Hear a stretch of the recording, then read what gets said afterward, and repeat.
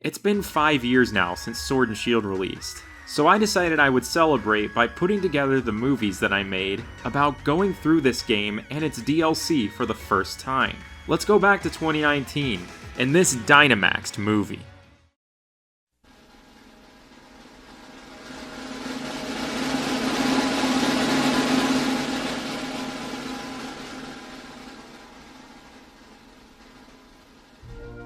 My name is Matt, but you can call me Absol. I've been making Pokemon videos for almost 10 years now, and I don't plan on stopping anytime soon. Something that I like to do at the start of a new generation is to make a movie about my first playthrough of the new game, and this is my movie for Pokemon Sword. For this playthrough, I'm not taking on any sort of crazy gameplay challenge or anything like that. My main goal is to casually enjoy the game and uncover all of the secrets and new Pokemon of the Galar region that I tried my best not to spoil for myself beforehand. In other words, the focus of this movie is not necessarily on the gameplay, but on the experience. So with that, I present to you my experience playing through the first game of the 8th generation of Pokemon. I hope you enjoy.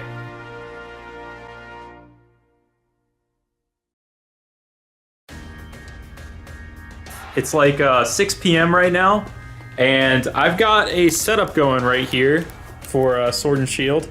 Might not be the best setup, but it's certainly a setup. Got both of the games hooked up to a capture card in case I decide to hunt something later tonight.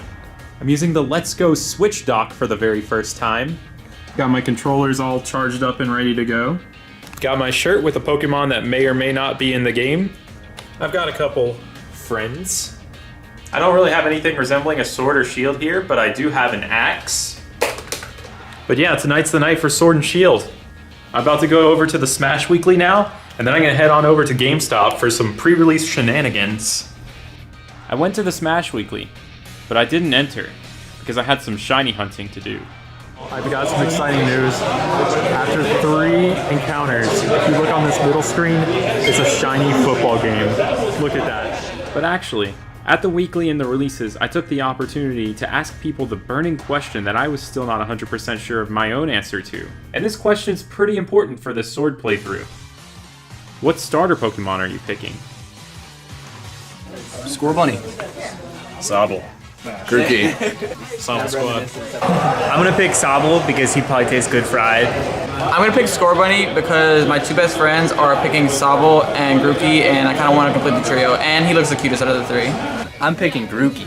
I always get water types, but Grookey just seems like it's just really cute, you know? It's like a grass monkey. That's kind of it, really. Not much to it. I'm starting with Sobble because I love lizard Pokemon, and the next chameleon in line past Kecleon, Sobble. Let's do it. With a little bit more insight into what people were picking, I waited out the rest of the night playing Smash with some friends on the floor. It's like 10:15 right now, about 45 minutes till the game drops. I just went to one GameStop to hang out with some of my friends there. It was really fun. But I pre-ordered the games at a different GameStop, so I'm about to go over to that different GameStop to pick them up now. But it was really cool over here. I met some people who like recognized me from the channel, which is always surreal. It's really cool. Time to go to another GameStop. If you can tell through the leaves, I've arrived at GameStop number 2. My final stop before I play the game. Alright, I'm home. I've got the goods. I cannot wait to start this game. Let's get into it.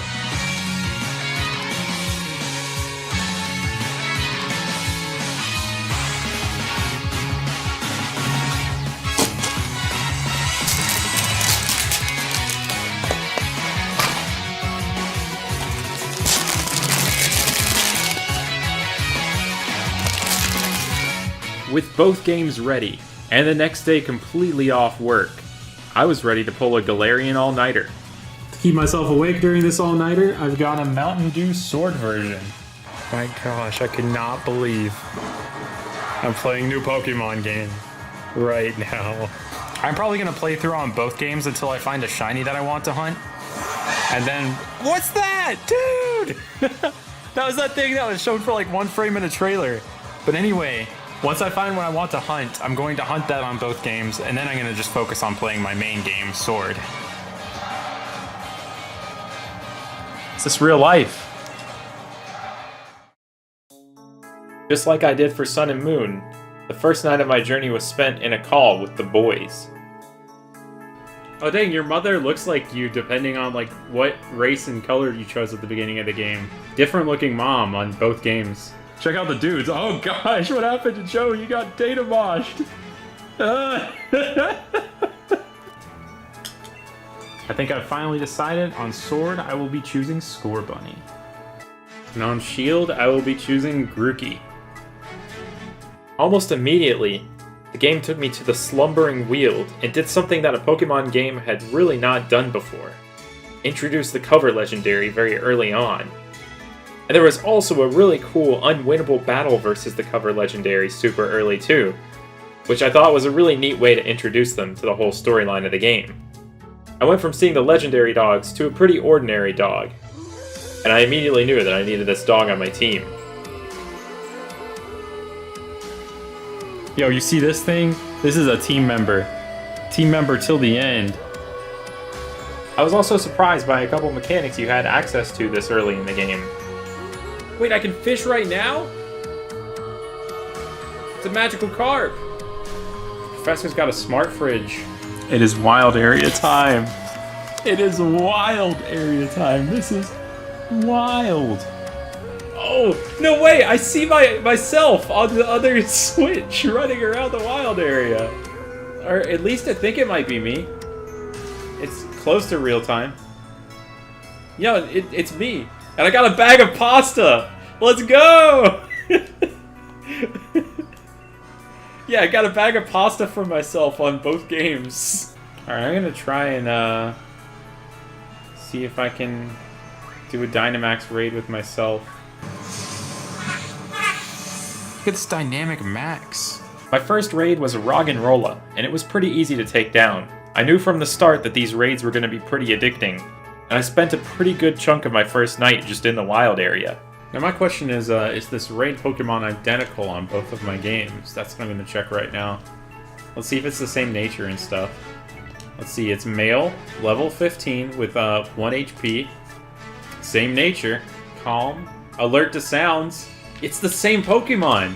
You can catch an actual RNG clone, but with a different ID.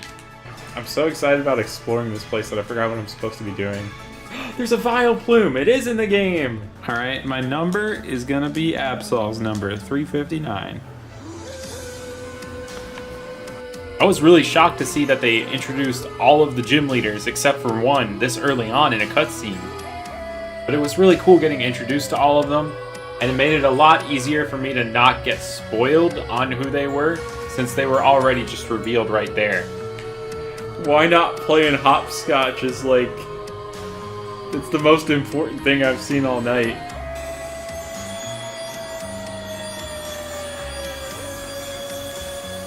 That thing looks like Naruto.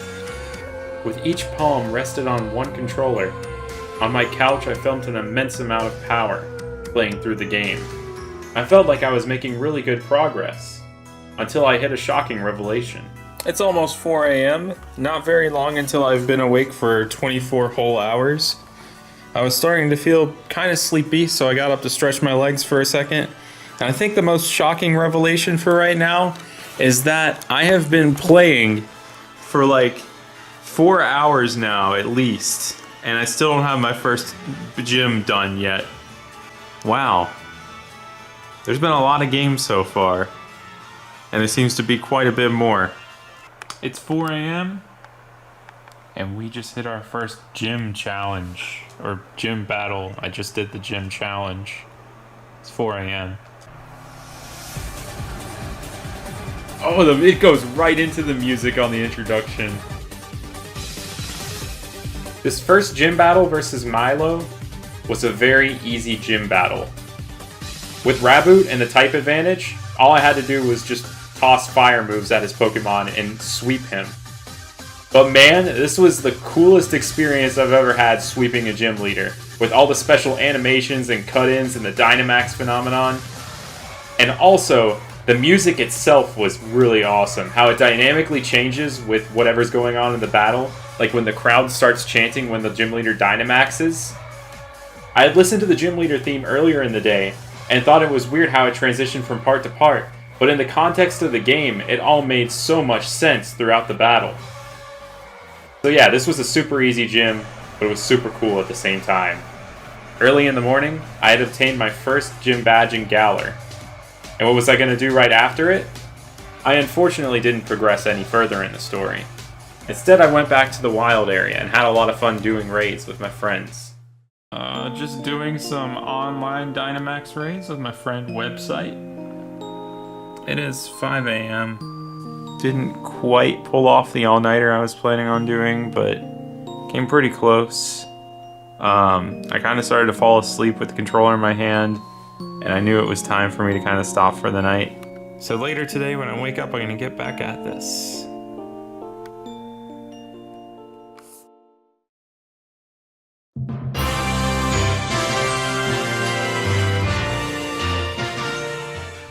November 15th, technically day 1. I woke up around 11 a.m. and I decided to start off my morning with a nice little walk. Even though I was outside and away from the game, and I didn't even bring my Switch with me, there was still one thing on my mind the whole time. The wild area. I cannot stop thinking about the wild area. There's just so many biomes, there's all the different weather patterns and stuff. I can see myself losing like tons of hours in this place. At first, when I heard about the really strong Pokemon that appear there that you can't catch until you reach a certain point in the game, I thought it would be a really kind of dumb idea, but hearing that they're shiny locked is really nice, and I like how it gives the Pokédoll item its first practical use in a Pokemon game ever. So there's that. Raids, man. Can't stop thinking about those raids. Raiding ended up eating away at a ton of my time the first night, and I hardly even noticed until afterwards. It's a ton of fun, but I knew I needed to take a little break from it if I wanted to actually progress in the story at all. So I walked home keeping in mind that I might need to steer clear from the wild area for a little bit if I want to make any progress. I actually think I went to bed at this time during the Sun and Moon release. Definitely didn't make it that far this time. I'm home. It's time to swap out these sunglasses for some gamer glasses. Let's game, gamers. Chinchou! Sick! Oh, the thing might have Illuminate. That might be handy. I'm curious to see how Illuminate works in this game. Alright, I'm going to try and get a comparison of Illuminate versus not Illuminate. I wonder if it increases the chances of the exclamation mark encounters, or if it increases the number of Pokemon on the overworld overall. Alright, so we've got 4 on the overworld in both games. That was like an almost instant. That was also almost instant. Man, I'm really curious to see how much of an effect this really has. I didn't know in that moment that I was about to meet the next member of my team. Whoa, Applin? What's that apple thing doing here? I've never seen that before.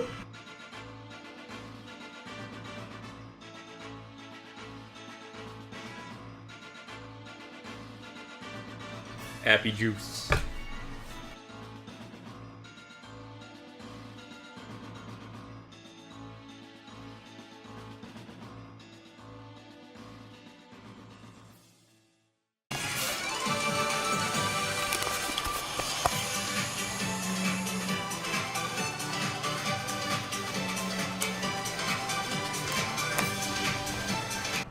And now we're taking on the second gym leader, Nessa.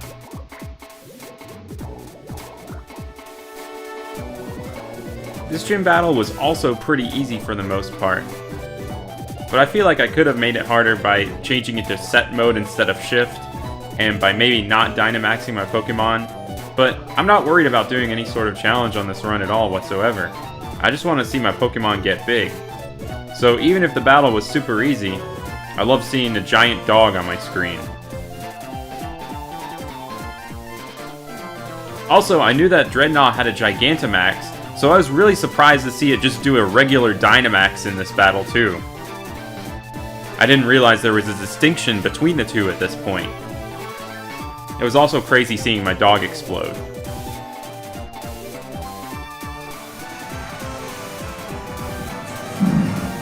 Oh my gosh, rest in peace. Exploded. Oh my gosh, my poor dog.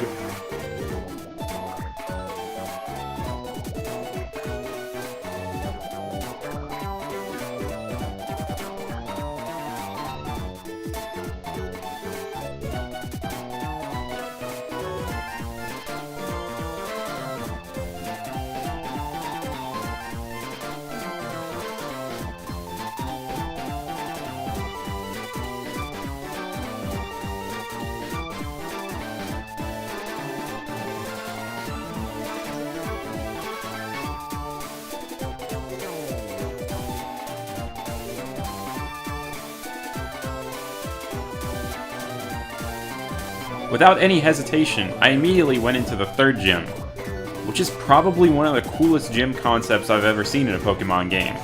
Instead of fighting against the gym trainers or there being some sort of puzzle, the gym trainers and you both encounter these wild Pokemon, and they try to do everything to take down the wild Pokemon to prevent you from capturing it. I figure you could make this really easy with a couple quick balls, but I had a little fun with it.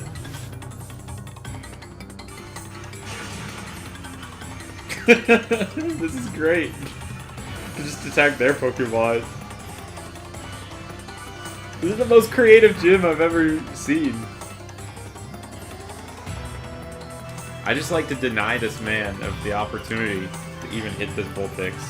Another really cool thing about this gym that I learned later on is that the wild Pokemon here can be shiny, and you can just run away from them to encounter them as much as you want. On a future playthrough, I almost definitely plan on doing a hunt here. Just for the novelty of finding a shiny in a gym.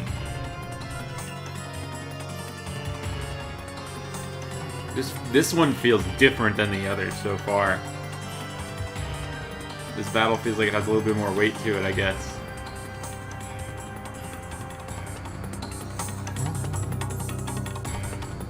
And I was right. This gym battle was very different from the previous two. Even with 2 water types in my party, I felt pretty unprepared for this one. Kabu has a team of fully evolved fire Pokemon, and none of them wanted to go down in one hit. On my shield playthrough that was still going at the same time because I hadn't figured out what I wanted to shiny hunt yet, this battle took me multiple attempts. But I still clutched it out first try on Sword.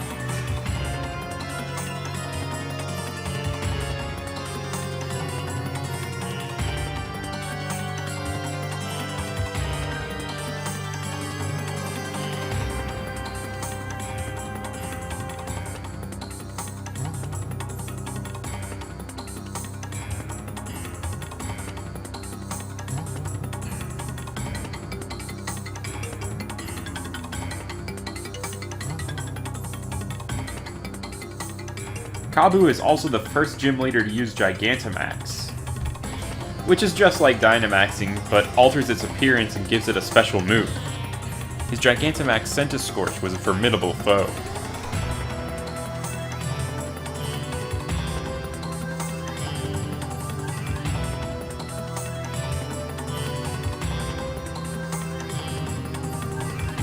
At the time, I didn't realize that Centiskorch had the ability Flash Fire, so I almost dug my own grave by using Max Flare on it.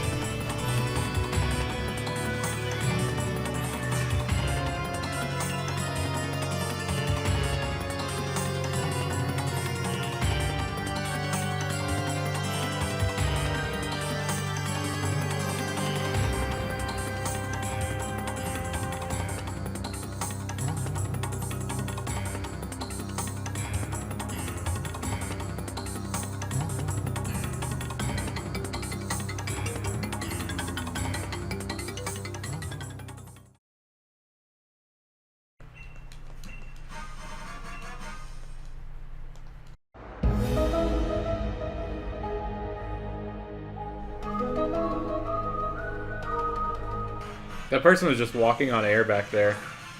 by the way. Then, on my way to the next town in the wild area, I stumbled upon a Qfant, which I captured and would later become a member of my final team.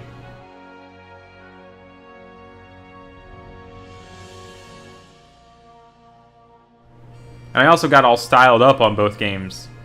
And then, in the Hammerlock archives, I saw the legend of the creation of the Kingdom of Galar, told through these tapestries, which are very much inspired by real-life medieval tapestries, which I found to be really, really cool. It was a really nice artistic touch, and I was really inspired by it myself to draw little tapestries for each member of my team that you might have seen in the intro of this movie. And speaking of my team, at this point I was still playing through both games at once, because I had still not found what Pokemon I wanted to hunt to be the shiny for my team. In the past few years, it's become a tradition for me to play through every new Pokemon game with at least one shiny Pokemon on my team. And Sword and Shield were no exception. By the time that I had 3 badges and had hit Route 6, I had finally found my target for what I would go for. Yo! Galarian Yamask! Galarian Yamask. Alright, the instant that I saw Galarian Yamask, I knew it was something that I need to hunt. So my first shiny hunt of Sword and Shield will be for this thing. And I'm going to go all out starting right now trying to hunt this thing down. But I'm just going to be doing the standard random encounter and run strategy that I've always done, the tried and true. I'm going to keep track of encounters and let's see if we can find this thing. I'm also going to do everything in my power to not look up what this thing's shiny looks like, so I can be totally surprised by it. That's gonna be crazy if I can pull that off, but I don't know if I have the willpower for that. And when I said I was going all out for this hunt, I wasn't kidding. Playing through Shield up to this point was just to increase my efficiency on doing this hunt in the first place, so I could double hunt it. And I was prepared to go for days or even weeks looking for this thing, even if it meant finishing the story a little bit later than everyone else. I spent the remainder of the day hunting this thing, and I ended up catching a Nickit on both games with the runaway ability, so I could run away from the pesky Doug trio with Arena Trap in case I accidentally ran into those, which happened a lot. I had a 1 in 4096 chance of encountering this thing, and I thankfully got it long before I hit that number of encounters. In fact, I got it the very same night that I started hunting it, at like 3 AM. Oh my gosh! Shiny Yamask! Shiny Galarian Yamask! Oh my gosh, dude. I was about to go to bed like a few minutes ago. It is 3 freaking AM right now. This came after 2,125 random encounters on my Pokemon Shield. That is my first shiny of 8th gen. That is the shiny that I'll be using on my team. Alright, so I have made it through 21 hours of playing both of these games at the exact same time. See, check it out, 21 hours. And that is about to come to a nice close tomorrow morning, or I guess this morning when I wake up again, and I trade this Yamask over from Shield to Sword, and then I can continue the rest of the playthrough on just one game. It's gonna feel really nice to just like hold a controller in both hands instead of whatever keyboard grip thing I was doing up until now. It's gonna be a really nice change of pace. And hey, I might even be able to take the game out in handheld mode. I ended up staying up an additional 3 hours editing and posting the Yamask video until 6 AM when there was frost outside, which hardly ever happens here. Now I'm gonna do the shameful go to bed in daylight and wake up in the afternoon and then play some. I sleep. Alright, so it's now 1 o'clock on the 16th. Earlier this morning when I went to bed there was frost outside, and now I'm wearing shorts and a t-shirt. If you asked me if I'd be out here a few days ago, I would have completely laughed at the idea since there's a new Pokemon game waiting. But being out here gives me the perfect excuse to not 100% have no life this weekend. So, let's find some shiny Chimchar.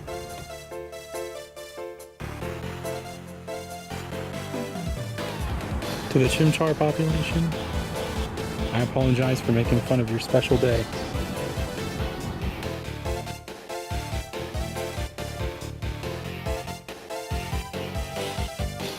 Alright, so for the 1 hour I played, I managed to get one of each of the Chimchar line shiny. And I defeated a Go Rocket leader. I consider all that adequate. So after community day, I decided I needed to go eat something. So I went to Five Guys. Because if this game follows the typical 8 gym structure, we have 3 badges right now and need 5 more badges, meaning we would need to defeat 5 guys. But in a figurative sense, since the rest of the gym leaders aren't necessarily all dudes. But yeah, while I'm sitting here and about to play, I guess I'm going to give some predictions on what I think about the characters and the story right now, just to see how horrendously off base I might be or how close I am to how it actually all works out in the end. I've had a hard time reading how exactly this game is going to go story-wise, actually. I haven't seen too much looming evil throughout the game at all. Aside from maybe Oleana and the chairman, they seem very fishy to me. I mean, we meet them at a seafood restaurant that screams fishy in the first place. And I feel like they're using Bede as a pawn, and Bede thinks he's the best trainer to ever touch a Pokeball, even though he only just uses one type. But he's probably not necessarily as bad of a guy as the actual chairman is. But we'll have to see how that works out. While I think the chairman is evil, I don't think necessarily the entire Pokemon League is evil, because I don't see any way that people like Milo or Nessa could actually be evil in some sense. Team Yell seems pretty benign. They just seem like a bunch of mad lads. It doesn't really seem like a truly evil team. Probably the least evil team we've ever gotten in a Pokemon game, to be honest. Leon is a really cool champion, but I think introducing him as the champion from the beginning means that we're going to be fighting a different person or thing as the final battle instead of Leon, because most Pokemon games don't flat outright tell you the champion at the very beginning like that. We'll have to see how that plays out. And Hop is a good rival. He's just a genuinely cool dude. I have no idea how the legendaries are going to tie into this at all, but I imagine it'll have something to do with the Dynamax phenomenon, since that's kind of been what the story has been following throughout most of the game so far. But I can't wait to get back into this thing, so I'm going to stop yapping and just start playing. So, let's game, gamers. I also got a very cool package in the mail today. I might take a brief intermission for this at some point. Also, I'm realizing that these are the first Pokemon games in 14 years that can be controlled with a GameCube controller. So the first time since 3rd gen. I'm gonna play with a GameCube controller today. So far, the only control that I can think of that's not possible on this controller compared to a regular Pro controller or the Joy-Cons is whistling, which happens by clicking the stick. And it's okay if I can't whistle, because I can't whistle in real life either. I also just learned that this is an evolution item, and I got it a while back, and maybe it'll make this thing useful. So I can't wait to see what Applin evolves into. I have no idea. Oh, I like the molecules in the background. That's so cool looking.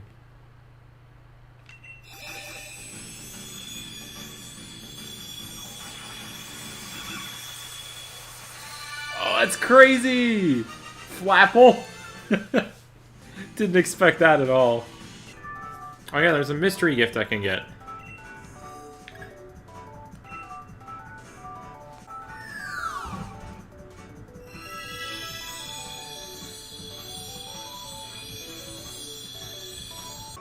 Meowth and I have a lot in common.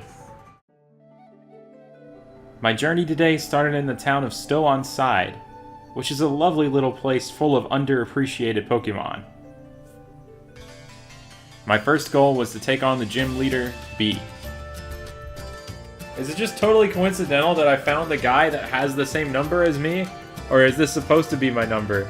If I was playing on Shield at the same time, I could be able to tell, but that's crazy if so. Just a coincidence.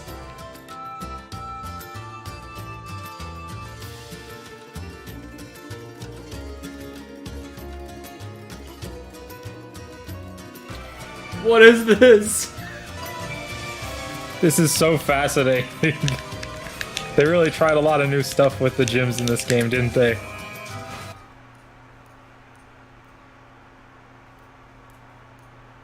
How come her feet make a noise on the ground, but my shoes don't? Then we battled the 4th gym leader, B. The battle versus B was a good opportunity to use my newly evolved Flapple. I kept forgetting that it wasn't actually flying type and was just grass and dragon. Also, its signature move, Grab Apple, is hilarious to me, and I can't believe they turned Isaac Newton into a Pokemon move.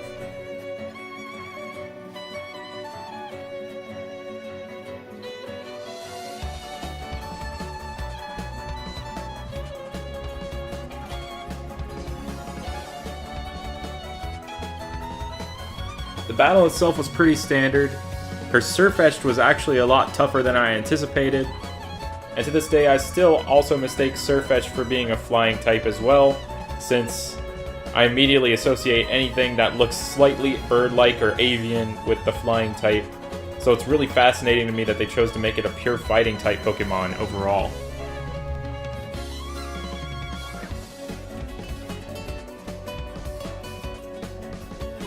And I clearly still didn't understand how the Dynamax mechanic worked because I swapped out my Dynamax Yamask after only one turn of it being Dynamaxed. But we still won, and that's all that really matters.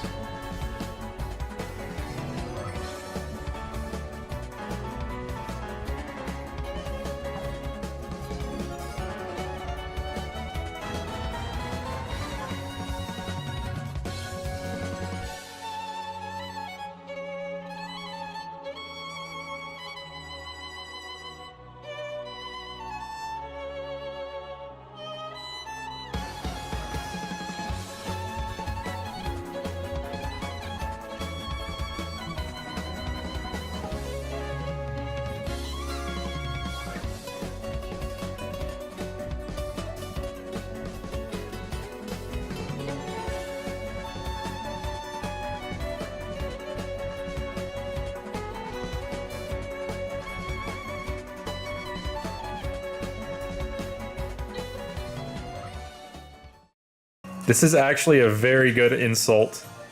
I'm a fan. The next stop on the journey was maybe a place that I knew a bit too well from the 24-hour live stream that was done back in October before the game's release. Glimwood Tangle.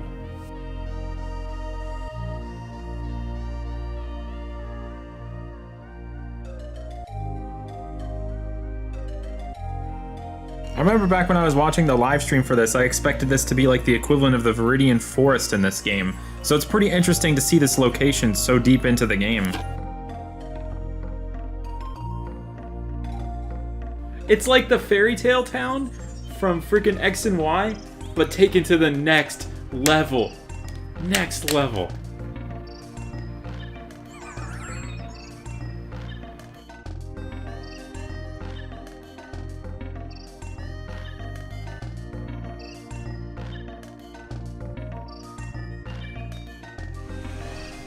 These are both correct. Ooh.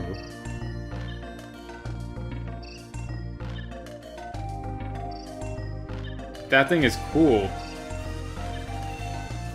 I might actually keep that on my team. So right after Qfan evolved, I thought, you know what, my Yamask probably should have evolved by now. So I looked up how to evolve it, and I'm so glad that I did because I never would have figured it out on my own. I ended up dipping from the gym challenge early before taking on the leader so I could take a detour and evolve this thing. First, it has to have at least taken 49 HP damage, and then you have to pass under a very specific bridge in the Dusty Bowl area of the wild area. That is such a weird and fascinating evolution method. I would have never figured that out on my own. Oh, that looks so cool! Regi's. Now for a little bit of lore behind this thing, because I think this Pokemon has some really cool real-life inspiration.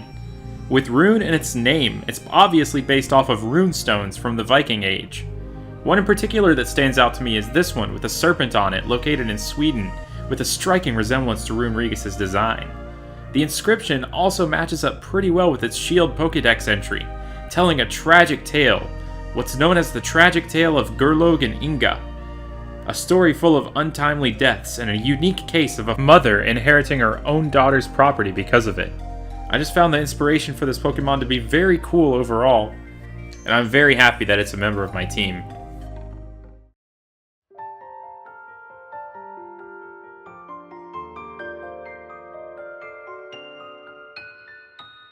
And now we take on the Fairy-type gym leader, Opal.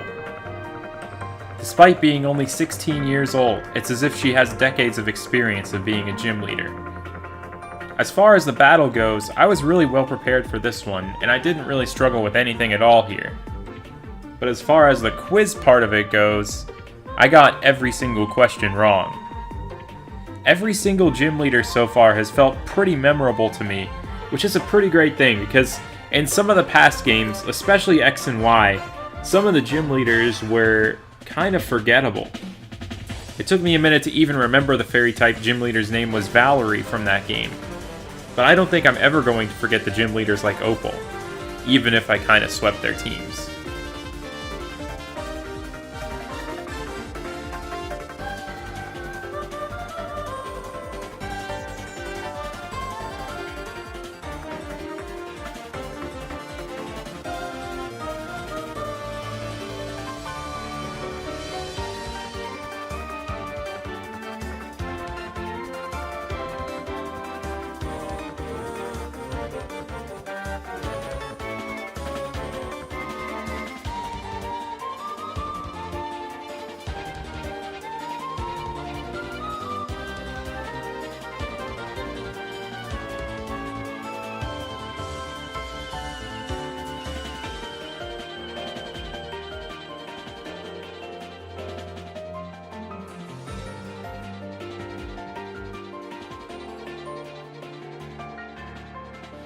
And speaking of Opal being unforgettable, this was a great scene.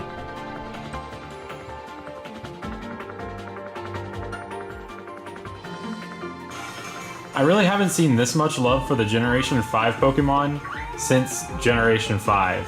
There's so many of them, it's so interesting to me. And I really appreciate it because, I don't know, I feel like a bunch of the Gen 5 Pokemon didn't get much spotlight outside of their original games until now. You know, historically, if Unova is based off of New York, and Galar is based off of the United Kingdom, then maybe the Unova region could be considered part of the 13 Galarian colonies. What if a lot of the Pokemon we know as 5th Gen Pokemon were actually originally from Galar? Just a little bit of food for thought. Probably doesn't actually hold much weight. Anyway, moving on in the story. On Route 8, I had a fateful encounter with what would become my favorite Gen 8 Pokemon. This was my reaction to seeing it for the very first time. What is this? Battling. This is so cool! I really like this thing. If I don't KO it in one hit, this is going on my team. Sorry, Barraskewda.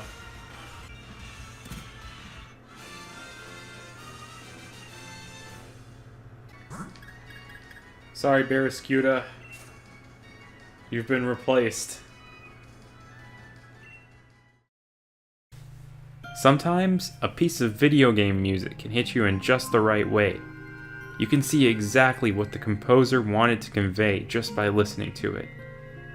The right piece of video game music can make you feel totally immersed in the little window into another world that games can provide.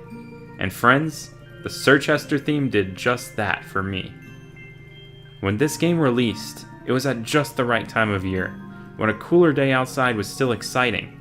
When instead of having to wear a jacket out in the weather, you get to wear a jacket that you haven't worn in months without feeling super sweaty or uncomfortable. This music and feeling just struck the right chord for me. So much that I picked up my Switch, walked outside, and just stared off into the moonlight listening to it. When I play a Pokemon game, what I'm doing while I play it is just as important to me as what's going on screen. And I wanted to make sure that I captured that for this particular moment, because as insignificant as me sitting on a bench in-game in a snowy town is to the actual gameplay or story, this little moment is a snapshot of something that I'll always cherish when I think back to playing Pokemon Sword for the very first time. After this little moment of reflection, I did what I think anyone else would naturally decide to do. A Rillaboom break, playing some Donkey Konga 3.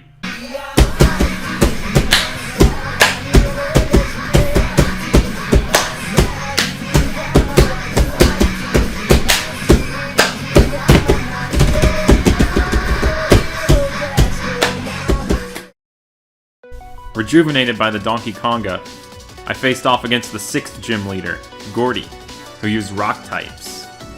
I ended up accidentally not recording the gym challenge for this gym, but it was pretty interesting because It looked like a lot of it heavily relied on using your controller's vibrations to find a path, but my controller I was using was a kind of special third-party controller, and I wasn't getting any vibrations whatsoever, so that was kind of crazy.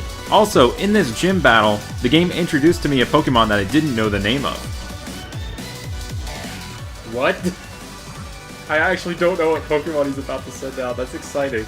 Stonjourner? Oh, that thing! It's Stonehenge! That's so cool! I like this Pokemon.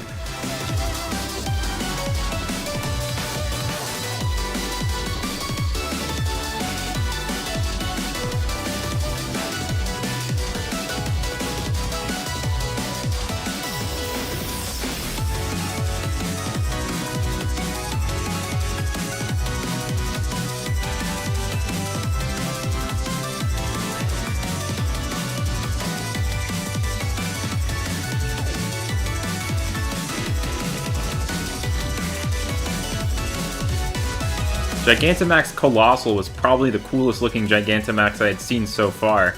It looked so tough and menacing. It also packed quite a punch.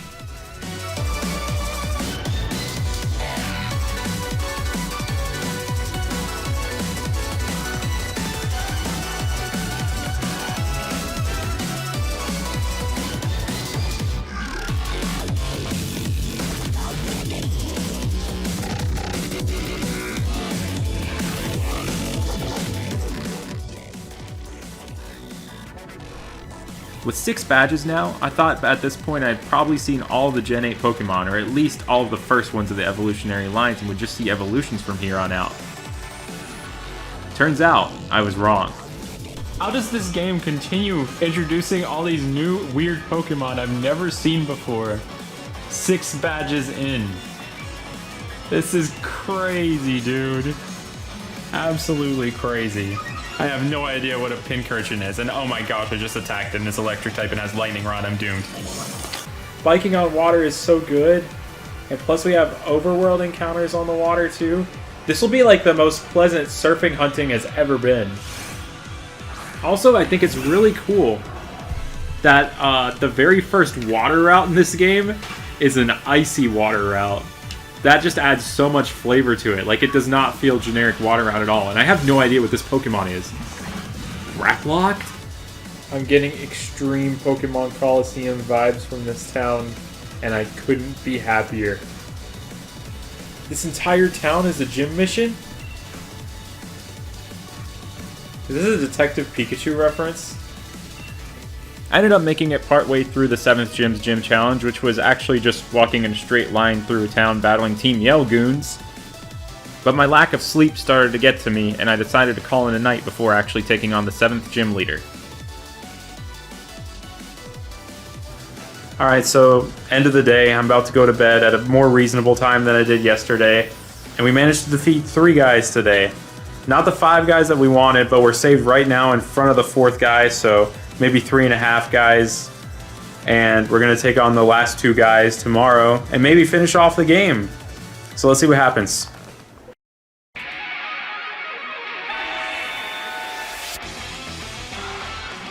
Dude, I hope this guy knows that this is going to probably be the coolest gym battle in the game. Day 3 started with my battle with the 7th gym leader, Piers, who is super unique in every possible way. He's the first Dark-type gym leader we've ever gotten in the series. He was the only gym leader absent from the opening ceremony at the beginning of the game. He's your rival Marnie's brother, making him one of the most respected people by Team Yell and basically their leader. He gets his own battle theme, which is a bop. He can apparently sing without speaking a single word according to the cutscene before his battle.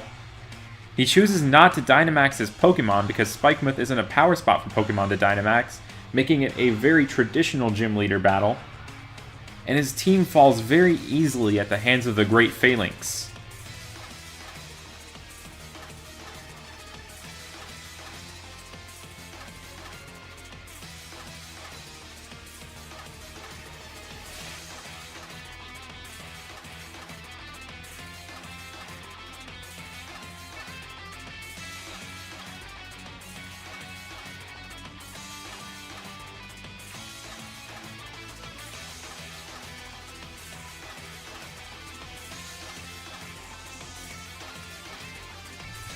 So one of the coolest takeaways from this battle is that it debunks any sort of thoughts I had about Team Yell being any sort of actual evil team trying to wreak havoc on the region. They're just big fans of Marnie and Piers. Oh, poor Team Yell, they're so sad.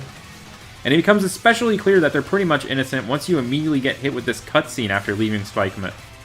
Suddenly, Pokemon are Dynamaxing for no good reason, but pretty much all of Team Yell was in Spikemuth cheering on their boy, so they're not really involved in the game's main plot point whatsoever.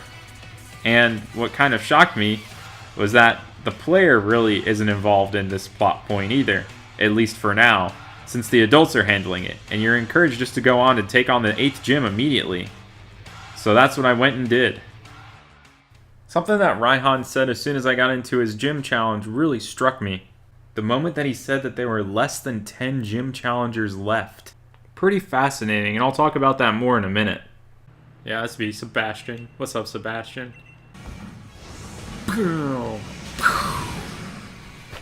Love that move. That was a nice and simple challenge. Kind of anticlimactic, really.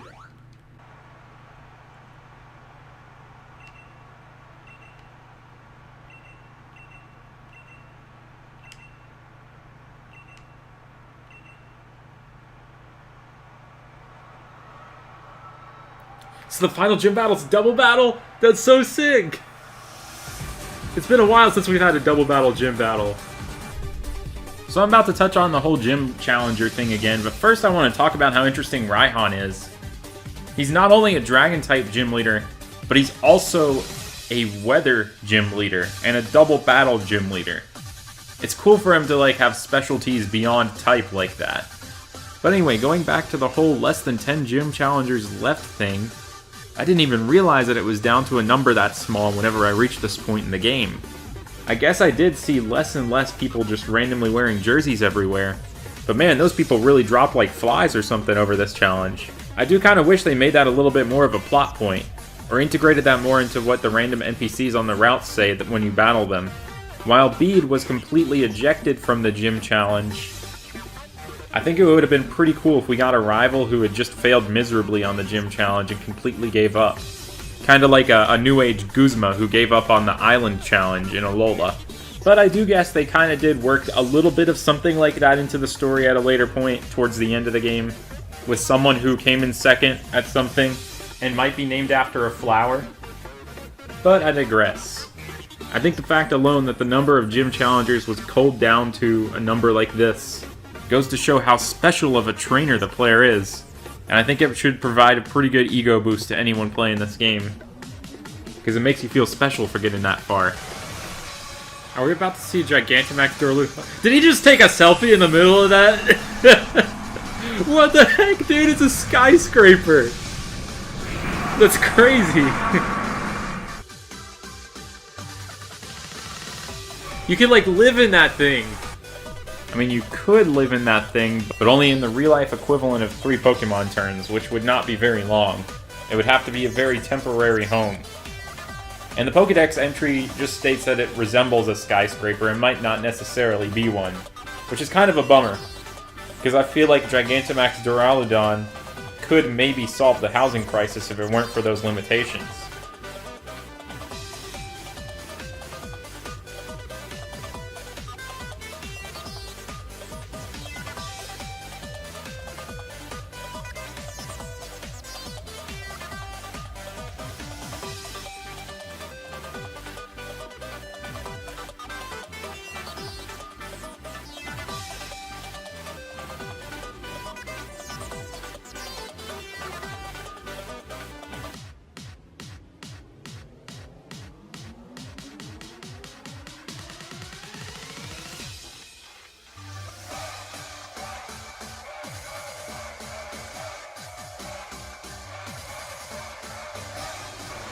We did it! That's the 8th badge.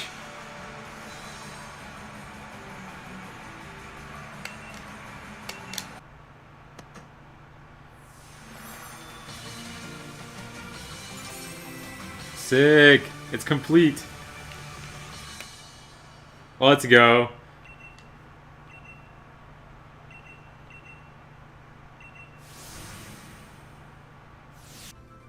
Look at that completed coin. That's nice. Professor Sonia. That's literally the option that came up. Is this Animal Crossing? From this point on, the game took pretty much every expectation that I had based off of the formula of previous Pokemon games and turned it all upside down in all sorts of wonky ways. What I thought was going to be a final dungeon or a crazy long victory road type thing was a hill. Actually just a hill. And Winden, the city dedicated to the Pokemon League, was actually a city. Unlike some other cities we've had in the past of the Pokemon League, which were just a bunch of pillars. It's so cool to have the Pokemon game end in like a huge city, instead of just like a remote location or just a city that's dedicated to the League. This is probably just a city that's dedicated to the League, but it's massive. It's like the Castelia city of this game. Yo, Dream Balls are in this game? What? I never thought we'd actually have this as an item. I wonder what the effect is. That's interesting, dude. Let's go into the semifinals. This is fascinating. Who I'm about to battle. This is going to be different from fighting an Elite Four. Marnie. The format of the Pokemon League was straight out of the Pokemon anime, in a big stadium setting with a tournament bracket and a waiting area between matches, with a roaring crowd behind every match, which was a stark contrast from going into some ornate hall where it seems that the only two people in the room are you and the member of the Elite Four you go up against. I appreciate how instead of having entirely new people comprise an Elite Four, they did away with that concept entirely, and instead have you battle against the rivals you've made along the way on your journey. I very much welcome all of these changes because some members of the previous Pokemon League Elite Fours never appear anywhere else in the games, making me just wish I could know more about them. Also, instead of making the championship some sort of point of no return where you do multiple battles back to back leading up to the final battle, there's instead lots of downtime between matches, making the championship a multiple day event.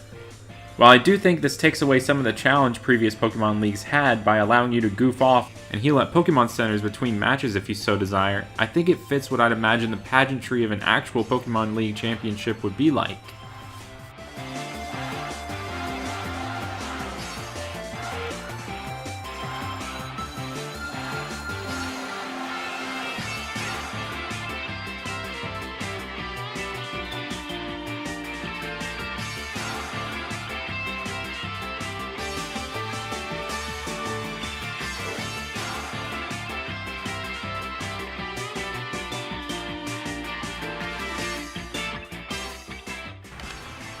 I wonder if we're going to have 4 battles in this tournament. Oh shoot, we battle Hop already? Second battle?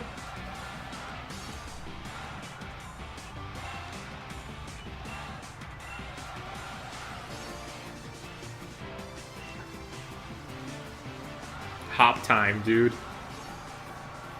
I wonder if he's going to Dynamax a Pokemon like his starter, or if he has something Gigantamaxable.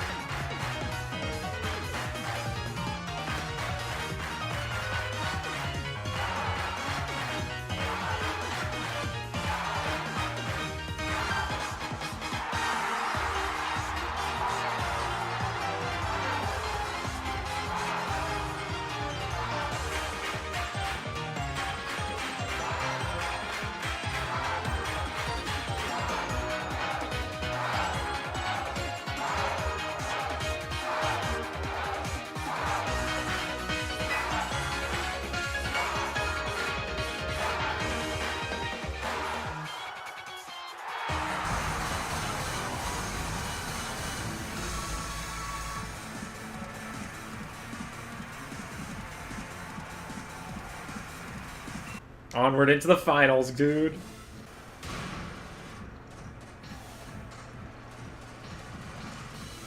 Leon.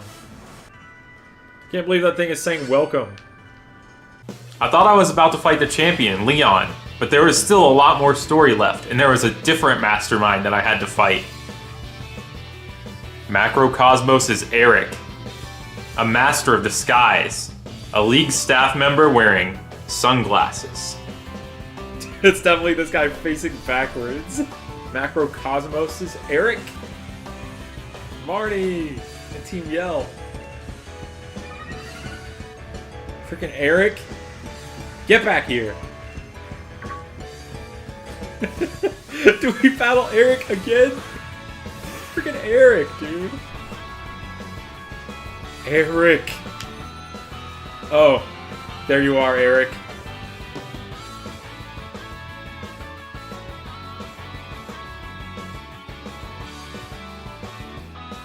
Take that, Eric. The power of music. There's the logo that Beat had on his jacket. Then, Hop and I stormed Rose Tower. Mostly because Hop was hungry and wanted to talk to his brother, who was at the top, talking with the chairman. At the top of the tower, there was quite the showdown with Oleana.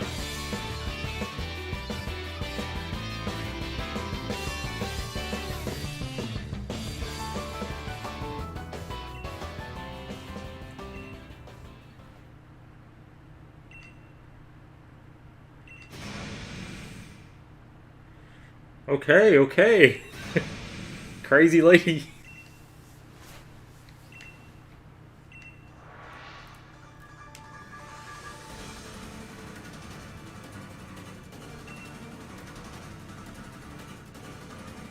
It's the first time I think I've seen her show any sort of emotion. Okay, now she's back to stoic.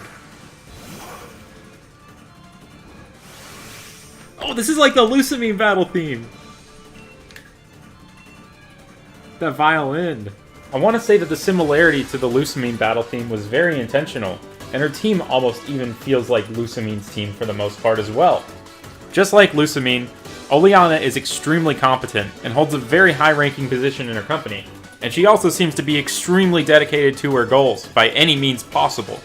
In this case, her goal being protecting the best interests of the chairman, since it's later revealed that he helped her out back when she was very poor. While Lusamine was manipulative of Lily and Gladion to reach her goals, Oleana was manipulative of Bede, making him collect all the wishing stars. What really differentiates her is the final Pokemon she uses. I can't believe her last Pokemon is a Garbodor of all things.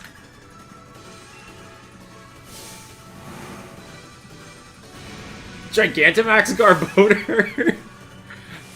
I would have never thought that this would be like her signature Pokemon.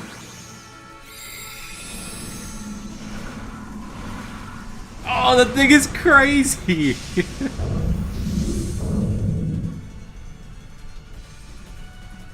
The substitute doll and the Pokédoll are in there. That's a great design. The music sync when the thing exploded at the end of the battle was perfect. Listen to it.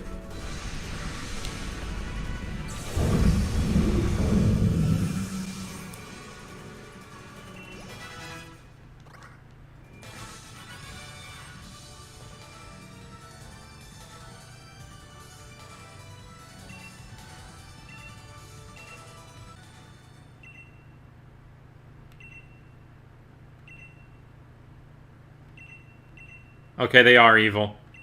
Just that sentence alone. All of the necessary wishing stars have been collected. I expected the events at the top of the tower to be the climax of the game where we meet the legendaries, but instead we just learned Chairman Rose's real intentions. He just wants to solve an energy crisis 1,000 years ahead of time and get credit for it. Then I went back to the stadium for the finals, which I really thought was going to be the battle with Leon, but was instead a bracket with the gym leaders for the chance to fight Leon. I love anything that brings all the gym leaders back together again, because they're interesting characters. All of them are. It's always sad whenever a game has the gym leaders just appear in the original gym that they're from, and just there. But it wasn't just the gym leaders that we battled in the gyms. There was a new gym leader in town, Bede, and he crashed the tournament to try and have a battle with us. And after training with Opal, he was a totally different trainer. In fact, he went from being a Psychic-type trainer to being a Fairy-type trainer. And he used the Gigantamax Hatterene, which I actually couldn't tell was Gigantamax at first, because I hadn't really seen much of that Pokemon before. But yeah, this battle was another example of things not going as I expected, because this was actually outside of the actual tournament bracket we were supposed to be having at the finals here.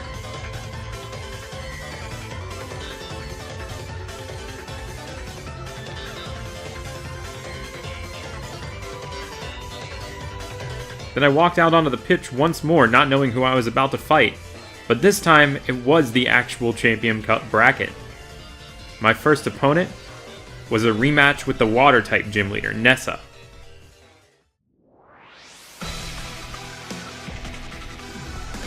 If there's anything else that I love about getting to see gym leaders again, it's getting to see them go all out with the strongest teams they have instead of using their limited teams that they use versus challengers early on. And in Nessa's case, she actually used Gigantamax Dreadnought, because I was confused when she just used Dynamax Dreadnought earlier in the story.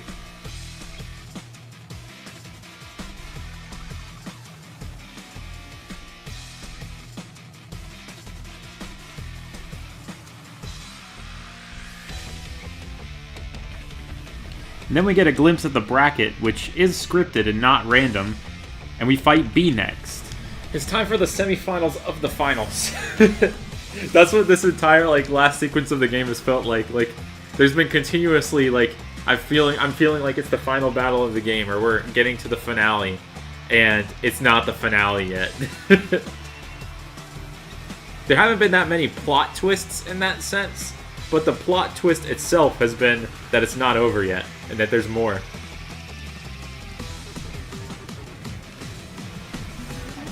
Did she really just try to use a fighting type move on me? Does this thing only have fighting type moves? What the heck, dude? She's misclicking. The choke is real. And last up was Raihan, and we get to actually fight him in a single battle this time. If you think about it, these battles with Bede, Nessa, B, and Raihan could be seen as an Elite Four preceding the champion. But I didn't even think of it as that while I was playing. Alright, so presumably, once I walk through the tunnel, I'll be fighting the champion. But, things have kept happening where I kept thinking that was going to happen, and it wasn't the case. So, I don't know if I'm going to be fighting the champion or not. But something tells me there's going to be some sort of interference because Zacian and Zamazenta have been totally absent. So I think we're about to see him.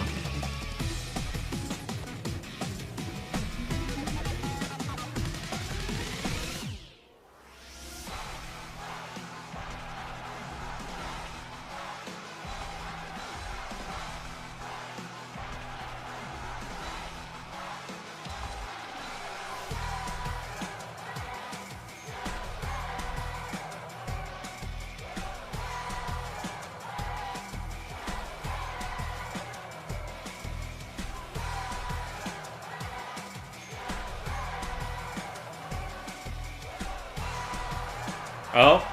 Oh.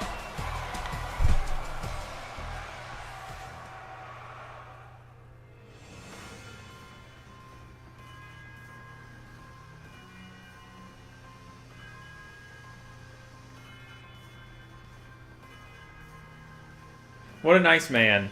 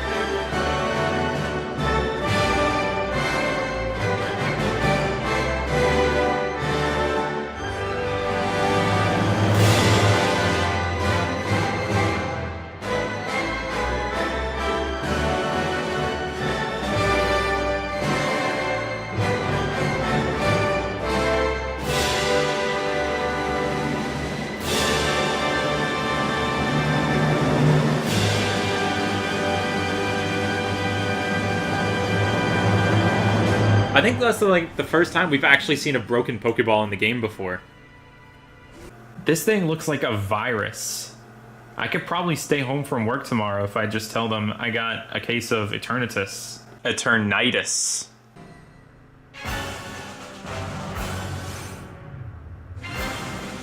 What type is this thing?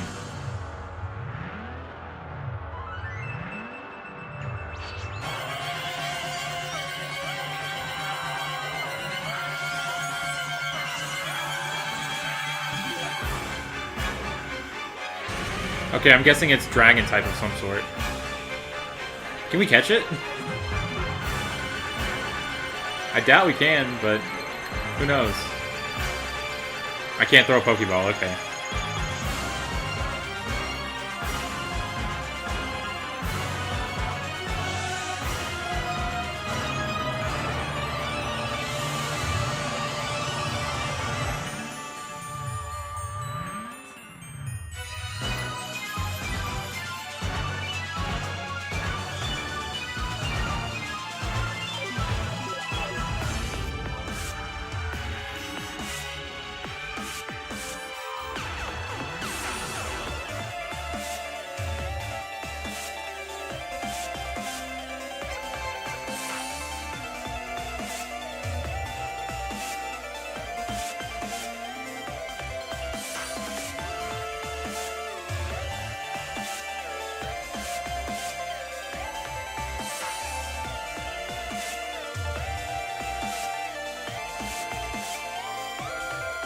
Oh, it's a raid!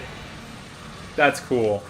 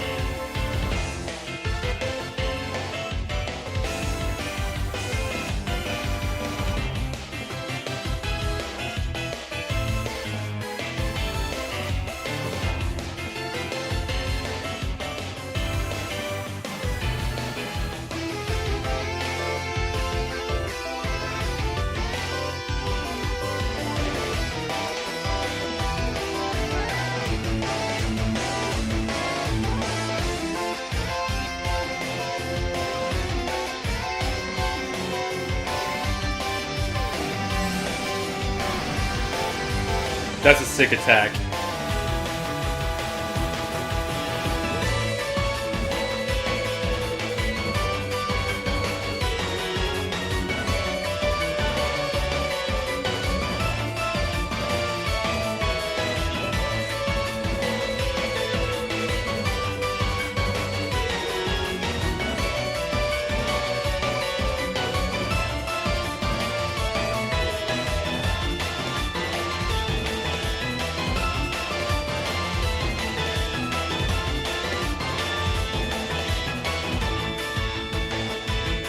Finishing below.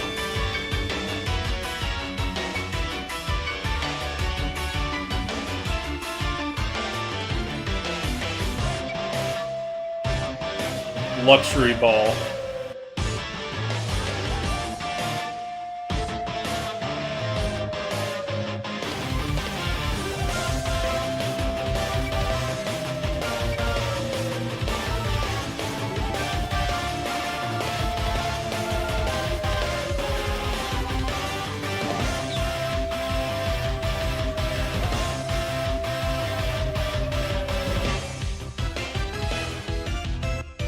Man, they're gonna have to fix the roof of the stadium now. I guess it was already kind of in shambles, though, based on what's going on behind it.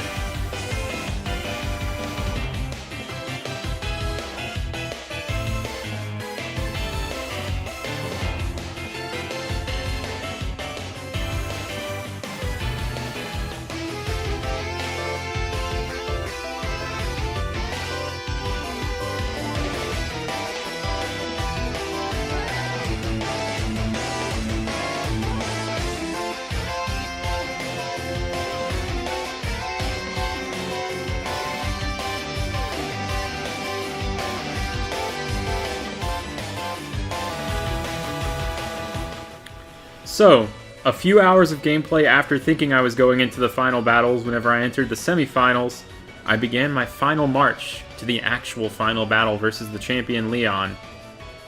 It was a roller coaster of unexpected events, ending in us catching the master of the trio of legendaries and not Zacian or Zamazenta, which was really surprising.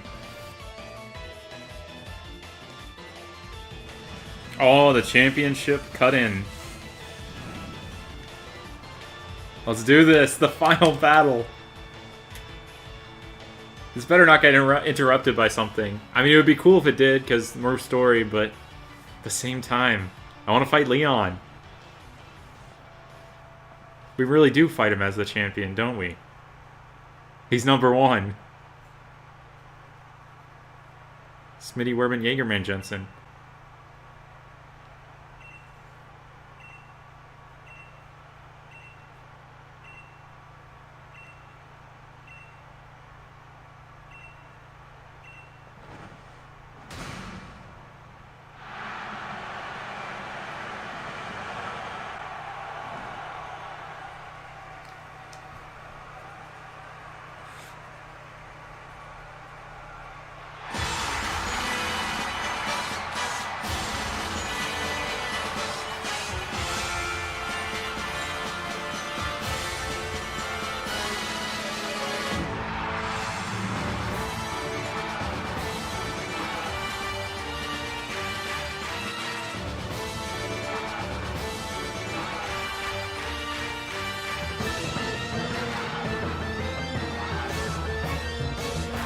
I'm glad the final boss of Sword and Shield has the Pokemon that's literally Sword and Shield.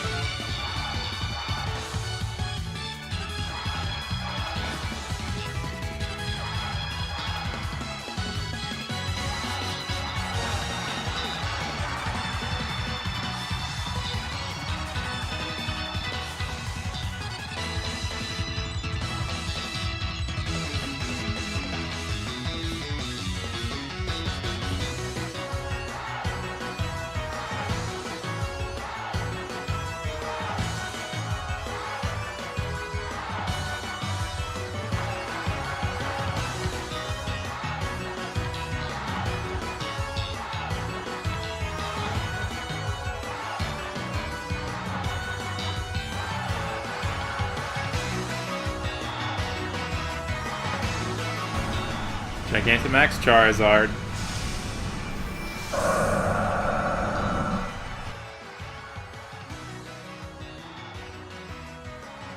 Yes, we lived that. That's crucial. Oh no, we won't live the sandstorm though. We will live the sandstorm. Let's go. Just enough to revive one more.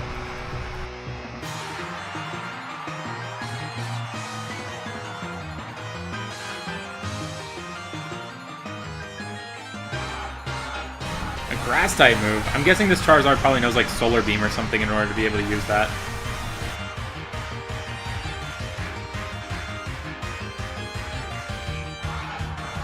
And that's it. At 3:15 on November 17th, 2019, we have defeated champion Leon.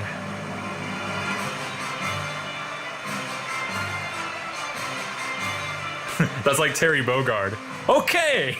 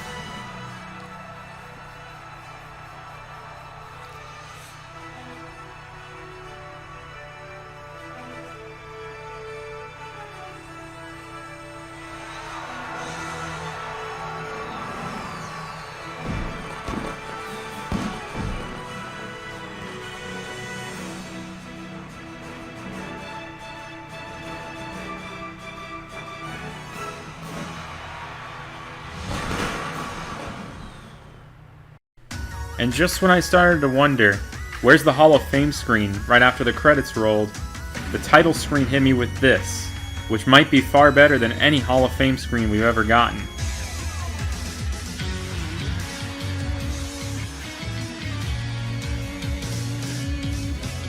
There's the team! I was wondering, where's the Hall of Fame? Oh, but that is awesome! Oh my gosh. I love this!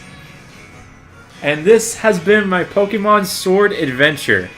And then there was some post-game for me to do that I didn't touch until later in 2020, during a certain challenge. Level 100. Pinnacle of power for a Pokemon.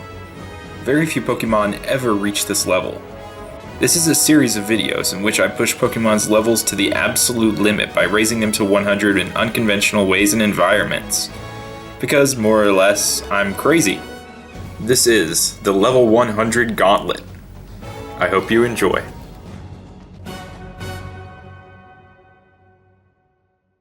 The date is November 17th, 2019. I had just finished the main story of Pokemon Sword, and I was ready to tackle the post-game.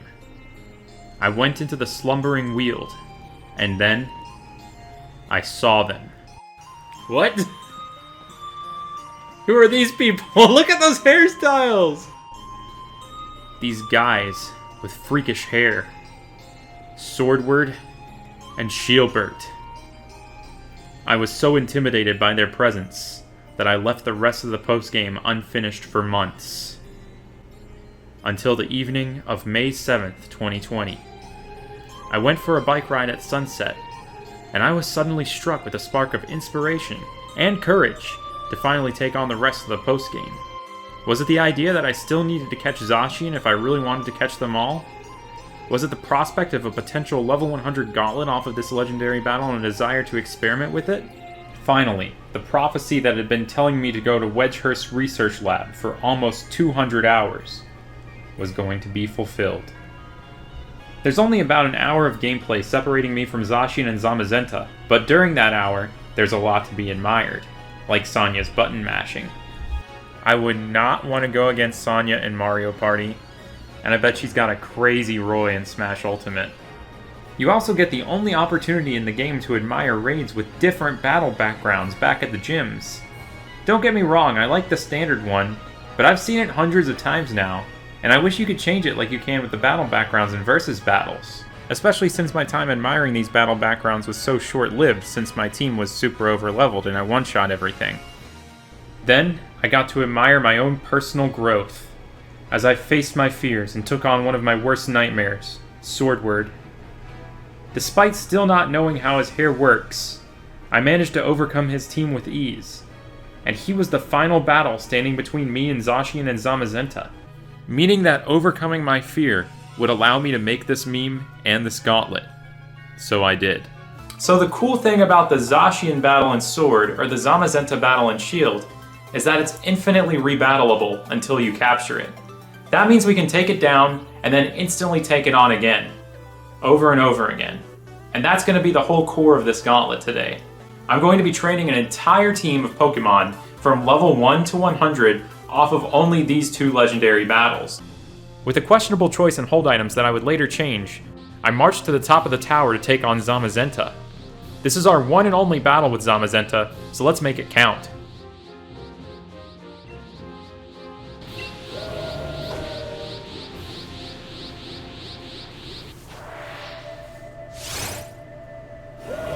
Let's fight Zamazenta with a level 1 team, starting out with Mimikyu. Alright, I'm going to try out the Destiny Bond strategy.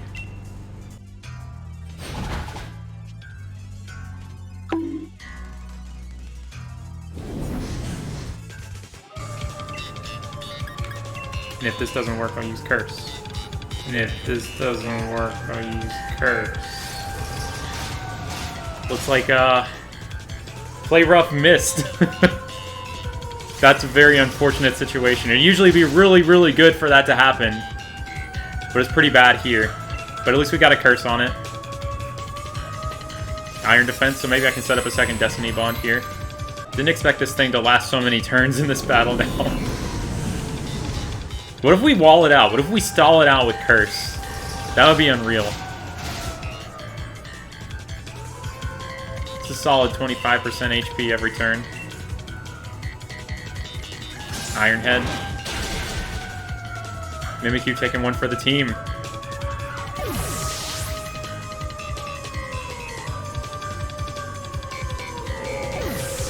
And down goes Zamazenta. Look at that bountiful harvest of experience points right there. That's incredible.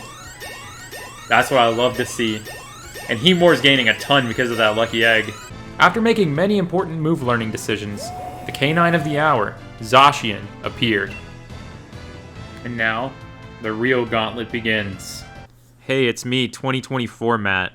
I decided to skip all the grinding of this. You can go watch the gauntlet video if you want to see that. Just wanted to focus on the post-game story here. Day 5, June 16th. The final day before the Isle of Armor DLC dropped. It was time for business. Level 100. Go Bruce. Let's go Bruce. Level 100 Mimikyu. 4 down, 2 to go. Level 100. Ronaldinho Sucker! I probably pronounced that wrong. Only Abomasnow left. Let's get Abomasnow to level 100. Thanks to the legend, the Heatmore. This final grind session was really calm and mundane. Within only a couple hours, the rest of the team had hit level 100. And eventually, there was only one battle left. According to the Pokedex, I've battled Zacian 337 times. This 338th time, I'm finally going to capture it. So I readied the Rusted Sword one final time and prepared to capture Zacian. In order to show that the legend has a gentler side and a little bit of restraint, I used it to weaken Zacian instead of defeat it this one time. And I threw one heavy ball at Zacian.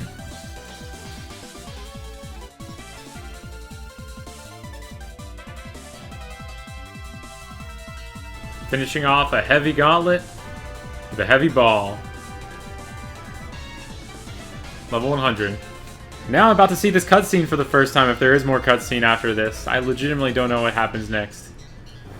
The hero of many battles. Battled 338 of them. Wow. I learned that I would see an angry Zamazenta in the Slumbering Weald. Probably still upset from losing against my level 1s, and from me giving Zacian so much spotlight compared to it. So as the next logical step, Zamazenta bonded with someone else who went through a similar experience with me, losing to me in humiliating ways many times. Zamazenta was caught by Hop.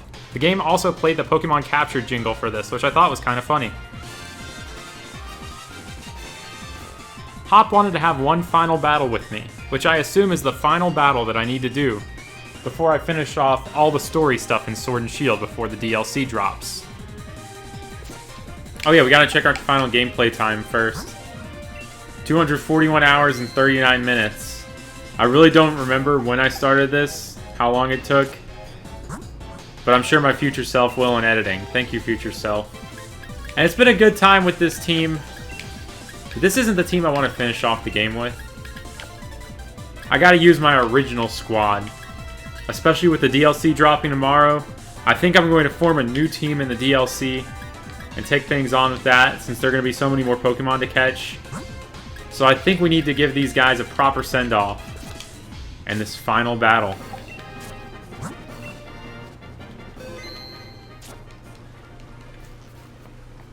So, let's take on Hop in the Slumbering Weald. I marched forward to the final battle of the base game. And I might be one of the last people in the world to actually do this battle. But all that matters is that I'm finally getting it done. Good old Hop music. This first attempt at this battle would come to an abrupt ending, though. I need battle animations on, man. I need battle animations. So I guess I'll use this final battle to talk about how I feel about this gauntlet, and how I feel about things going forward. I don't think this was a very hard gauntlet at all in any way whatsoever. If anything, the difficulty was in the preparation, and I found it pretty fun exploring Pokemon's movesets to see which ways I could cheese a legendary. I have a mixture of both crazier and more tame things on the way soon in terms of gauntlets. At the end of the day, just expect Pokemon getting to level 100 in unconventional ways and environments, as usual. I'm sorry it's been so long since I've uploaded one of these, but just know I'm always working on more, and I'm already a good ways through my next one right now. These are so much fun to make, so I never have any intention on ever stopping making these. Same goes for just shiny hunting and Pokemon videos in general, and I'll always have something new on the horizon, even if it takes me months. I really appreciate the outpour of support for all these videos, and next I plan on finally editing together my entire journey on the Isle of Armor. It's going to be a movie-style video. I'm not sure if I have enough footage for a full movie like I did with the base game, but I expect it to still be at least a solid 40-minute video. It might take me a little while to edit it, but I hope you still look forward to it nonetheless. Yay! The end for probably the next less than 12 hours. There's always going to be more. Pokemon never ends. The world of Pokemon is continuously expanding, and we get to see that expansion in action with every new game that gets released. Pretty much every Pokemon game contains its own universe, with certain games even canonically containing a totally alternate universe or timeline from others. For the very first time, though, we get to see the Pokemon world expand within a single snapshot of the Pokemon universe. The Galar region has gotten a little bit bigger with the Sword and Shield expansion pass. My name's Matt, but you can call me Absol. Earlier this year I made a movie about my first time playing through Pokemon Sword, and now this is a movie about the first part of the expansion pass, the Isle of Armor, and seeing what all it has to offer. I'll be doing a lot more than just playing through the story, so sit back, boot up your own copy of Pokemon or something, and I hope you enjoy.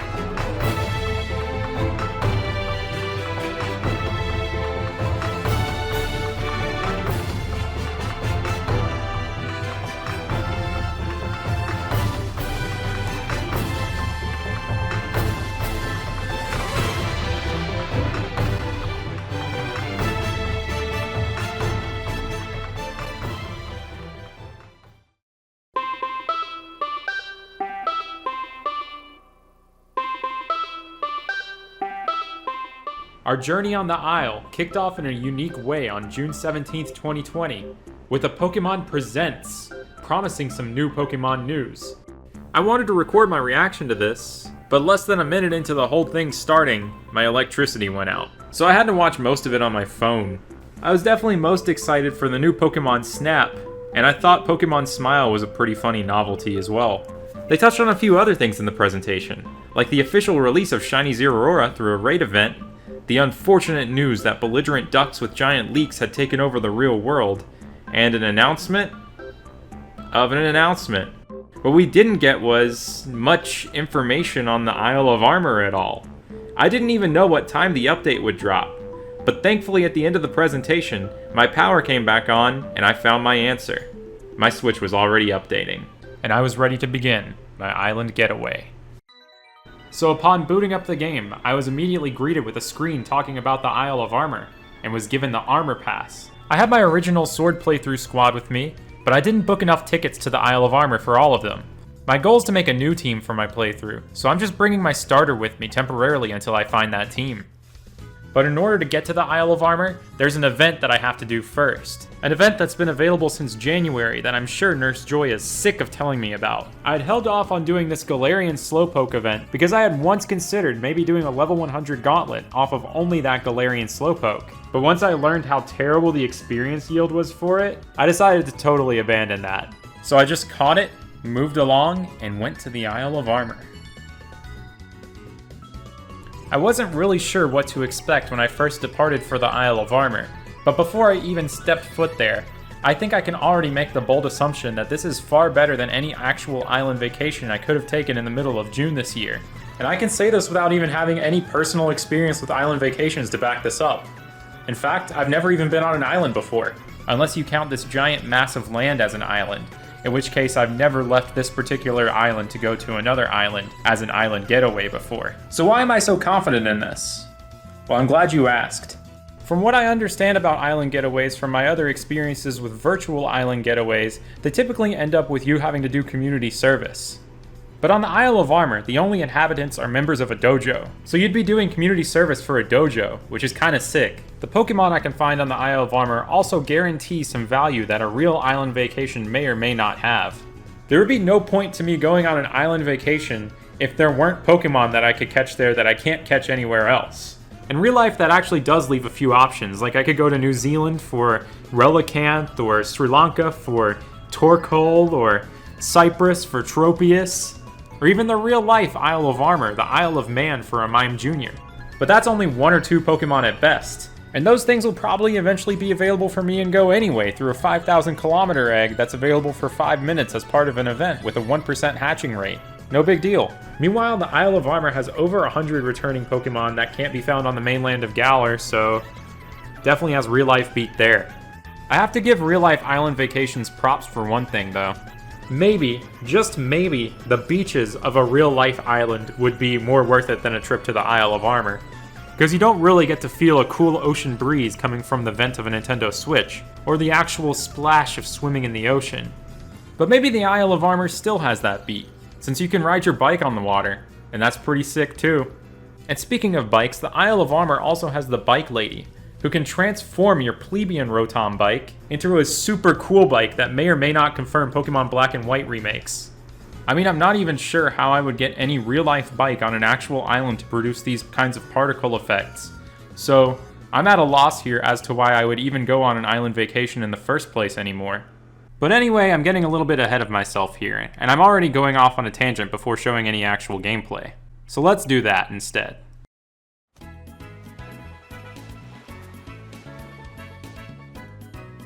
So I was immediately greeted by Clara, who I think is one of the funniest characters we've seen in the games in a while, and I had a short battle with her outside.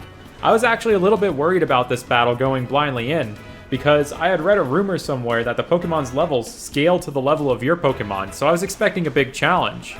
But it turns out it just uses the same sort of level scaling that the wild area uses, where if you've already beaten the game, they're around level 60, so it was still a pretty easy battle. But after that battle, I actually took Clara's advice of staying away from the dojo and just decided to explore for a while. It was stated that one of the Isle of Armor's main focuses is exploration, and I really felt that as I roamed around. Man, we're on the Isle of Armor! Okay, let's see what's all here. I was most excited to run around greeting the returning Pokemon that were previously unavailable in Sword and Shield. I was also on a mission to scout out Pokemon for my team for the playthrough, and what Pokemon I was going to shiny hunt first. I learned what familiar faces were returning through so many different ways while exploring. Sometimes I ran into them. Is that Baneri? Yeah, Baneri's here. And Klefki? Is that Jigglypuff? Yes, it's Jigglypuff. Sometimes they ran into me. What's that, like, splashing really fast? It's Sharpedo! Sometimes they were raid bosses. Emolga. Okay. Sometimes they were hinted at in items. Dubious Disc. That's for Porygon. That means Porygon's back. Sometimes they were not new returning Pokemon at all. Blipbug, you're not new. And sometimes they just called out to me. Did I just hear Tentacool? Tentacool, buddy. It's like a family reunion seeing some of these Pokemon all over again. It was a little bittersweet learning which Pokemon had returned though, because it made me think about the Pokemon that did not return. Like Crabrawler, which doesn't even get to live in its own cave. Or Absol, which I'll have to wait until the Crown Tundra to find. I was still having a great time though, and to honor the memory of Crabrawler, I found my first team member in its cave. And it's a Pink Generation 1 Pokemon, a normal type that would eventually get an evolution in a later generation and that I have a long history with. Lickitung. It was my first shiny I ever caught. I'm liking these caves, because I feel like the base game was kind of lacking in the cave department. Like, we had a couple and they were pretty cool, but didn't have anything in the wild area like this. There's so much out here. I mean, there's just so much ocean, that's what I mean. What's a Fletchinder out doing out in the middle of the ocean, man? You get lost? It wasn't very long until I found my first shiny hunting target. Yes, Sandygast! Let's go! I am 100% going to be hunting for one of these things. And during this little exploration session, I also found the next two members of my team. The second was Unova Snom. And the third was an old bizarre favorite of mine. Dunsparce! And it's gone! But it's there. Dunsparce. In case you had any doubts that Scyther is flying type, Scyther is actually flying, and I'm about to die. And when I say die there, I was actually speaking in the language of the Diglett. I started the long quest for finding all the Alolan Diglett on the island, which as you'll see will eventually totally consume my life for a day. But that'll have to wait. For now, I finished this morning exploration session by evolving my Lickitung into Lickilicky, and then I moved on to doing far less exciting things for a little while. Alright, I'm gonna unfortunately have to take a break from this to do some stuff from work for a while, but I've loved exploring this so far.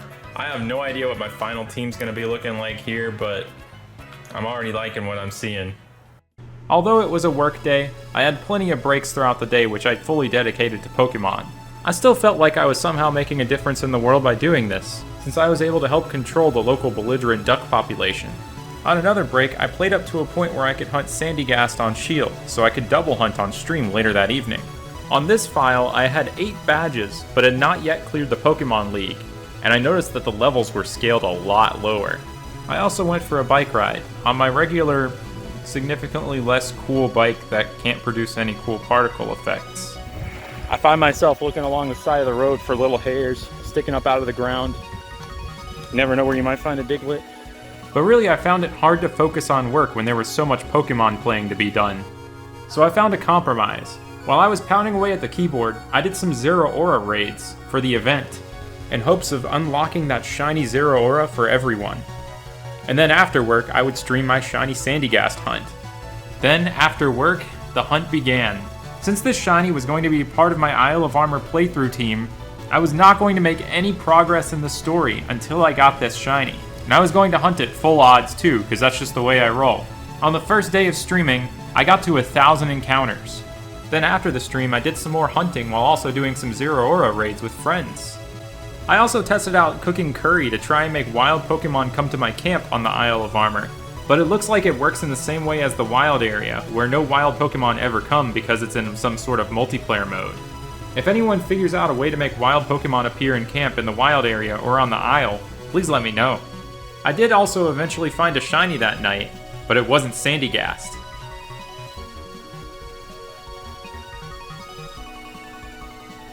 Shine! That's sick looking! Shiny Zeraora. This Shiny Zeraora raid wasn't full odds or anything. About 1 in 8 5-star Zeraora raids were the shiny, and the shiny was a much harder version of the regular 5-star raid. If, an emphasis on the if, you were able to defeat it, you weren't able to capture it anyway. I never even got to taste victory versus this thing though. It demolished us.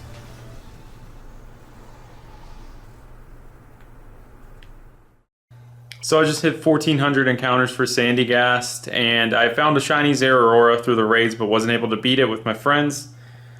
I'm about to turn in for the night and go to bed, but before I do, I still have another new Pokemon experience to experience that I've been looking forward to doing all day.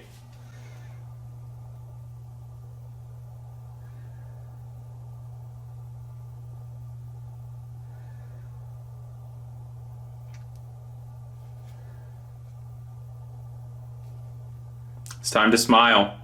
Who am I going to pick? Bulbasaur. This is crazy. What the heck is going on, dude? Alright, I got my toothbrush. With my partner Bulbasaur at my side, I fought the forces of Tooth Evil. A battle that I've honestly been fighting all my life, but have never fought with a Bulbasaur by my side. I feel like I could have easily cheesed this game by not using a toothbrush at all, but that kind of defeats the purpose of what Pokemon Smile is in the first place, even though I'm definitely not in the target demographic. You have no idea how old I felt setting my birthday and seeing it start at 2015. When I had defeated the forces of evil, I was able to catch a Pidgey. Got a Pidgey. Pretty epic. Got a Pokemon cap. Let's go. A sticker. Oh gosh, pictures of my great brushing. What a great picture, man. Smile. Beautiful. So it looks like all the Kanto Pokemon are available. I wonder if shinies are in this game. That's been quite the experience. I think it's time for me to go to bed though. Tomorrow I'm gonna resume some hunting after work. So let's go back to the Isle and then let's go back to the Smile. That kind of rhymed. Well, that absolutely rhymed. Good night. This is me every single day before I brush my teeth now. June 18th, day 2 on the Isle of Armor. And yesterday on stream, I learned that you can find wild Palisand in certain weather conditions. And that depends on what day it is. On my main Switch, I don't want to mess up my Animal Crossing town though, so I'm not doing any time traveling on that one. But luckily, on my second Switch, I don't really play Animal Crossing. So I've got the date set to June 19th now, where it'll be overcast. Hold on, before I say the next thing, I have to boot up my game. And now, on the beach, we have wild Palisand because of the weather. The evolved form of Sandygast. It looks so insanely cool, and I can't wait to try and hunt this thing. It'd be so cool to see this thing shine on screen, so I'm gonna hunt it on this game, and when tomorrow actually rolls around, I'll be able to hunt it on both Switches. I still wouldn't mind getting Sandygast though before then, because I want to keep playing in the story. But just the possibility of this is insanely cool to me, so let's get into hunting. I put forth a valiant effort into the hunt, but effort doesn't matter in shiny hunting, because it's a matter of luck. I eventually got to 2,600 encounters for the day on the stream. It's nighttime, I'm about to go to bed. I've done 2,600 encounters for Palisand now, and tomorrow begins the weekend, or tomorrow night begins the weekend, where I'm gonna go all out hunting. But before I go to bed, got one more thing to do. Let's get brushing. Oh, Magmar!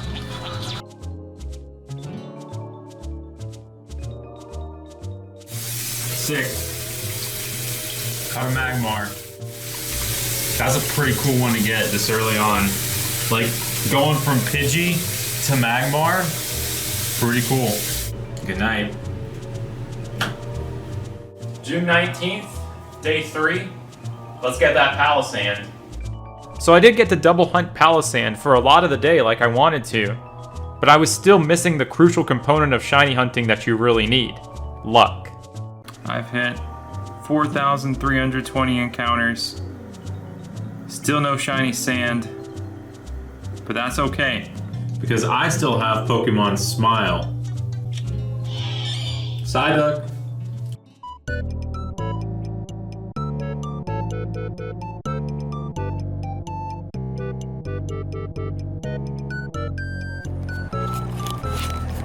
It's June 20th, Weedle Day in Pokemon Go, so I'm out on a Weedle walk right now. Plan on going back and hunting the Sandcastle and hopefully being able to finally start the Isle of Armor today. But if it's a long hunt and I still don't get it today, it is what it is. At least I'll walk away with some shiny Weedle at the end of it all. Oh wait, wrong app.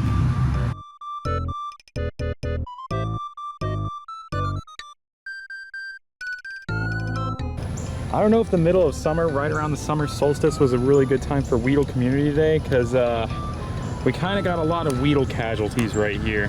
It's really unfortunate. I salute these fallen Weedle and will avenge them somehow. I don't know how, but avenge the fallen. I'm back from the Weedle walk and it's time to shiny hunt. Look for Palisand. So I streamed for Palisand again, and I was actually double hunting it again, because I had learned that if you time travel on your Switch and don't open Animal Crossing, the game won't know that you time travel. So I time traveled to make it so the weather was perfect for Palisand on both games, and I made sure not to touch Animal Crossing at all.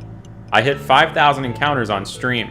Then later that evening, I did some more hunting, and I was getting set up to maybe stream again. But unfortunately I wasn't able to stream again that night because something happened. Thank you. Shiny Palisand! Oh my gosh! Oh, that looks so cool. Right after I sneezed. 5,227 encounters. I was just about to start streaming again tonight, and I found the shiny Palisand, and it looks so cool. But now I have to catch it. Caught it. Nice. Shiny Palisand. I love the way it pops up like that. That's so cool.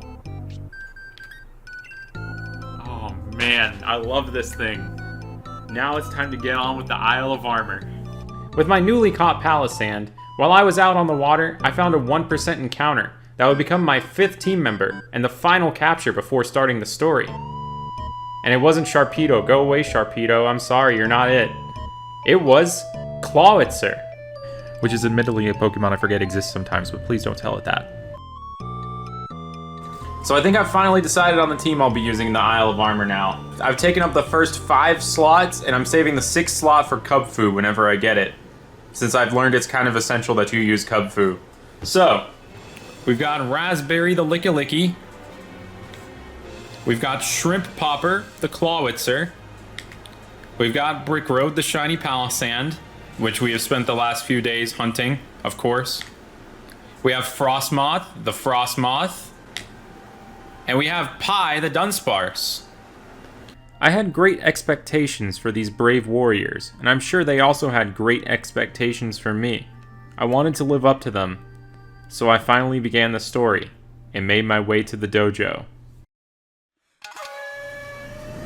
There's Clara, or Clara. I don't know how to pronounce her name yet.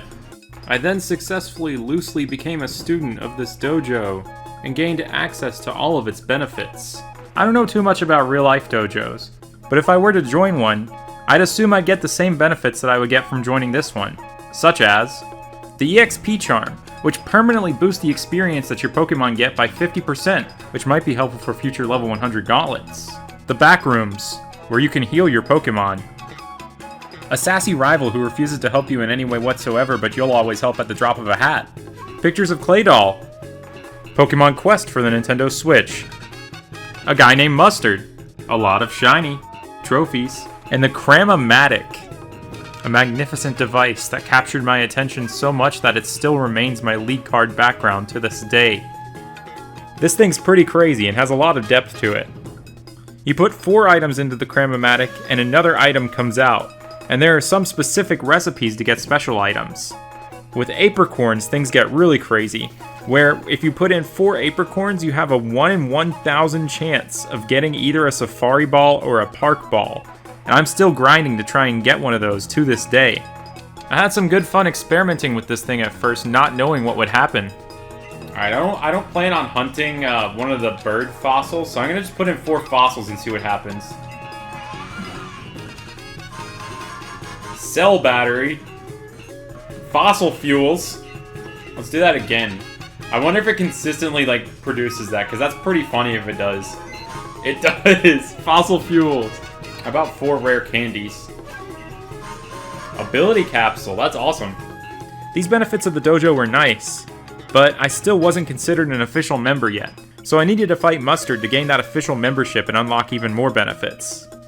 Most of my team here was fresh from the wild, but the battle was still not very difficult at all. And I imagine that these early fights in the Isle of Armor are set up this way since you can access it from very early on in the game on a new save file. And they wanted to try and balance it to make it so it's possible for that. Which is understandable, but I kind of wish there was a little bit more of a post-game challenge in here.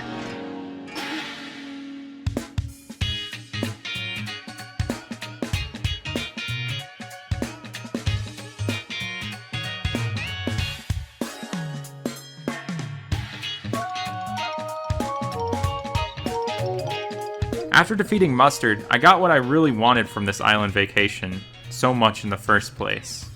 Some dojo community service, disguised as 3 trials. The first bit of community service was to retrieve Clara's dojo uniform that got stolen by some fast slowpoke. Those things are booking it. The goal was to see who could retrieve the uniform first, and it was a mad dash between all the members of the dojo to do so. Except for me. I had just gotten a dojo uniform myself as well, but it was kinda cramping my style, so I decided to change out of it when everyone left.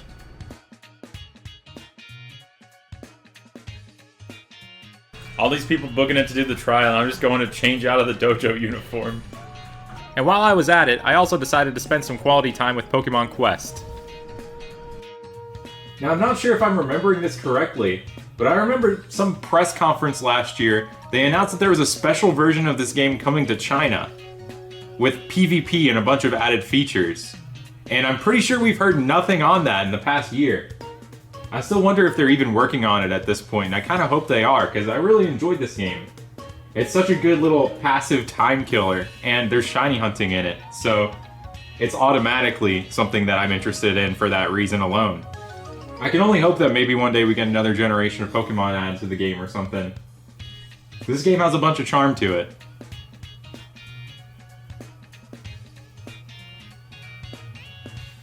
But I guess I should get back to chasing those fast slowpoke. There they go.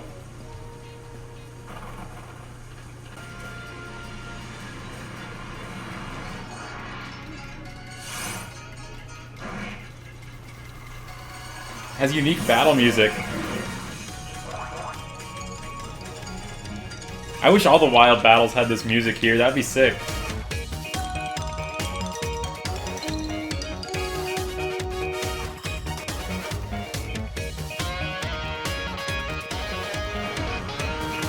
I will let this one run into me.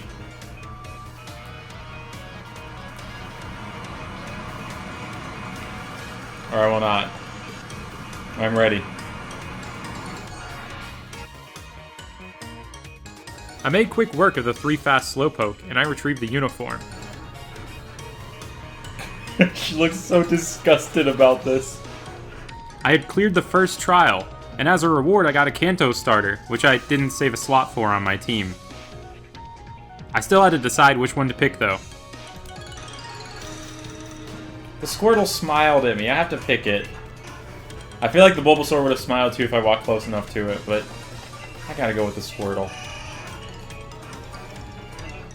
It's only right, because I gave Bulbasaur its chance in Pokemon Smile.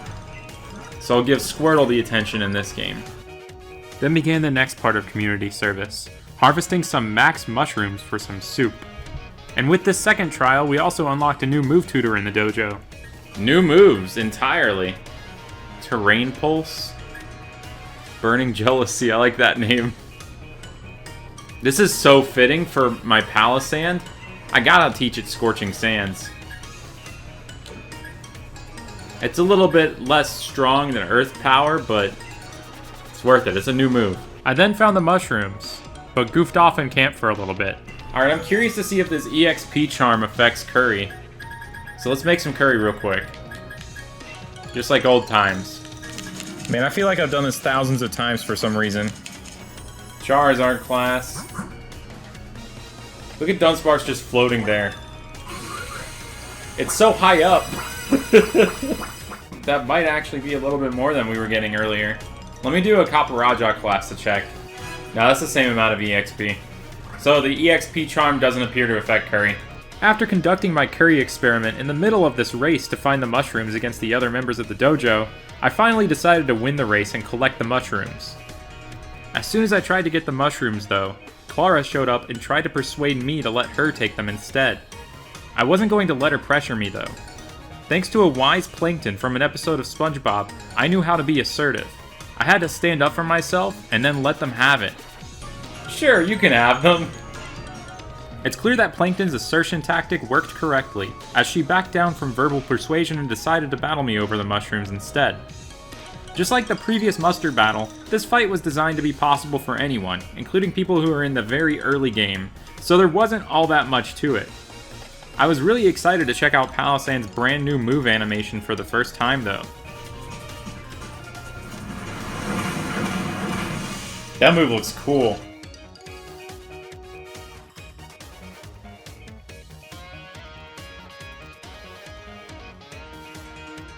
After I finished off this battle with Clara, I was able to collect the mushrooms and complete the trial. I didn't expect them to disappear like that. Then when I got back to the dojo, I was able to immediately see the results of my dojo community service in action, enjoying a nice big hot pot of max soup. Whoa, what? I can become Dynamax? Oh. While I couldn't use it on myself, I could use it on my own Pokemon to make them capable of Gigantamaxing. With this, I can at last say that I have all the Alchemy forms, since now I can have the Gigantamax Shiny Alchemy. Then after that, I was ready to take on the final, last, ultimate, third trial, which might not even be considered dojo community service. And this final, last, ultimate, third trial is a not final, not last, not ultimate, third battle with Clara.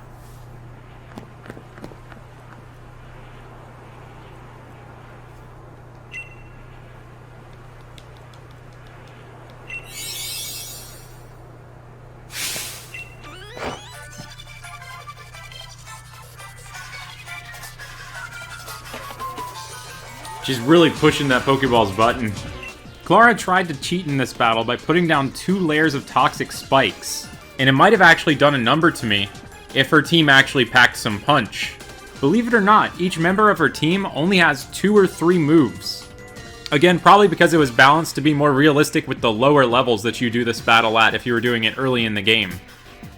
This battle also took place on a special battlefield out behind the dojo where you can actually Dynamax your Pokemon. And I think it looks really cool out here because we don't normally get to see Pokemon Dynamax out in the open in the outdoors in the main story. That being said, I unfortunately didn't get to fully utilize my Dynamax Palisand out here because I thought her Galarian Weezing would have the neutralizing gas ability, but instead had Levitate, causing me to waste a ground-type move on it and faint.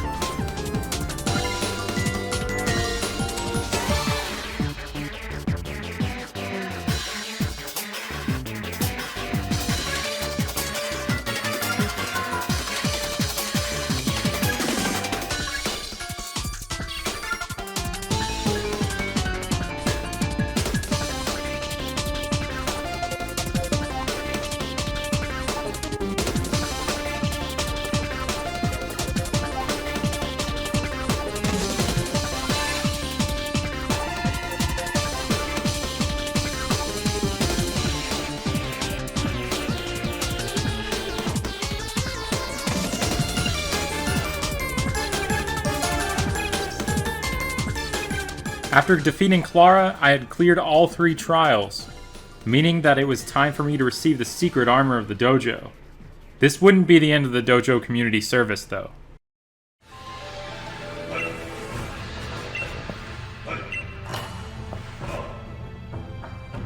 The secret armor.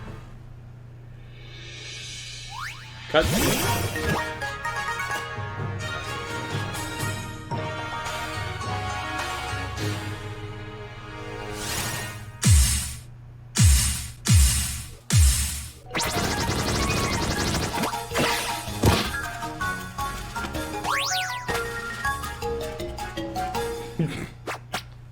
I love his face.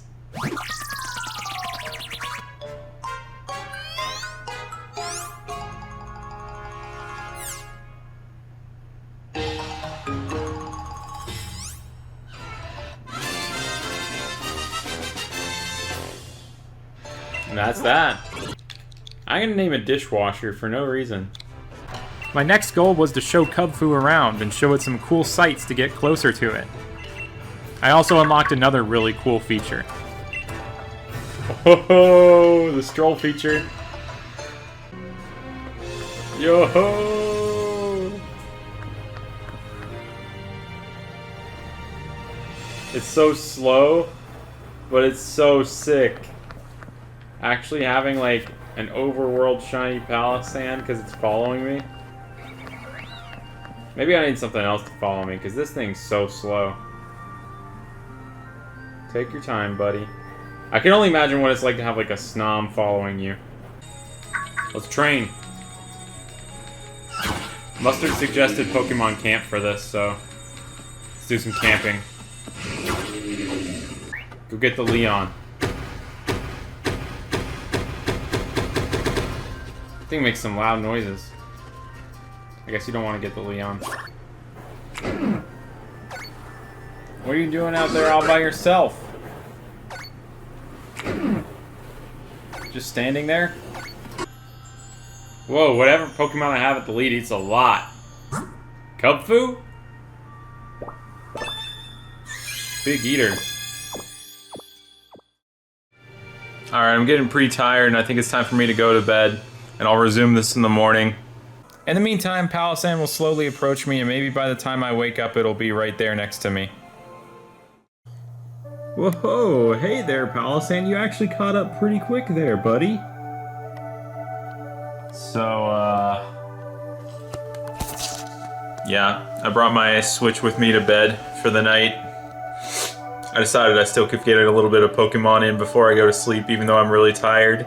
In fact, I'm so tired that I forgot to play Pokemon Smile while I was brushing my teeth, so what was even the point in doing that crap? But, I decided I'm gonna go to bed doing some raids, because I want to get some more Armorite ore so I can teach my Pokemon some more cool moves like that, Scorching Sands. Just because I think they look cool. So, let's do some raids before I go to bed.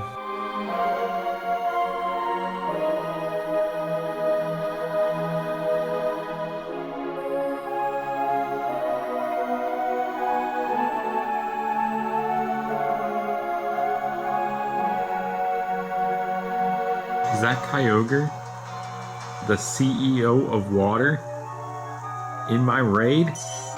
There's a Dojo girl with a Crocorock now. I am welcome to new raid NPCs because of how useless some of the old ones are. Unless these new ones are also useless. Not sure if this is a glitch in the system or the work of some hackers. Good job taking down the egg, guys.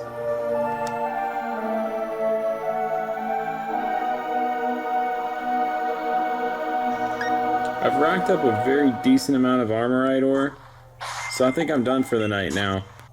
Just put my Nintendo Switch system in sleep mode. Now it's time to put myself in sleep mode.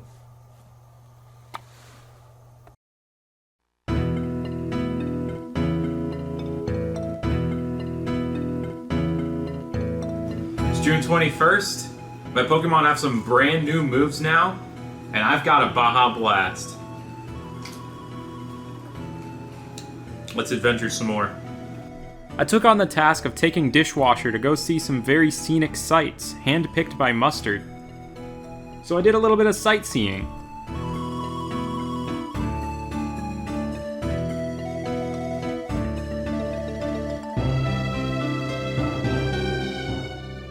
Because we mastered the art of sightseeing together, Mustard thought Kubfu and I were finally ready to take on one of the Towers of Two Fists. We had a choice to make. Tower of Waters or the Tower of Darkness? I had to decide in a cool, calculated, and intelligent way. So for my Kubfu, I have two choices. I have water, or I have darkness. Oh, look at that. We still see the water. I'm going with water. Here's the water tower. Looks kind of different from most water towers that I've seen, but still pretty cool.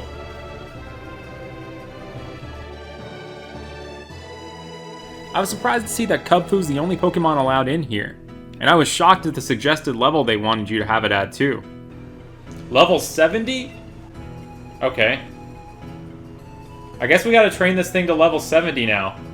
Now I could have raised this thing to level 70 in less than 5 seconds using just some experience candies I had lying around, but there's no fun in that whatsoever. So I decided to grind off of some of the local wildlife with just Kubfu by itself. There's one. Right there. Level 70. The pinnacle of suggested levels for a Kubfu. Pretty much every Kubfu reaches this level. This is a video in which I push Kubfu to this level in a pretty conventional way and environment, because more or less, experience candies are really boring. This is the level 70 Gauntlet. I hope you enjoy. So yeah, I decided to just train up Kubfu off of wild Pokemon, and it actually ended up working out pretty well thanks to Chansey. Let's go, Kubfu! Knocked out a Chansey all by itself. Level 23. Brick break. Going from breaking rocks to breaking bricks. Love to see it.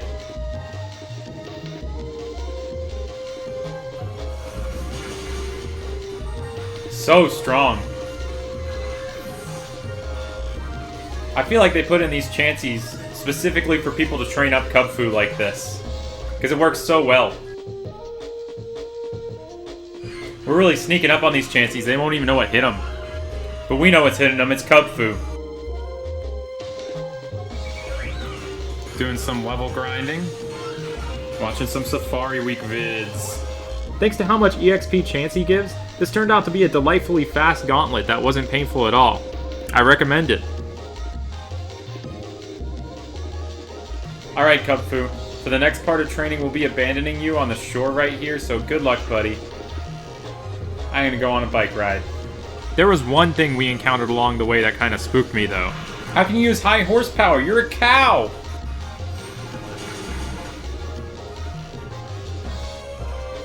It's alright we go down to this Miltank because it defies all logic in the first place. I'm convinced that this thing using high horsepower despite being a cow is even more of an apparition than my Palisand itself, so I need to banish it to the Psychic Realm once and for all. Definitely not coming back to this area for a little bit. That spooked me. If you want to become strong, you have to learn how to fight yourself. Within maybe an hour or so, we reached our goal. Level 70. Now we can take on the tower.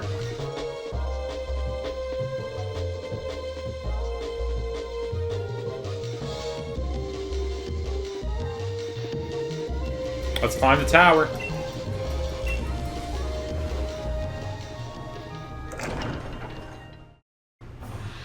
This place is cool. This reminds me of Johto. We get an announcement on Wednesday. Maybe it has to do with Johto. To reach the top of the tower, I needed to defeat these Dojo students in battle with Kubfu. And that wasn't a problem for us at all. They were all pushovers compared to the freak of nature that was the high horsepower Miltank. I mean, none of them even came close. That thing's not a horse, man. This has been a pretty easy trial so far. But let's see what happens with Mustard here.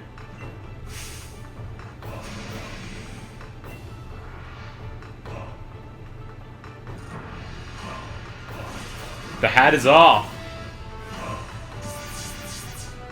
He's got an Ultra Ball. Mustard colored. Oh, he's got his own Kubfu. By fighting a wild Ditto earlier, I had already unknowingly prepared myself for this fight. This was a battle of fists and decision making, and because I am a human and he is controlled by a computer, I won this time. Got him.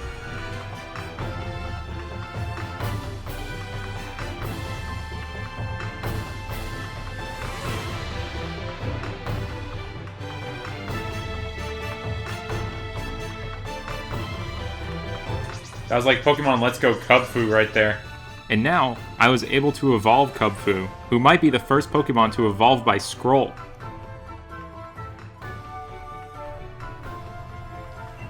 Let's go, Dishwasher. Urshifu. Look at that idle animation, that's so cool. When I came down from the tower, I went back to the dojo and began the portion of the DLC that's only available if your main file's in the postgame, Adventuring with Hop.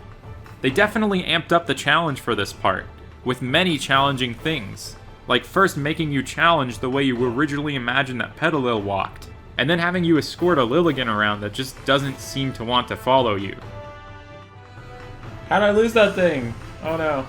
My favorite challenge, though, was what happens when your character somehow is able to shake this giant tree with Herculean strength. I now understand why HM04 was no longer needed in this game. Whoa! It's a Gigantamax tree. The Vespiquen Raid Battle. This is a max raid that is set up in a totally different format, where you battle it solo with your own team like a regular Pokemon battle, with no turn limit restrictions. Going through this battle just felt so cool, and reminded me of the Ultra Necrozma fight from Ultra Sun and Ultra Moon. It really made me wish that I could take on any max raid battle this way as an option. I can only hope that maybe this was included as a teaser for what we might see with some of the legendary raids in the Crown Tundra, since that DLC seems to have a focus on stuff like that. But I have no way of guessing what's really in store for us there at the moment. I was just shocked to see how this battle worked, and definitely would have made some different decisions had I known how it would work going into it, but I still managed to clutch it out in the end. I just want to say that it was a very, very fun struggle, and I definitely prefer it to the way raids work now.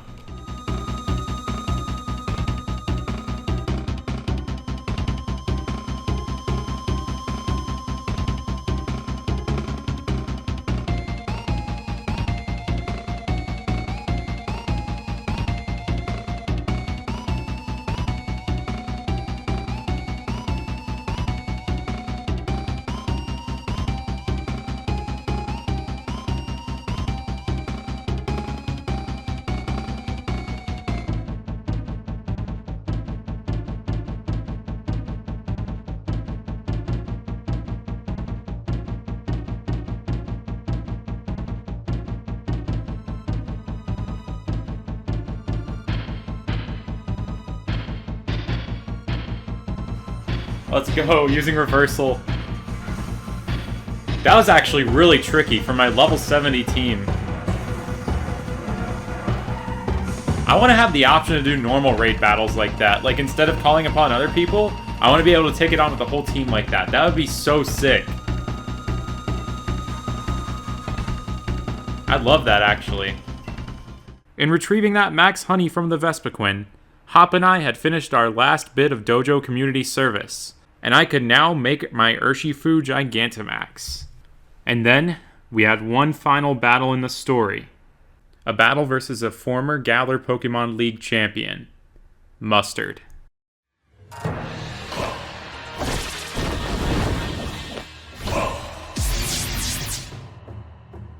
You know how earlier I was talking about how every battle felt kind of bland and easy? Well, thankfully this battle wasn't, because this battle was made for the post-game, and his Pokemon were a few levels above mine, making it a little bit of an extra challenge for me. I just love the feeling of going into a battle like this for the very first time, especially a battle that kind of feels like a champion battle like this, because I only get to experience that maybe once a year with every new game that comes out, at least experiencing it for the first time, without knowing what the opponent has up their sleeves. And Mustard definitely had quite a few surprises up his sleeves. He had a pretty cool and diverse team of powerful Pokemon, with a very interesting move pool, constantly keeping me on my toes about what Pokemon I had sent out. I definitely ended up using some kind of weird strategies for this battle, like letting my Dunsparce continuously body slam the Steel-type Corviknight, knowing it wasn't very effective, just in hopes of maybe getting a Paralyze off of it, so I could outspeed it with another Pokemon. I think I was also kind of stubborn because I had set up Coil twice on it and I really just wanted to see how much a Body Slam would do, so I healed it just so I could Body Slam the Corviknight with a coiled Dunsparce. It turns out it really doesn't do all that much damage, but that's kind of expected from Dunsparce. As much as I love the thing, it's kind of weak. But I'm gonna be quiet for a minute so you can just kind of jam out to this music for a second.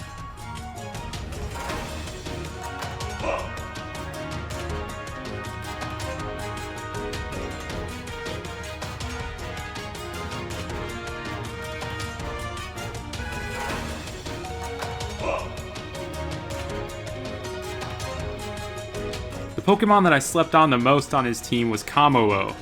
That thing was terrifying. It not only had some powerful moves, but it also had Clangorous Soul, the setup for some even more powerful moves. It's really interesting to me how many signature moves this thing has. They really showed this thing a lot of love last generation and this generation. In order to prevent a total sweep, I decided to Gigantamax my Urshifu when I sent it out. And that thing looks freaking sick.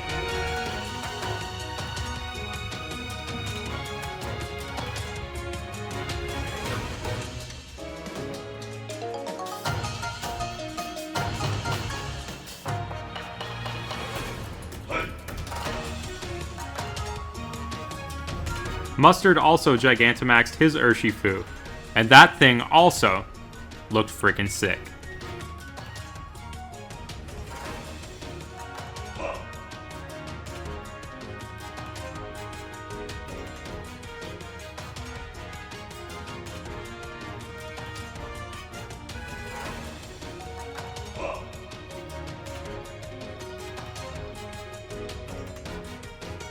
Here comes the signature move. I'm about to get destroyed. One blow? Is it really called one blow? Yeah, that took me down in one blow.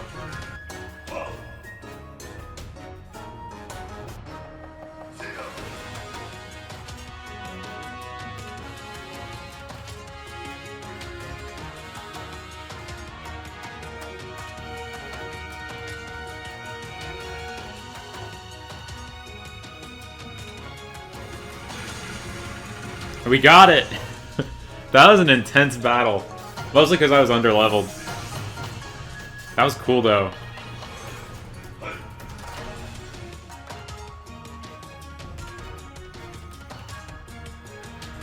That's the end. I think. There's probably more. And today, I have beaten the Isle of Armor. Or so I thought. Because the real challenges of the Isle of Armor were yet to begin. So even though I've seen the end screen on the Isle of Armor, that's not really the end of it all, because there's still a whole lot that I need to do. I need to find all the Diglett on the island, and then I need to complete the Isle of Armor Pokedex, because I looked into the Pokedex rewards and it's actually something that I really want to get. So I guess I'll dedicate the rest of the movie to that. And there might be some more stuff that they might have added on for me to do on the island that I don't really know about yet. So I'll do that too. So once I finish eating this Applin, let's look for those Diglett.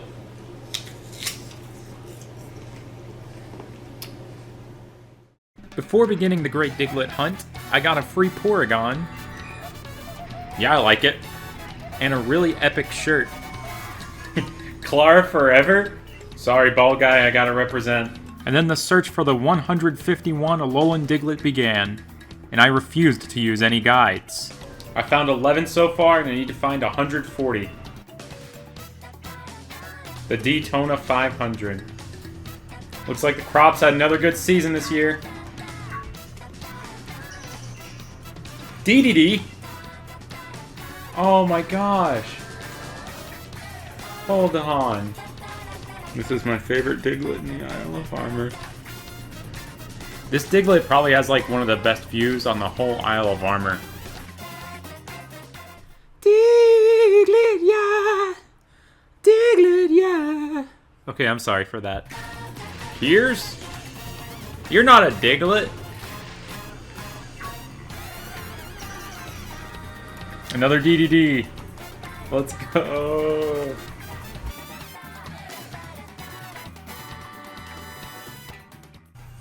The rain may fall, the water may separate us, but I'll never forget you, Licky. It's for the best, though. Goodbye.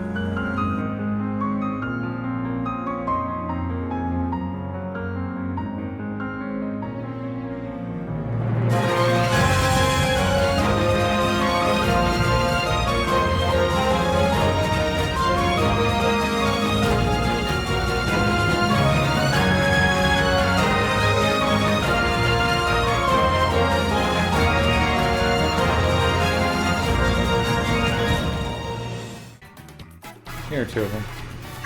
Two more twins. Oh, you find both of them at once, too. And a Doug trio, what? What's up?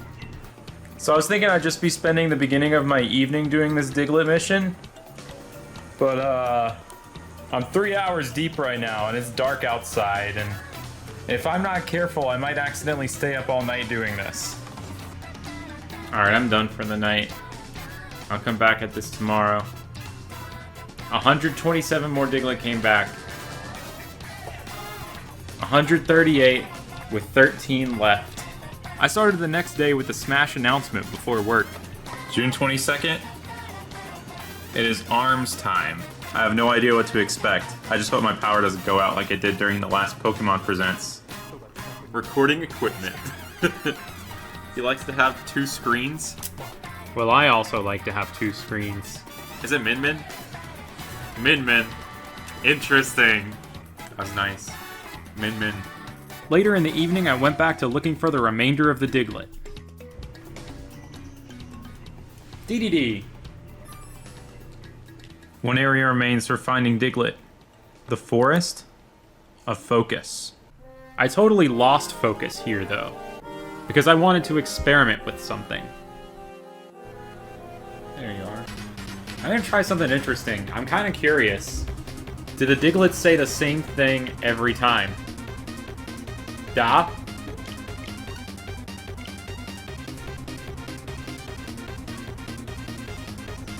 D? They do say different things. What the heck? This is news to me. I'm gonna soft reset for a DDD. And the inner shiny hunter in me awakened as I began to soft reset the Diglett until they said DDD. DDD! Let's go! That took a few soft resets, but it worked. Oh, there's the final one! The last Diglett. Ta-da! And as a reward for rounding them all up, we got a bunch of Alolan Pokemon as gifts, including our own Alolan Diglett. It is an absolutely perfect Diglett, a perfect specimen. So now we found every single Diglett on the Isle of Armor. So what remains for us to do? Well, that's easy. Just like how we used the sink in my bathroom to determine which Urshifu we're getting, we're using the towel in my bathroom to determine the next goal. We gotta catch them all. So, as it stands, I've caught 83 Pokemon in the Isle of Armor Pokedex, and I've seen 156. And that's all fine and dandy, but I wanted to see if I can make a living dex out of the entire Isle of Armor dex found on the Isle of Armor, preferably. So that means I'm going to be recatching a lot of these Pokemon, even if I already caught them on my original Sword playthrough. So let's get into that. So I stopped scrolling through the Pokedex aimlessly. So when I was filming this, I couldn't find any great checklists online for making a living Isle of Armor dex. So I decided to make my own. And I went the analog way, or as I accidentally say while narrating for this video. So I decided to go acoustic. So for a second I thought I forgot to account for Rotom because I didn't remember writing down all of its forms. But I just learned in the process of this that despite being available on the Isle of Armor, Rotom is not in the Isle of Armor Pokedex. I really wonder if this was an oversight or intentional. Alright, I got my checklist at the ready, pen ready to go, got my Pro Controller all charged up, got my character in the Isle of Armor. Let's get some captures going. the vast majority of the Pokemon are available in the wild, so I had a lot of capturing to do.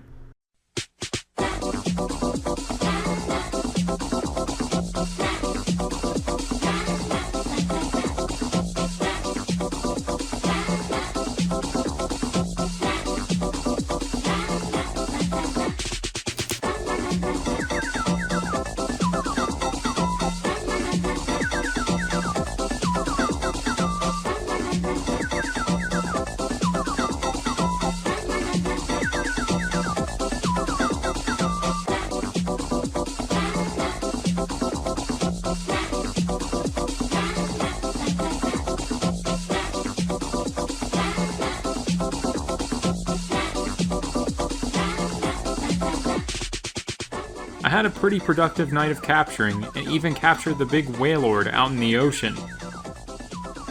I also noticed an interesting little bike glitch.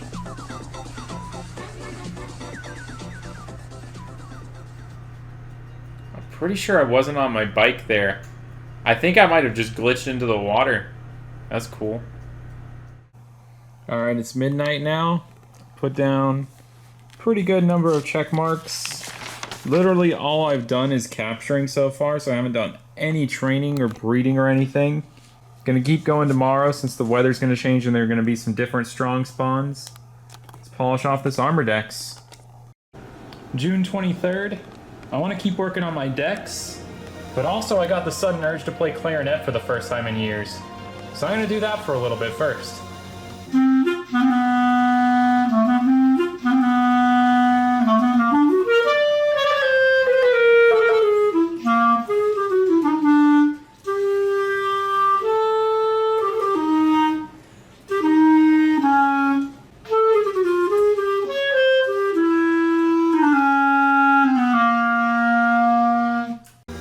I kind of forgot how it feels for my mouth to hurt from playing clarinet for a while, but it's a good feeling. I feel out of practice on it. I want to get back into practice. And right now, I'm going to get right back into the practice of catching them all. With every passing day, the weather changes on the Isle, which means different strong spawns appear. I captured some of the new strong spawns I could access, but it wasn't very long until I was running out of things to catch on Sword. Without doing any evolutions or breeding, I have a pretty good collection going right here on Sword. And I think it's about time that I start up Shield, so I can get some of the version exclusives. So let's do that. Swapping out switches as if I was swapping out old Nintendo cartridges, I started up Shield. Playing through the Isle of Armor on Shield was insanely fast. All the Pokemon's levels were scaled super down, I already knew how to do all the Dojo community service, and I got some version exclusives along the way. Of course, I also got another Kubfu in order to get another form of Urshifu. On Sword, I trained my Kubfu off the Chansey in the wild. On Shield, I'm going to train it in a more intense way. I will take Experience Candy Large and apply it. I didn't mean to raise it to that high of a level, but okay. The extent of leveling I did where I raised it to level 70 on Sword wasn't even necessary on Shield, because Mustard's Kubfu was only level 30 at the top of the tower.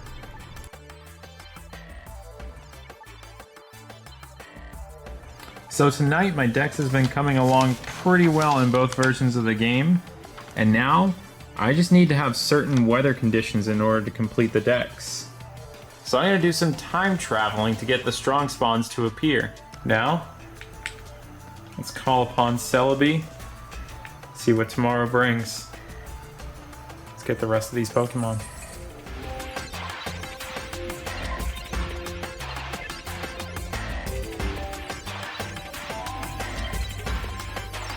So, by the end of the night, I've actually polished off the vast majority of this dex now. Just by capturing. Can probably polish off the rest of this tomorrow. But for now, I think it's important that I go to bed. Because I got work in the morning, and more importantly, there's a Pokemon Presents in the morning, where we're supposedly getting some pretty big news. So good night. Unfortunately, this big news would not align with my interests. What is this? Looks like a mobile type game. What the heck? Is it a MOBA?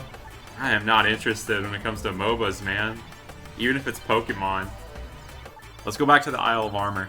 It was a very rainy day outside, which meant it was perfect for just sitting inside and capturing the rest of the Pokemon I needed.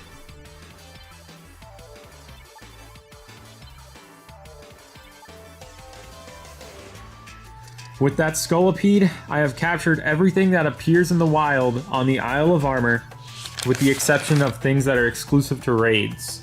So now at this point I just have some breeding and evolving to do. So let's get to that.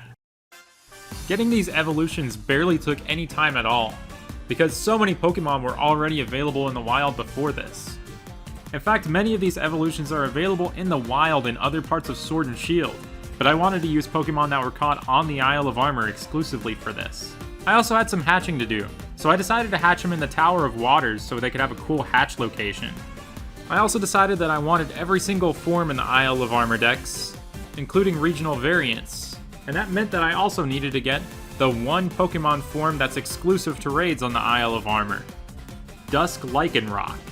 So I threw wishing pieces into this raid den on Challenge Road until I either saw that Dusk Lycanroc or a Rockruff raid pop up, since the Rockruff in these raids are capable of having own tempo and evolving into this special Dusk form. It took a few Rockruff raids until I finally found and caught this thing, and I caught it after dusk, so I would have to wait till the next day in order to evolve it. Now, we've got some trait evolutions to do. Thankfully, I have 2 switches.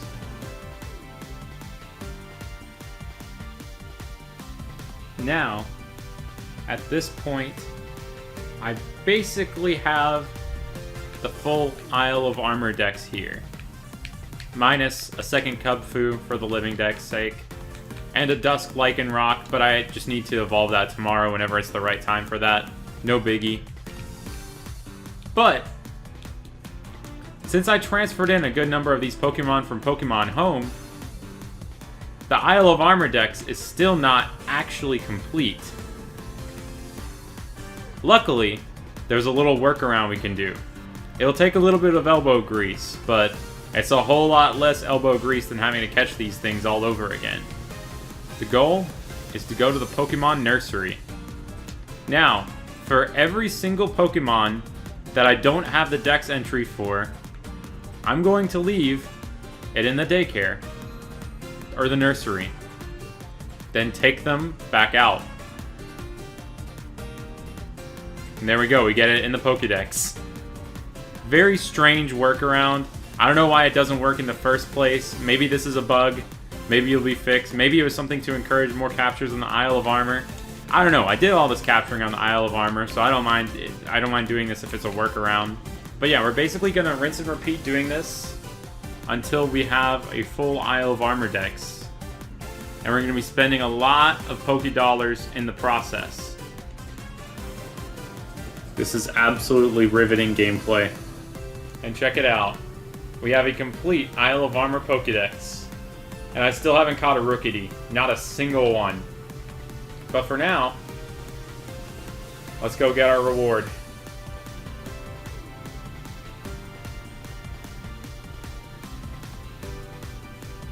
I did it, finally.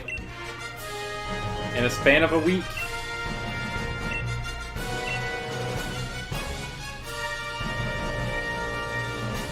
Triumphant fanfare, and look at that certificate.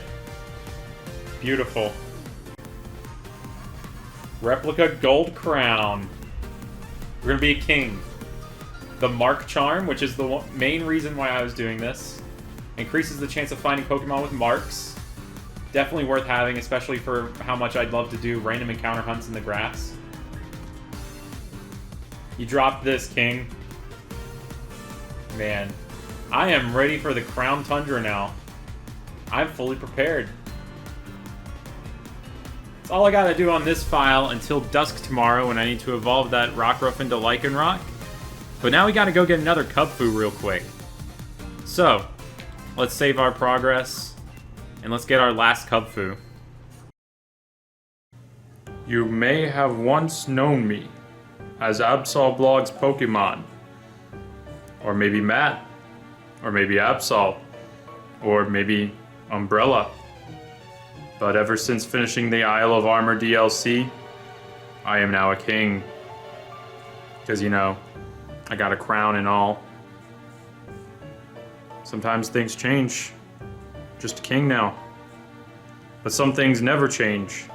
In order to get this last Kubfu, I'm going to play through the DLC the old-fashioned way. I'm going to play it in handheld mode. And I'm probably not going to play it with this puppet hand because it would be really hard to control. So, bye DDD. Let's go through this on another Switch profile. And thankfully, even though none of these Switch profiles here are Nintendo Switch Online except for my main one, it looks like I can still access the DLC and get the Armor Pass on any profile. So, that'll be really handy. This is going to be a pretty quick and easy one too, since this file hasn't finished the Elite Four either. So everything's going to be really low leveled. So let's get that last Kubfu real quick. Then tomorrow we'll evolve Rockruff into Lycanroc and we'll be done with it. I will be back.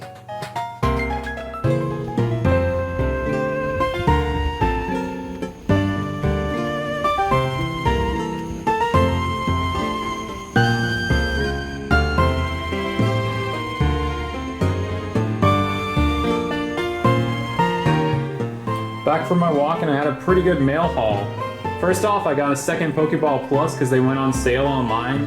And my first one isn't in the best condition anymore because I've used it so much, walked around with it a ton. So I figured it'd be good to have a second one as backup just in case. And I think Mew from the Mystery Gift is hardware locked to each individual Pokeball Plus. So I got another one in case I ever need another Mew. Got some really sick Uniqlo Evangelion shirts that just went on sale to celebrate the new movie that's still probably never coming out, and I don't actually believe it ever will. And I got another shirt that isn't actually from Uniqlo, as you could probably tell. Long story. Actually, I don't even know if there is a story, I just ordered it. But the first trial is clear, and I will pledge allegiance to Bulbasaur. Sorry, Squirtle.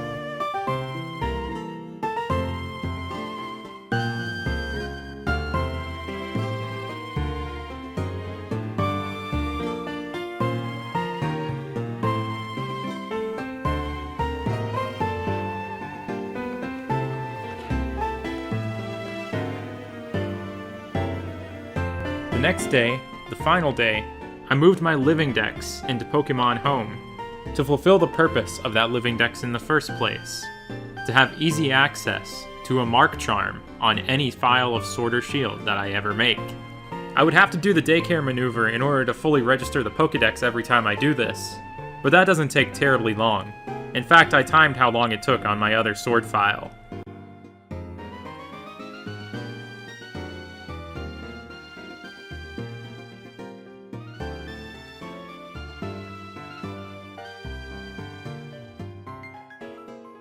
Right now it's 7:30. Not the most impressive dusk outside right now, but things are looking pretty good in the game. And this little buddy and I need to level up once, and I will have a full Isle of Armor dex, and this whole quest will be complete.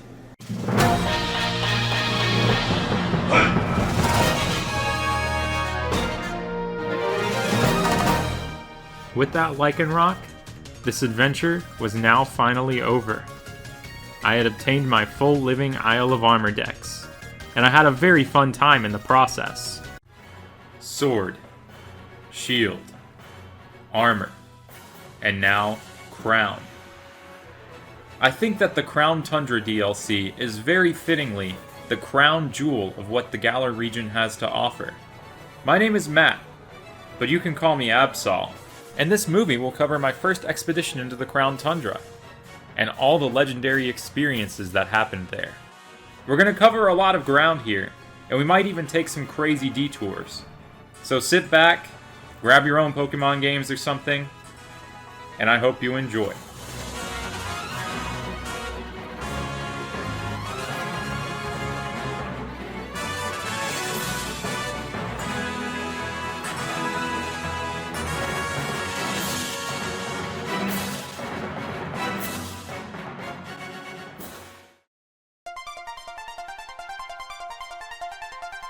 October 22nd, 2020. The weather outside wasn't very tundra-like, but I could still feel something frozen in the air. Time itself. As I waited for the next part of the Sword and Shield Expansion Pass DLC, the Crown Tundra, to release. And the wait for the Tundra was different from the wait for the first part, the Isle of Armor, because the Isle of Armor released directly after a Pokemon Presents livestream that was announced ahead of time. This time, we were given the Cold Shoulder, which is pretty authentic to the Tundra experience, and not told the time that the Crown Tundra would release, other than knowing it would release on the 22nd in the States and the 23rd in Europe and Japan. This created a large window in time when it could have dropped at any moment. And while I was in this weird limbo state, waiting for the Crown Tundra to potentially drop at any moment, I tried to occupy myself with all sorts of things, just to prevent myself from sitting at the Switch home screen menu clicking the update button over and over again. But most of my methods weren't too effective, except for playing Minecraft Steve Dittos in Smash with my friend Tropical, also known as Pikachu Paradise. Through the raw, unadulterated power of Minecraft alone, I powered through the evening. And eventually, the time came for the Crown Tundra's release. It's just past 8 o'clock, and it's time. It is time. We are downloading the Crown Tundra. Look underneath that magnificent dog, that's a progress bar. Look underneath that magnificent dog, that's another progress bar. And as soon as those progress bars disappeared from underneath those magnificent dogs, I could start the game and set off for the Crown Tundra. Excited to explore it and build a new team of Pokemon with what I could find there. But my wandering wasn't going to be totally aimless. I came to the Crown Tundra on a mission.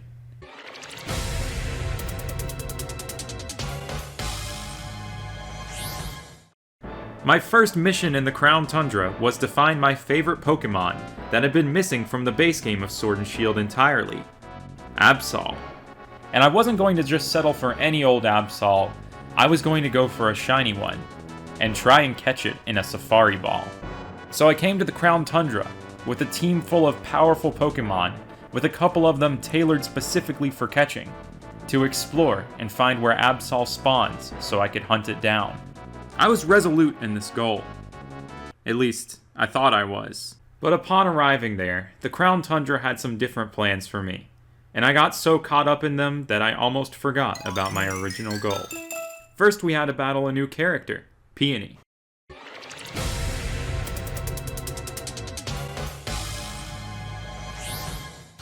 When I battled Peony, I instantly knew that the Crown Tundra was kinda different from the Isle of Armor. His Pokemon were at level 70, and they had actual offensive movesets that could cover their weaknesses, unlike the first battle with Clara or Avery on the Isle of Armor. At this moment, I could tell that the Crown Tundra was built for the post-game, despite it being accessible at any point in the game. There's not even any level scaling on this fight. Even if you go in with 0 badges, you're still fighting up against level 70 Pokemon here. But you can still lose the battle and progress in the story. And that's something we're going to touch on later. After my battle with him, I couldn't progress any further until I savagely roasted his daughter. They had us roast her there, man. And then I was free to explore and search for Absol. But not without stopping and greeting some old friends first. Audino! Cryogonal? This thing finally made its way out of Smash 3DS into a new game. Smash Run mode. There's a Jinx! She blows a kiss! There's a freaking Aerodactyl, okay. I'm not sure what I was more amazed by. Having wild fossil Pokemon, or having a nice looking snow battle background in this game compared to the super bleak background of Route 10 that I stared at for a few months while hunting Ice-Q and Stonejourner. I was so impressed by this battle background that I decided to catch this Amora as my first team member. Some of the places in the Crown Tundra left me with profound words to say. Snow slide slope. There's Snom. Snom on the slow slide slope. Snope slide slope. And I did my best to give a scholarly analysis of every area. Bagon. Bats. Binks. All the bees are here. But as an actual analysis and not as a joke, The areas themselves, compared to the wild area and the Isle of Armor, were so much more fun to get lost in. Honestly, I was just impressed that I was getting lost in the first place. I had never been lost in a cave before in this game, but the tunnel to the top was designed in such a great way. Even without the trademarks of Pokemon caves from the past, like strength puzzles, the winding paths and multiple exposed layers of cave made this really actually feel like a cave. And the Crown Tundra itself felt huge. And despite that, it still felt more detailed than the wild area and the Isle of Armor, with all the different little mysterious details littered throughout. I got so caught up in exploring and paying attention to these little details that I forgot the big detail that I was looking for. Some Pokemon I forgot the name of, doesn't matter.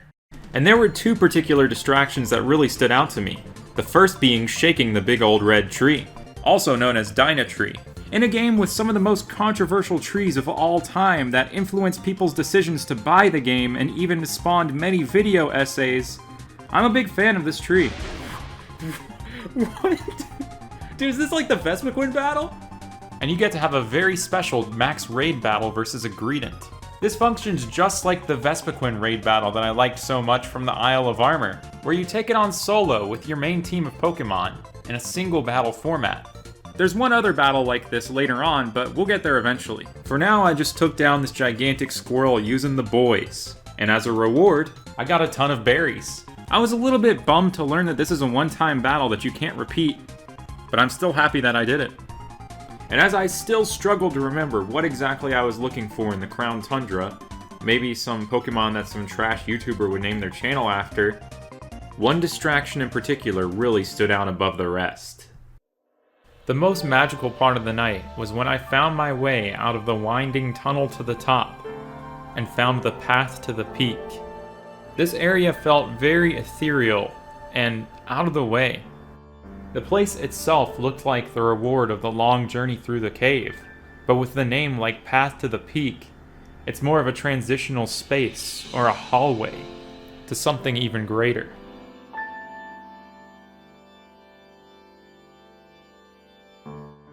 I reached the crown shrine at the top, and the music changed.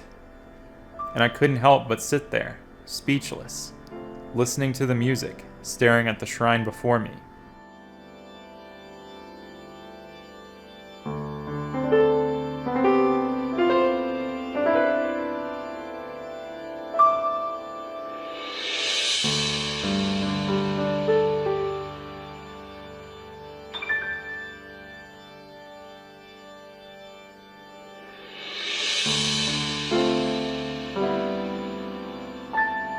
Now objectively, this place really isn't that special, but to me, it just struck in a very different way. Seeing this massive castle at the top of a mountain with somber piano music took me back to the first time I played Pokemon Diamond and went up the waterfall to reach the Pokemon League, only to see that the Pokemon League itself is a massive castle with deep plunging cliffs off to its sides.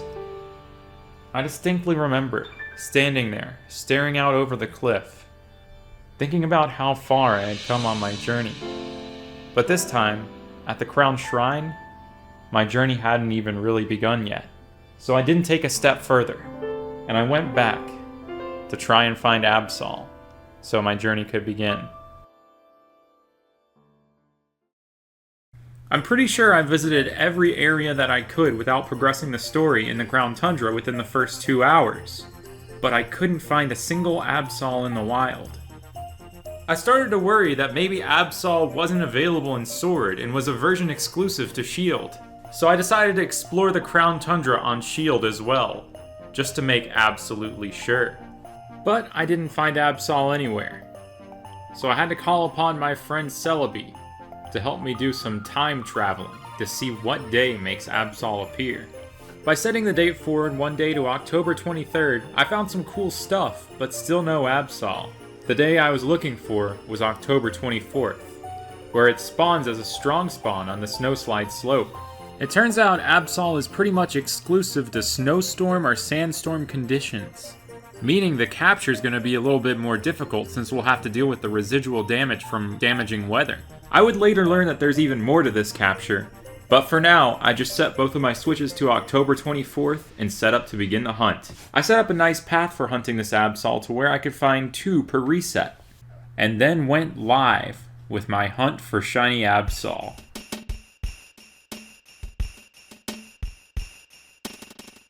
Normally when I'm hunting, I do most of my hunting offline and not even on stream, just while I'm watching something else or just multitasking with something, and then I delete the recording if I don't find a shiny. But with this Absol hunt, I decided I wanted to keep all the recordings and try and document the entire hunt, no matter how long that it takes. And to do all of it on stream as well. Last time in the Isle of Armor movie, I documented my entire Palisand hunt in a similar way, but I actually got it the one time I was hunting off stream. So I decided I wouldn't make this same mistake with Absol this time around, and I was determined to stream for the long haul, starting very late into the night on day 1. I was joined by a lot more people in the chat than I expected, and a lot of them even stuck around the entire hunt. I did have one ground rule though, no spoilers about the Crown Tundra. And for the most part, people were pretty respectful of that, but unfortunately sometimes a spoiler seeped through the cracks. The Mew 3 fight is hard. Be ready, I'll be prepared. I also learned I wasn't the only person who was struggling to wait for the Crown Tundra to release. You literally spent 3 hours sorting out nerd candies just to pass time this afternoon. Gotta do what you gotta do. I also learned something scary about this hunt that I was really not prepared for the first night. And that is that the Absol here at level 67 know Perish Song. A move that guarantees that they will faint within the next 3 turns after using it. Meaning that we have a good chance of failing the shiny. As a temporary solution, I taught a couple of my Pokemon Throat Chop, which is a move that prevents the usage of sound-based moves, but it's only effective for 2 turns after using it, meaning that we're still not completely free from the idea of Absol using Perish Song. And I only had a Master Ball on 1 game, Sword. So for most of night 1, I was honestly holding my breath after learning that, hoping that the shiny didn't appear early on, so I could go back to the drawing board and absolutely ensure that we'll capture it. So I'm 600 encounters deep on Absol now, but I am very tired. I don't have work tomorrow. I took work off, and I plan on spending most of tomorrow just shiny hunting. So let's see how many encounters we can do tomorrow. Kind of excited to see what kind of numbers we can push out with that. So let's go.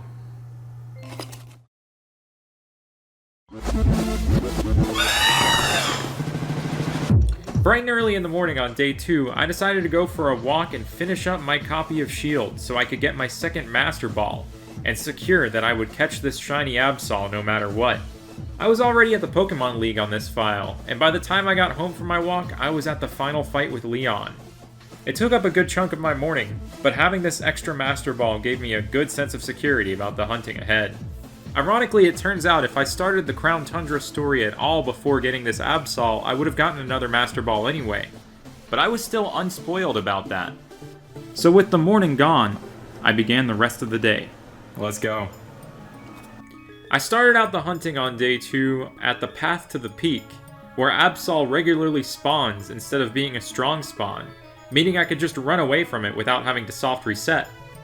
This eventually proved to be pretty difficult to keep up with on 2 games at once while also actively reading the chat, so for the sake of mental stamina, I decided to go back to the simple strong spawn soft resets.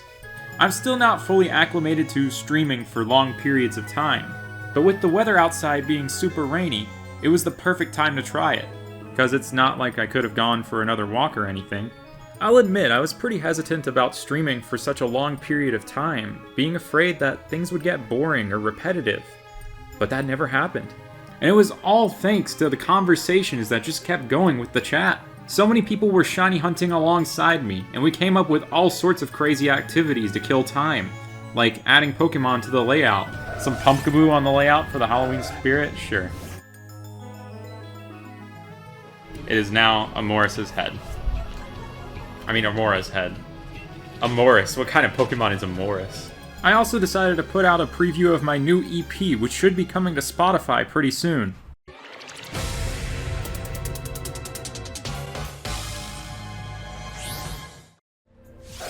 Oh yeah, the Switch eShop has some jams.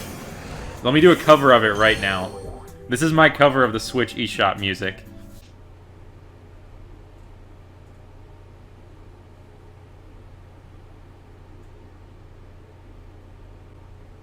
Alright, that was my cover.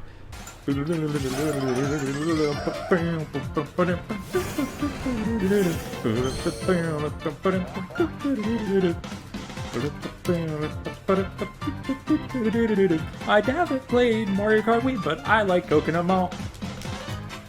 That was awful. Crown Tundra, Mountain Dew, Baja Blast, take me home, shiny Absol. I was honestly surprised people still stuck around for the whole hunt after that. I was even more surprised that they stayed after I deceived them in broad daylight. Whoa, shiny Absol! Look at it! Whoa! The camera angles for it are kind of weird, like it's staying in one spot. But man, for a second there, that looked so convincing. Whoa! Whoa! Whoa! Whoa! Whoa! Whoa, it's huge! And it was on the wrong side of the screen. Very real. Oh no, I ran! I ran from it, guys! Epic shiny fail! I ran from a shiny Absol? Oh no! Things weren't always sunshine and rainbows, though. My comments on a certain event Crogunkin Go's hat wearing sparked some controversy, because I thought that it looked stupid. Because the hat was fastened too tightly and precariously placed on its head in a position where it would easily fall in any sort of combat. In order to resolve this conflict, I decided to take a walk in its shoes, or its hat. And after only a few minutes of soft resetting in Krogunk mode, I feel like my points were valid. I had to continuously adjust my hat, and the slightest head motion would make it fall off. There's no way this thing would last in combat. I was also heavily criticized for depicting a gloom and danger. Look at that. Right in the dog's mouth. I also exposed the viewers to disturbing images of Absol fusions that I made when I was 11 years old. Here we have Coughsol, Abacazam. This one's kind of freaky looking with the nose. This one's a special one. It's called Absol backwards. Next up, we got Balsol. Ever wanted to see a ball toy fuse with an Absol? No one did. I don't even think I did. You felt new emotion seeing that image? Yeah, they just released a new emotion in the latest patch. Glad you were able to feel that. And despite everything, people still stuck around. And maybe I experienced a new emotion too. The satisfaction of a full and fulfilling day of streaming, with 2 more days off work where I could do it again. And that puts us at 2,601 encounters. Put in some good work for Absol today. Started out today with 600 encounters. Did 2,000 encounters in a day today. It's just been so good today. I've enjoyed this a whole lot. It's day 3. Last night after I stopped streaming, I think the storms yesterday exposed something to me that's kind of bad that I didn't notice about coming back to my apartment after a recent hurricane. It looks like we've got a little bit of water damage right there. The ceiling began to leak a little bit last night, so I had to move around some furniture and put this there, all immediately after I stopped streaming. I still plan on streaming today though. I'm just gonna have a slightly different backdrop than my regular Omega Ruby poster and Sword and Shield pennant thing. So my sights are still set on shiny Absol, despite everything. So I had another full day of hunting, stopped to take a break to eat some really good chicken, and then I hunted for the rest of the night. Yeah, stock footage, let's go! And throughout the night, the layout became more and more chaotic. T-posing Exodia. And with a layout that was miraculously not causing too many frame drops, I went over odds on this hunt. I grew kind of attached to all these friends that we had on the layout, and at the end of the night, I was finding it difficult to just tear it all down and take them all away at once. But the chat helped me come up with a solution. Alright, at midnight, with every single reset we do, I think we're gonna clear one picture off the layout, but we have to vote off which one comes first.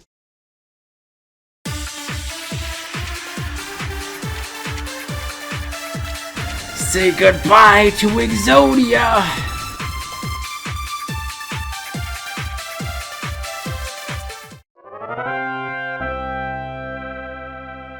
In the end, the winner of it all, the final Pokemon standing, was the tiny Bastiodon on my webcam. And I honestly think it's mostly because a lot of people probably didn't notice there was a tiny Bastiodon on my webcam.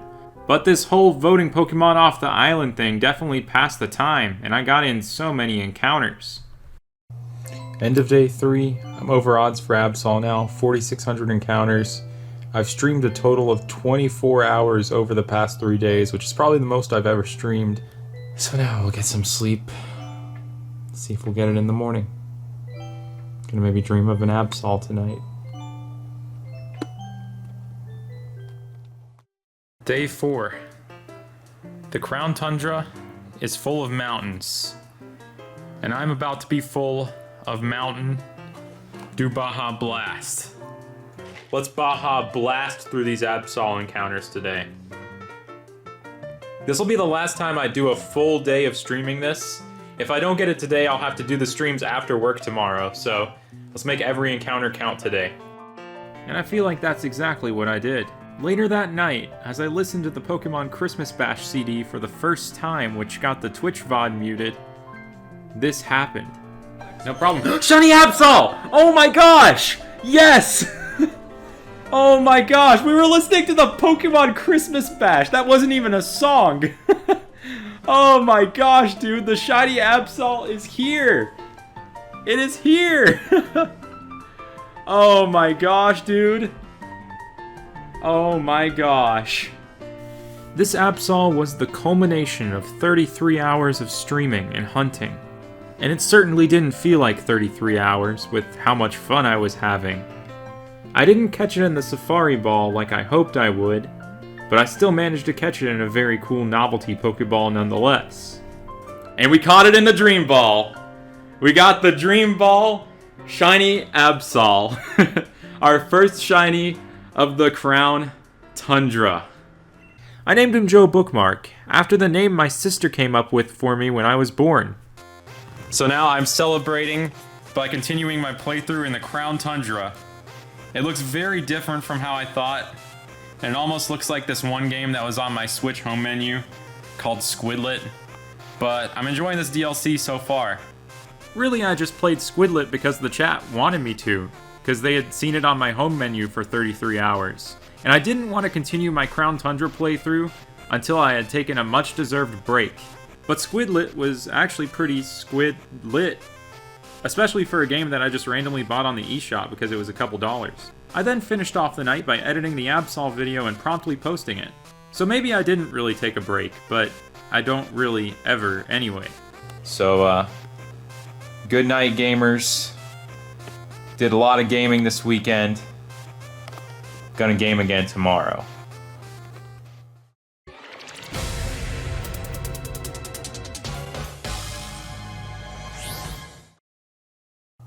Day 5 of being in the Crown Tundra. I just got some really cool mail this morning. I got Cynthia and her famous half a Garchomp that's in the ground. I'm glad they added back the entire Garchomp in the Crown Tundra. I might even want to use one on my team. Also, I got Eternatus in all his glory. Hopefully it doesn't bring about the darkest day anytime soon. That would be kind of bad. 2020 is already kind of crazy. I've been trying to speculate what the Crown Tundra's story's been about ever since getting Absol yesterday, and I don't know yet, but the inclusion of Absol itself might tell us a little bit of something. Absol typically shows up whenever there's a natural disaster or something about to occur, and Absol appearing has been pretty consistent with that throughout most of the series. In its original debut in the Hoenn region, Absol appears on Route 120, which is near Mount Pyre, where one of the evil teams steals one of the orbs and sets off the disaster that happens there. In Platinum, Absol appears at Mount Coronet, which is of course where the main legendary storyline takes place and Team Galactic does stuff. In Unova, Absol appears near the Giant Chasm. In Kalos, Absol appears on Route 8, which is pretty close to Geosenge Town. In 7th Gen, Absol appears at the Tapu Village. So Absol being in the Crown Tundra might be a hint at what we have in store for the Crown Tundra, or it's just a reference to something that already happened. There do look like there's some kinds of ruins there at the Giant's Bed. I don't know. I'm also kind of interested in the lore of what allows there to be wild fossil Pokemon there, because they're kind of supposed to be extinct, and this is the first time the fossils have ever been available in the wild. I might be looking too much into this. They might have just done this to include them as Pokemon that weren't previously available in the game. But anyway, I guess these are some of my expectations without actually even playing the Crown Tundra yet. So maybe I should go do that and play some of the Crown Tundra. And maybe I'll bring some of these Absol with me. Maybe this one, maybe this one. That one was upside down. Maybe this one, maybe this one. Anyway, let's just play some Pokemon. But the only Absol I was really bringing with me was Joe Bookmark.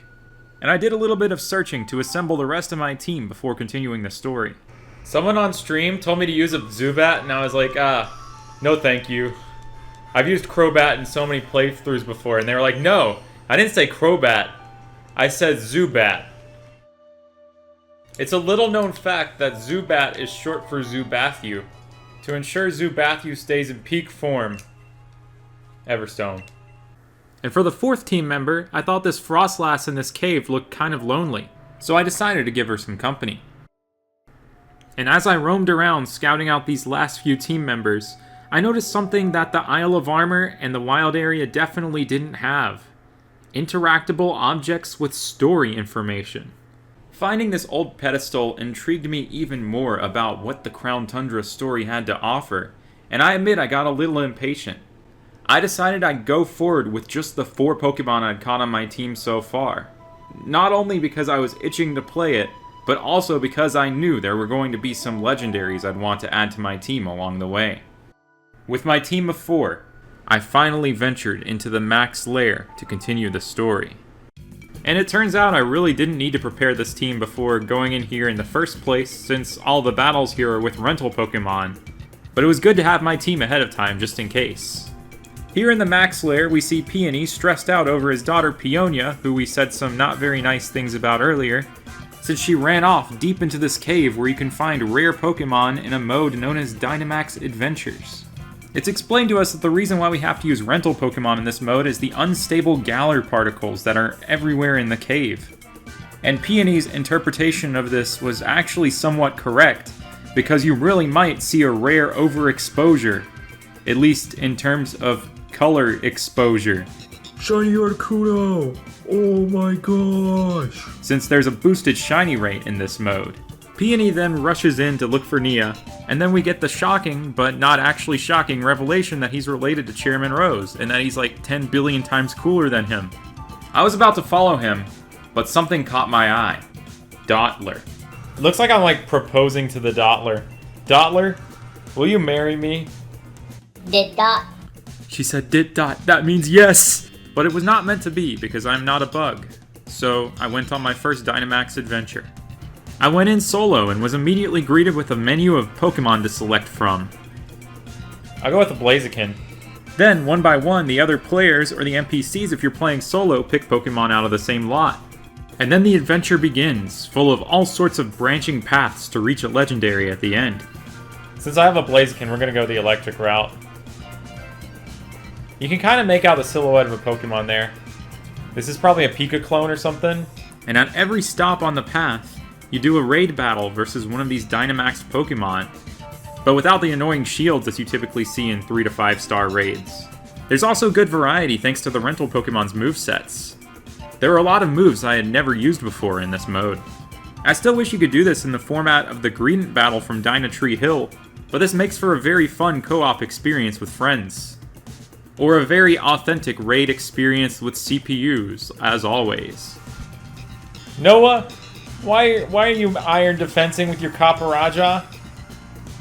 I'd heard great things about this mode from people in chat while hunting for Absol, and it didn't let me down.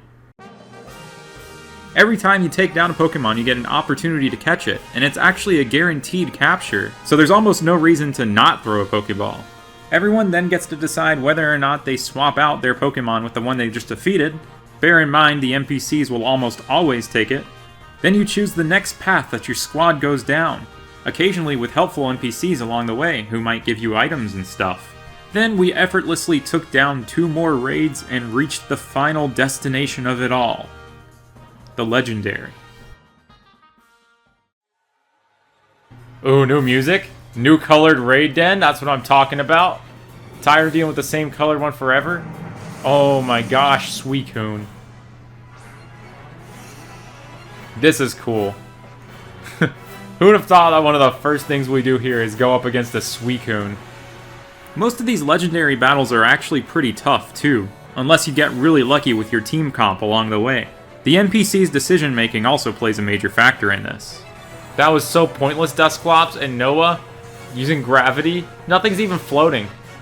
Across all 4 battles of the Dynamax adventure, your team is only allowed to have Pokemon faint up to 3 times. The 4th time a Pokemon faints, you all get ejected from the raid den, and you leave with whatever Pokemon you'd caught so far on the adventure. A lot of these legendaries, but not particularly Suicune, are huge run-enders with this, with sweeping moves that are capable of taking out an entire team all at once. I got lucky with this first Suicune battle and managed to win. And if you win, you get the most free legendary capture of all time, in any ball that you want. And then you get to pick one of the Pokemon that you caught along the way on your adventure and keep it. This is also the point where you can check to see if the Pokemon is shiny or not. I had already heard this, so I knew not to do it. But if the legendary isn't shiny, and you might want to hunt it as a shiny through this mode someday, it's important that you don't take it, because you're only allowed to take each legendary once per save file. I ended up not taking anything this first run. Then we have a little cutscene in the legendary raid den where we meet Peonia formally for the first time. She asks us to take her place on her dad's trip because she'd rather be caving. And in a drastic plot twist that I never saw coming from a Pokemon game, it turns out that her father had just died. RIP. Or tripped and fell on a rock. And Peony, being the totally amazing guy that he is, accepted us on the adventure tour, or adventure that he had planned for his own daughter, with us instead, a total stranger.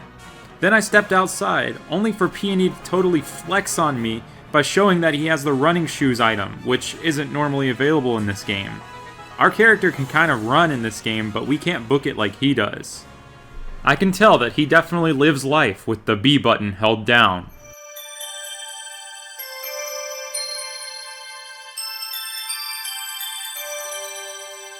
And then we follow him to the town of Freezington, which is the first ever town to be presented in this open world format in a Pokemon game.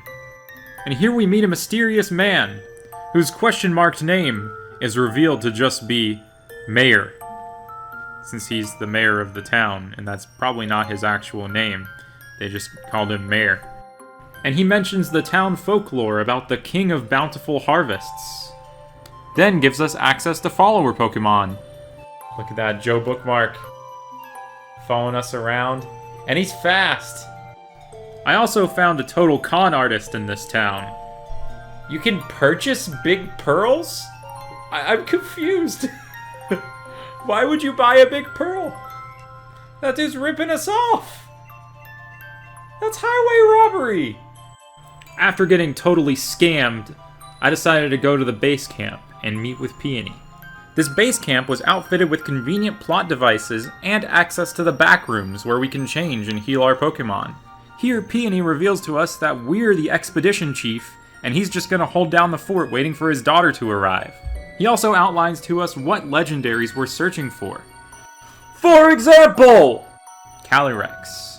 Not to mention the Galarian Kanto birds in the big old red tree. And furthermore, the ruins where the Regis are. Etc. And we also get an expedition uniform that we're forced to wear for the rest of this cutscene, as we're given some amazing handmade legendary clues about these legendary Pokemon. I really like the crayon or colored pencil drawings of the Regi's ruins, and I gotta wonder if someone up at the Game Freak office drew them, or maybe someone's kid, or maybe just someone as legendary as Peony himself. And with all these clues, I kicked off the first legendary quest, looking for the King of Bountiful Harvests. We got a title card and everything. And while I appreciate Peony's kind gesture of providing me with a title card that I don't have to edit in, and some nice clothes, I had to immediately change back into what I was wearing. Because Clara forever. And despite immediately changing out of our gift, he gave us another gift. And we get another Master Ball? Okay. And as if we hadn't already taken enough from this man, we had one more thing to take from Peony before we left on this quest. His pillow, which is actually a large wooden crown that magically goes into our bag somehow. And then we go outside and stare in wonderment at these places where these legendary Pokemon reside that I already kind of explored because I sort of broke the sequence of the Crown Tundra to collect my team first, because that's the way that I roll. And then we were clearly directed to this statue, where we let it rest its head upon the pillow, or rest the pillow upon its head. Behind the statue, the real Calyrex appeared, and some mysterious music started to play.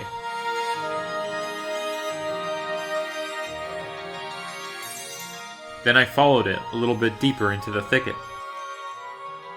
The Calyrex turned around and already wanted to test my strength.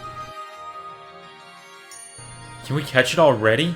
I was really worried that the Calyrex storyline was going to be as simple and short as that, but boy, I'm glad I was wrong. This thing was at level question mark, which is pretty cool.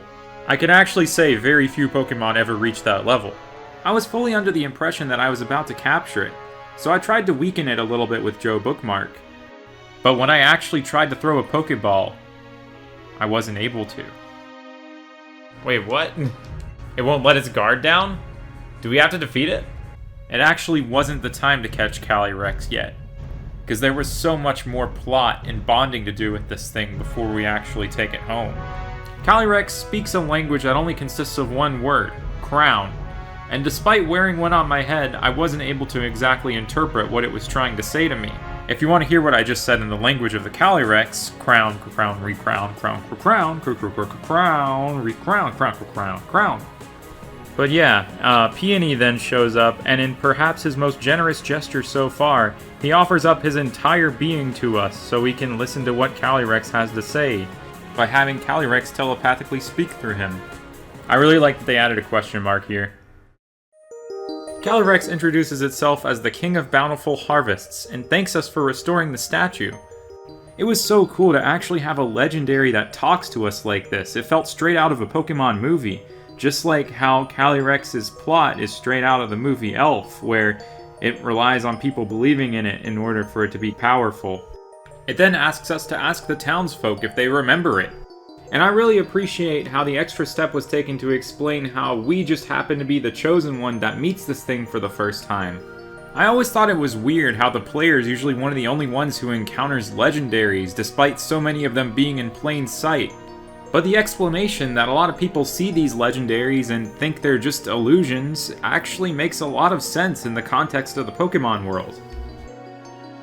I then walked around to talk to all the NPCs in town, but I couldn't help but wonder if even our trainer had forgotten about Calyrex, because hardly any of them even mention anything about our question we're supposed to be asking them. Oh dear, I'm sorry, I'm rather busy doing nothing right now. I also noticed that while you're on this quest, you can probably just leave town and do anything. You could probably start a new file, kick this off, and go through the entire game like this, just leaving Peony in that state. But I didn't abandon Peony. I went back to Calyrex and explained that the people didn't remember it, and it was just like, yeah, whatever, I give up on people, give me my horse now.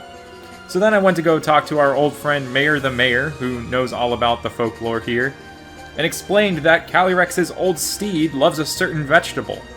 But unfortunately, trying to figure out what crop that it liked was too hard for me, and I totally gave up, so this is the end of the Crown Tundra movie.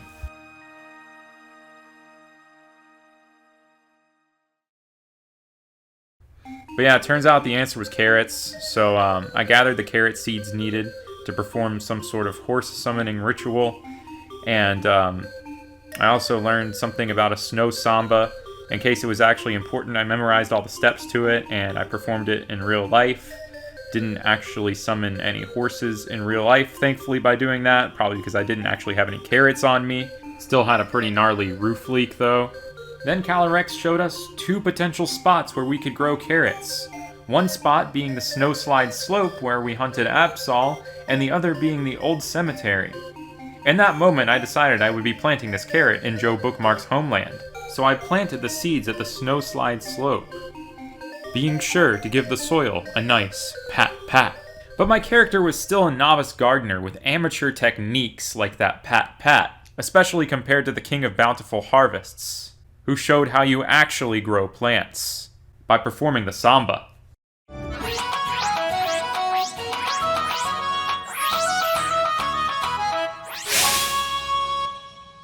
And this samba was far more powerful than I could have ever imagined.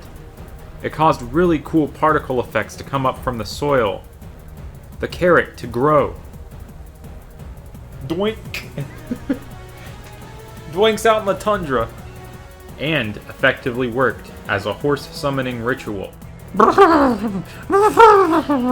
But unfortunately, the horse didn't go for our carrot, and instead decided to attack the village for some reason. And I'm not exactly sure why it ran for the town to go eat the crops there when we just grew its favorite food. Maybe it was just intimidated by the samba. But either way, it was time to fight it. That is a crazy looking Pokemon. This new Pokemon, Glastrier, was one of the surprise reveals within the Crown Tundra, never officially revealed before it released. While I was streaming for Absol, people kept asking me which horse I chose, and I was really confused by that question, but when I got to this part, I finally understood why they were asking that. You choose between this ice horse here, Glastrier, or a ghost horse, Spectrier, depending on where you planted the carrot earlier. Just like our first Calyrex battle, we couldn't catch this thing yet, and I had to take it down in combat. And unfortunately, it was too much for brave Zubathu, who we will never forget.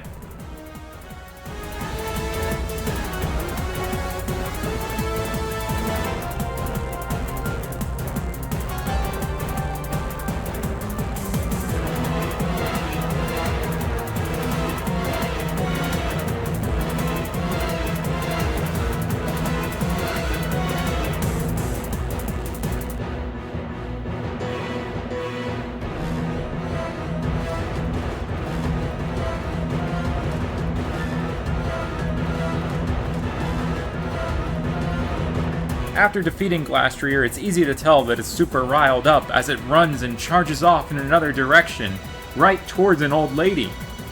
Which sounds really scary, but the reality of it all is I wonder if we're watching this in fast motion, because Glastrier's base speed stat is only 30, which is actually slower than Gastrodon, which is a literal slug. So Calyrex easily stops it from causing any more harm.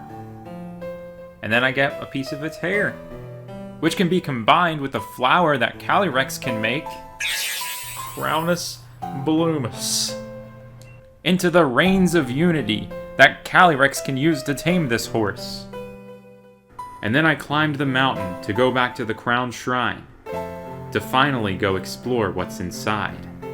And I never would have guessed what beautiful solemn relic we find in here. Boom, we got a carrot bowl. Here, we put out a carrot as bait for Glastrier, and had Calyrex wait with the Reins of Unity to tame it. I was honestly expecting this place to be some kind of dungeon, or some kind of house that we explored, but I also don't mind what we actually got here, because this place marks the finale of the Calyrex storyline, which I think is one of the best legendary storylines we've gotten in a long time, and I'll explain why shortly, after we watch Calyrex go rodeo style on this thing.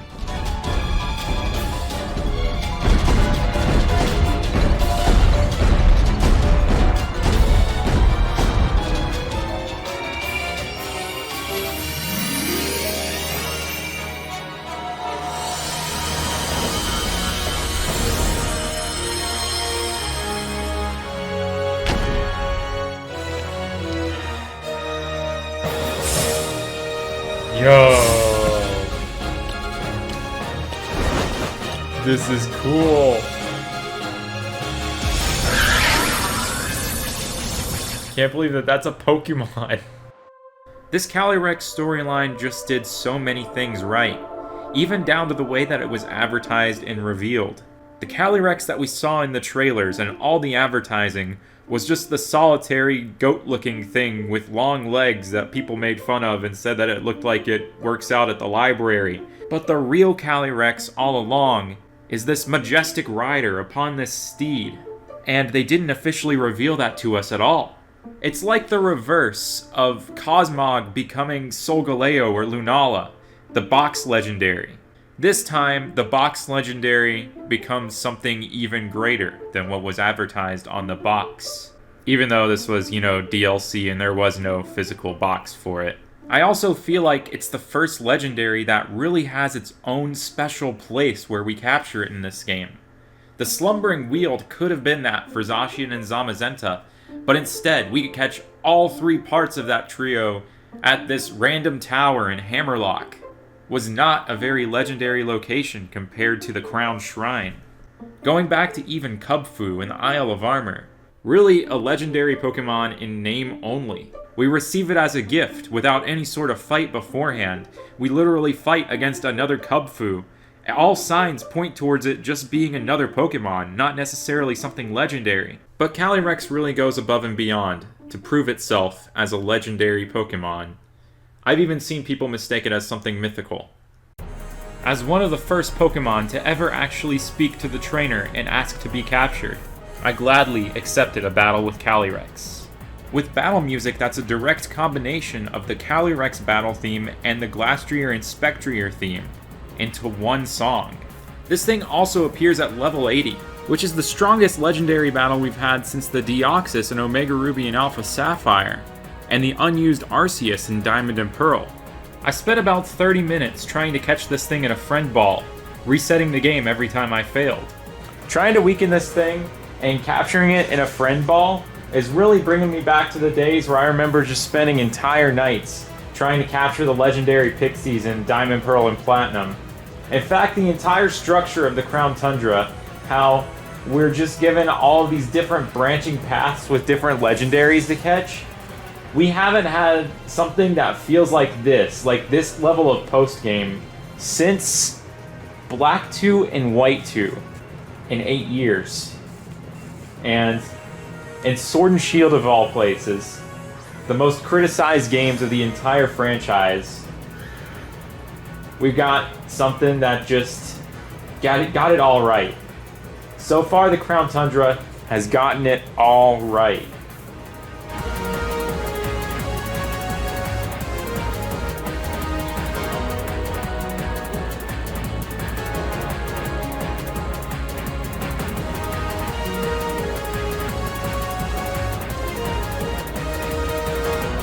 And here, we capture our 5th team members, since you catch 2 Pokemon at the same time in this encounter. I also gained enough EXP from the capture to have Amora evolve into Aurorus. And we're naming it Cabbage with an exclamation mark. And we can use the reins on it to defuse it. What's our Glastrier like? And is this thing also caught in a friend ball? It is. Oh. Grinding to catch it in a friend ball was totally worth it then. They're separate natures. This one's level 75. Man, this is nice. We can technically take 7 Pokemon with us by fusing these 2 together. I kind of want to keep them separate right now, though. I want to explore both of them for what they are before we have fused Calyrex again. And by explore them for who they are, I mean play with them in Pokemon Camp. Man, we were just talking to this Pokemon as a colleague, and now we're taunting it with this little toy. I bet it kind of feels a little bit degrading, but Calyrex is our friend now, I guess, and I guess it likes to play too. I want to meet our horse friend, because this thing is so cool, and I had no idea it was going to happen. It doesn't have eyes, but it can smile. It's a happy little thing. This rambunctious thing that eats all the crops. Then I made a bunch of curries within the Crown Shrine, since it didn't technically count as part of the open world area to see if any wild Pokemon came, but all I got was a ton of experience points. Alright, I'm interested in doing the bird quest next, even though it's legendary clue number 3, but I'm wondering if I even can right now, because it says when the sun reaches its zenith, and outside there is no sun right now. But thankfully we can start this quest at any time of day. And at Dynatree Hill, we get to see Moltres munching on a berry, Zapdos not being happy about that for some reason and trying to kick it out of the air, and Articuno trying to laser both of them out of existence. And then they notice us.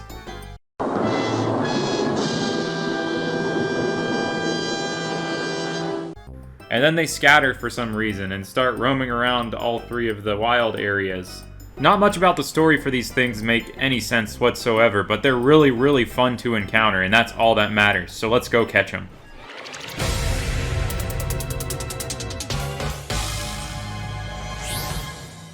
These birds roam around these areas in very different ways. Each one is its own very unique kind of encounter that you really have to work for. It would be amazing if you could shiny hunt these, but unfortunately they're all shiny locked. But there's still something that you can hunt for by soft resetting. Marks, which are special ribbons that give Pokemon special titles when sent out into battle. Just like most wild Pokemon in this game, these birds can have marks. So I decided I would mark hunt all 3 legendary birds, starting with the fighting type Galarian Zapdos. Today, I am Wile E. Coyote, and Galarian Zapdos is my Roadrunner. I spent the earliest part of the new day strategizing how exactly I was going to hunt down these things, doing experiments to see when the marks get generated on the Pokemon, and here's the strategy that I devised.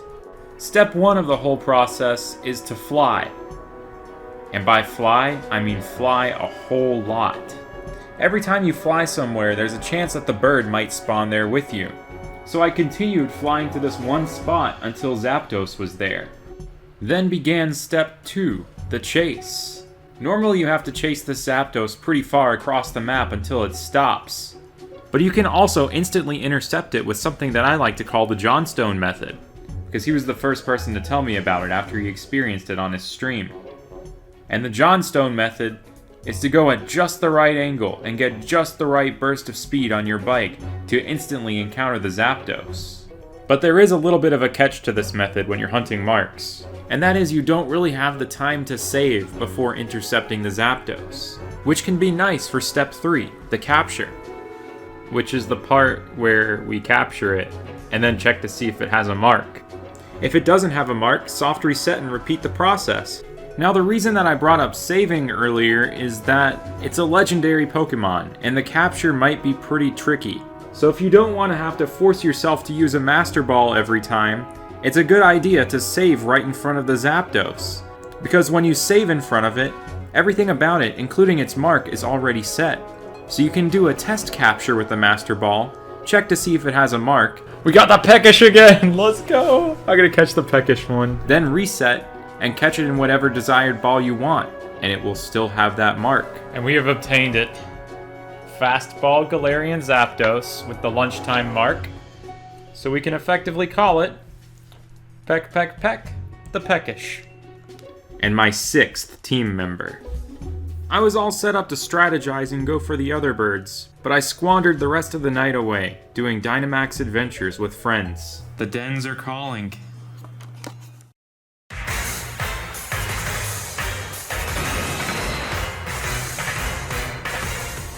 With flames that burn as hot as a hot topic, my next target is the dark type, Galarian Moltres, in the Isle of Armor. Let's chase it down. Tracking down Galarian Moltres proved to be a little bit more difficult than Zapdos. I actually had to run around to even find it in the first place. Oh, there it is! There's Moltres. Instead of chasing it out over the shark-infested waters, I think the best plan for Galarian Moltres is just to stay put and wait to intercept it on land. However, I didn't really get too much time to actually strategize or optimize my plan for Galarian Moltres, because this happened on my very first try. Oh, it's got a rarish mark. It's got one of the special personality ones. This is the Moltres we catch.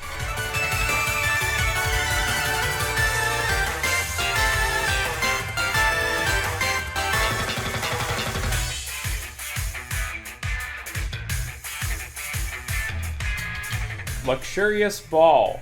I'm just gonna name it a nefarious happy face. And as I fought that Moltres, I finally had the realization that I had battle effects turned off for this entire playthrough so far, so I was missing out on so many new move animations.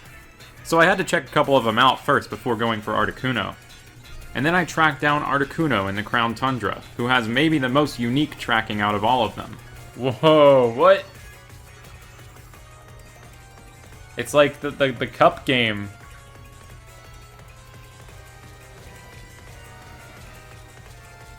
Oh, come on, Articuno. Why you gotta do me like that?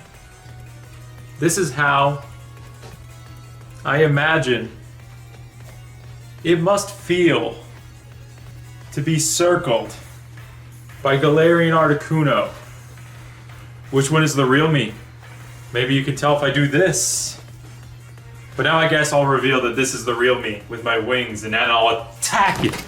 For me, the most consistent strategy for finding Galarian Articuno was continuously flying to the snow slide slope until it appeared overhead, and then following it up the mountain. I'm not actually sure if this is the real fastest path to get to Articuno, since you do have to go all the way up the mountain, but it worked out pretty well for me.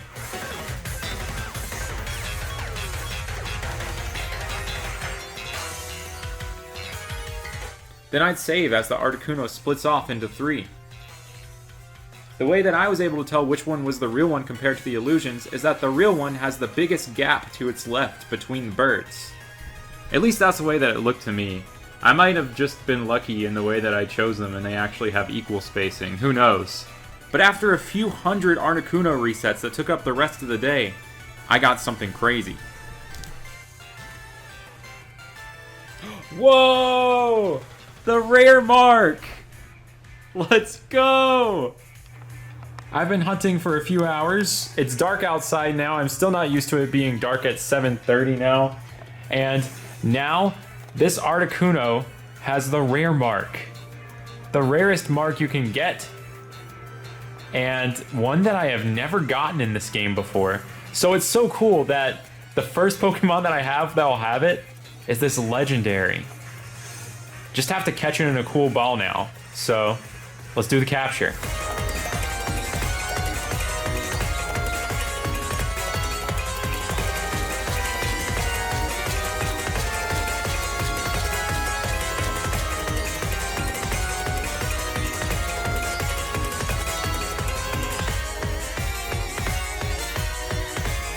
With all 3 marked birds caught, I reported back to Peony and got a nice big check mark of approval. Then it was time to begin the next quest. In the Crown Tundra, one final legendary quest awaits us. At least from what we were given by Peony. And this magical TV right here will tell us all about what we're searching for. We're searching for the Regis. And for me personally, these Regi encounters had some very big shoes to fill. Since the original Regi encounters in Ruby and Sapphire back in 3rd Gen are my favorite legendary encounters of all time, and I already made a whole video on that. However, unlike their debut where they were just kind of hidden away deep in the game, the Regis were actually kind of advertised as a big part of the DLC this time. So I personally didn't have super high expectations for the puzzles to be any difficult or for them to be actually hidden away in a legendary way. So with my expectations on the floor, I set out to capture the Regis.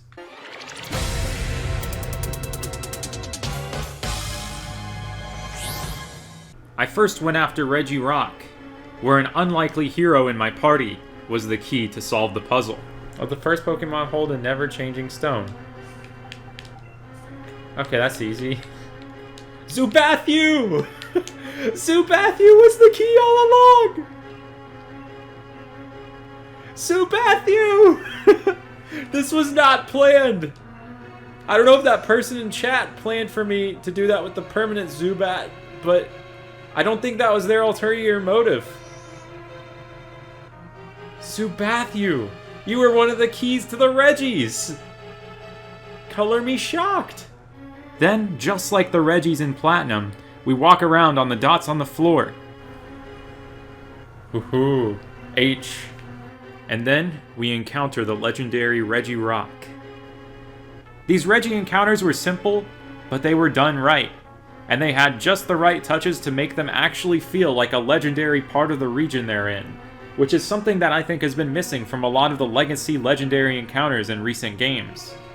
We have a little bit of a problem now, where we have too many legendary Pokemon, and making them obtainable in every single generation has become a little bit of an issue.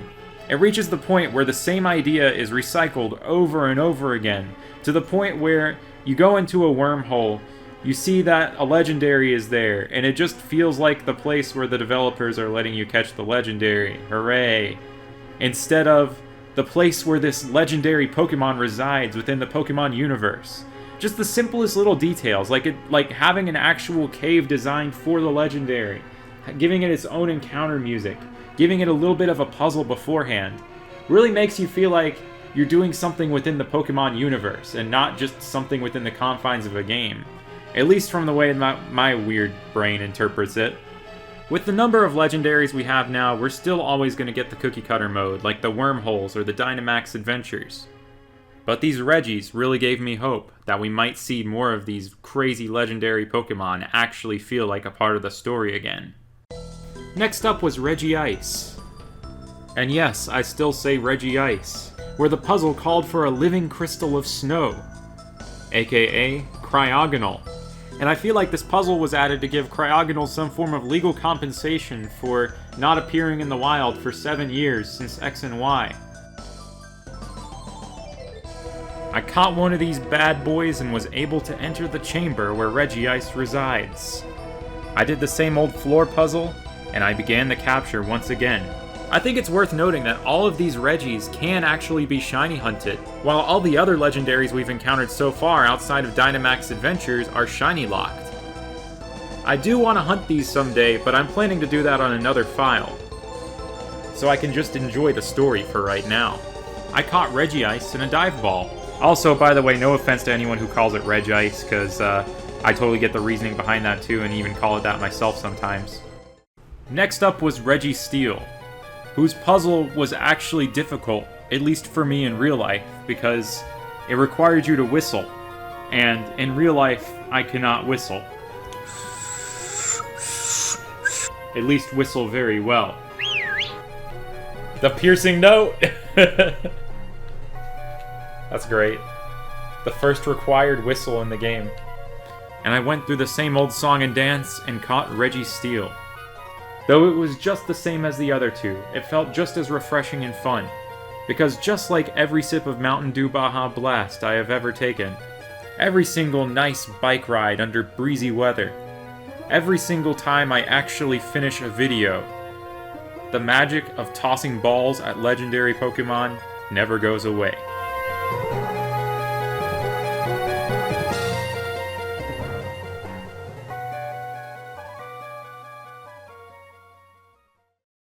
Then, it was time for a new Regi. I went to the Split Decision Ruins, with a puzzle that stumped me for hours. The new area. I wonder what 3 giants I need to open up that door. I never found out the answer, so this is where the Crown Tundra movie ends. Turns out it was just Beartic, Stonejourner, and Steelix. Can't believe I missed something that obvious. But yeah, for real, with the other 3 Regis in my party, I was able to enter the door, where there actually was a pretty cool puzzle inside. Here, you really do have a split decision. You only get to choose one of the new Regis, Regieleki or Regidrago, per save file, and the one you choose is based on how you fill out the dots on the floor. I decided I would go with Regieleki here first. That is so cool, with the way its arms branch out and stuff. New move! Dude, I want to see Ash's Pikachu use that.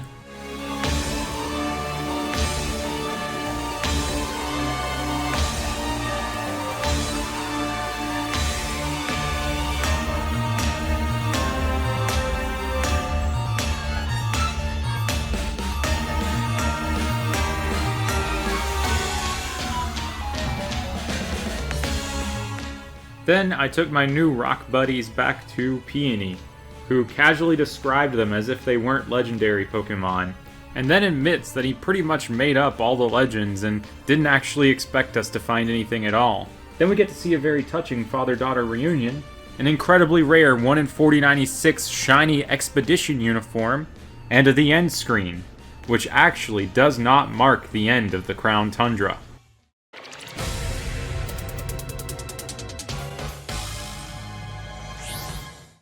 There was yet another legendary clue, this time talking about the Ultra Beasts. Then there are some mysterious tracks right outside of Freezington that cause Professor Sonia to come up to you and say that she suspects that there's a legendary trio on the loose in the tundra.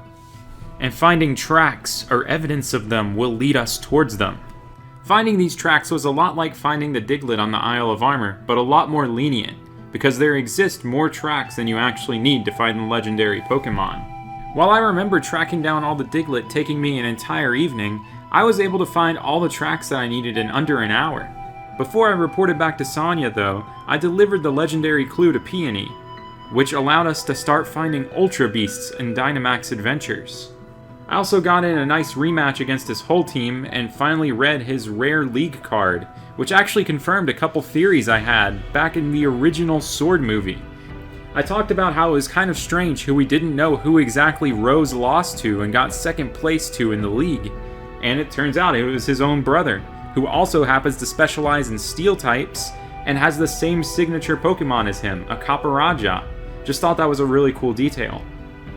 Then, after delivering the note, we get a call from Leon saying the Galarian Star Tournament is open, which I'll go check out later, but then I decided to report back to Sonia and kick off the quest for the legendary Swords of Justice.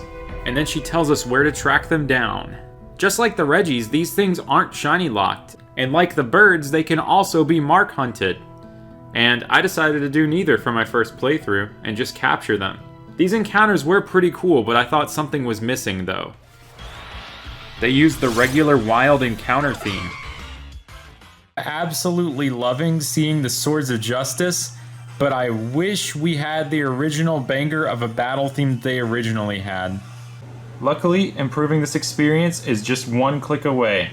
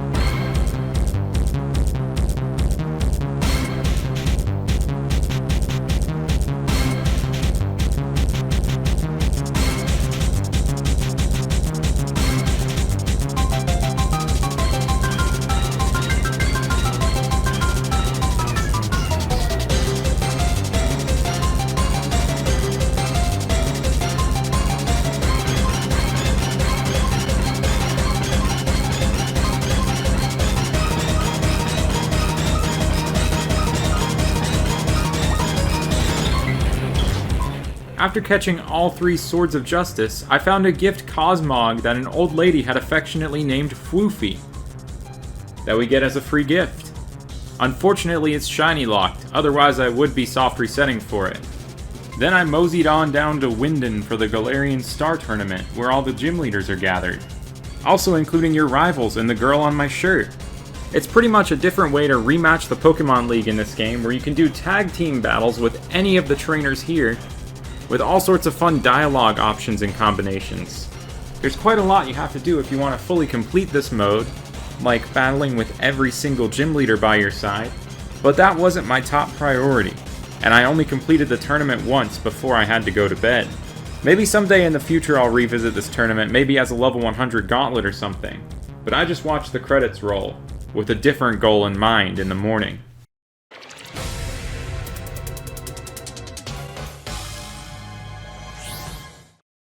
Before I got to my new objective in the Crown Tundra, I woke up in the morning to something that I never thought I would see happen.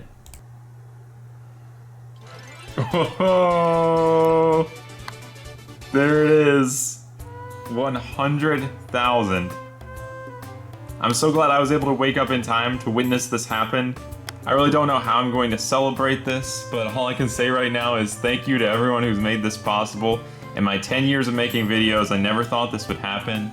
But going back to the real goal at hand, I wanted to make a Crown Tundra living dex, just like I did with the Isle of Armor. So just like I did for the Isle of Armor dex, I've opted to make a checklist. I managed to go analog for this, or as I said in the Isle of Armor movie, acoustic. At first, I thought I'd have to be doing multiple other playthroughs in order to get the multiple Calyrex forms, but then I figured out you can't transfer fused Calyrex into Pokemon Home, where this thing is going to be stored anyway, so we just needed one more playthrough to get the other horse and the other Regi. But we were going to take a very unexpected detour with this new playthrough, or maybe with me, you might have expected it. Level 100. The pinnacle of power for a Pokemon. Very few Pokemon ever reach this level. This is a series of videos in which I raise Pokemon to level 100 in unconventional ways and environments. This is a level 100 Gauntlet. I hope you enjoy. Except this is going to be an abridged version of a level 100 Gauntlet, because I didn't want to stick the entire video in the movie here. We're already this deep into the movie. I'm going to be releasing an unabridged version of this Gauntlet with the entirety of it sometime in the future. But for now, I'm just going to give you the gist of it.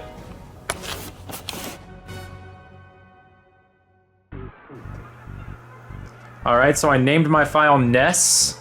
Really don't know why I was thinking that. I don't know what could possibly have me thinking about Ness right now. So in order to get the second Calyrex, I need to play through the whole game.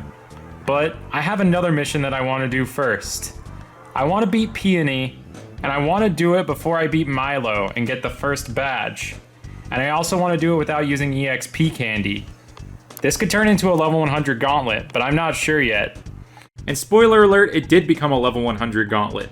I started out by collecting an entire squad of Zigzagoon with the ability Pickup, because we're going to do what I did in one of my first level 100 Gauntlets, which is use the Pickup ability to get rare candies. I figured I'd take the more classical approach with this Gauntlet instead of doing anything with raids, because I still need to do the hard raid Gauntlet someday and I have no idea how long that's going to take. The main reason I did this was because I wanted to explore what exactly I could do in the DLC areas before the first badge. Unfortunately, we couldn't go to the new Crown Tundra since the battle with Peony, our end goal, is the very first thing you have to do there. But I could at least go to the Isle of Armor. And on the Isle of Armor, I found a fantastic way to farm some experience. Chansey and Blissey. We're about to get so much EXP off of this thing. So I spent the entire night knocking these things out and occasionally collecting rare candies.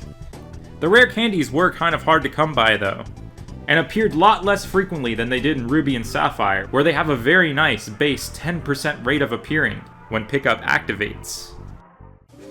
October 31st, day 10 of the Tundra, day 2 of the Gauntlet, and day 2 of being Ness, and I'm holding up 4 fingers. I was dressed up as Ness because it was Halloween, and I went to a very small gathering of friends to play some spooky video games. Y'all ready for the skit? Yeah. Alright, here goes nothing. Ready?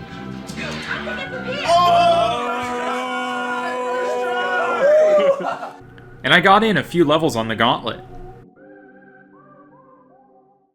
Even though I kept my Zigzagoon unevolved to get an additional experience boost, the EXP I was getting per battle very quickly plateaued, and I slowly had to really rely on that rare candy pickup RNG. Party rockers in the house tonight. A few days of grinding later, which I'll touch on in the actual full video someday, after 1967 encounters, I got my final rare candy. And there's a final rare candy! Nice! That means we can finish up the Gauntlet right now. This is gonna be so much easier than the time I did this in Ruby and Sapphire, but let's get to Linoon right now. Let's get to level 99.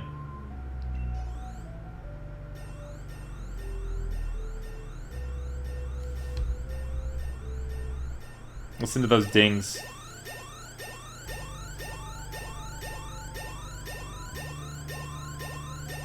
Love those dings.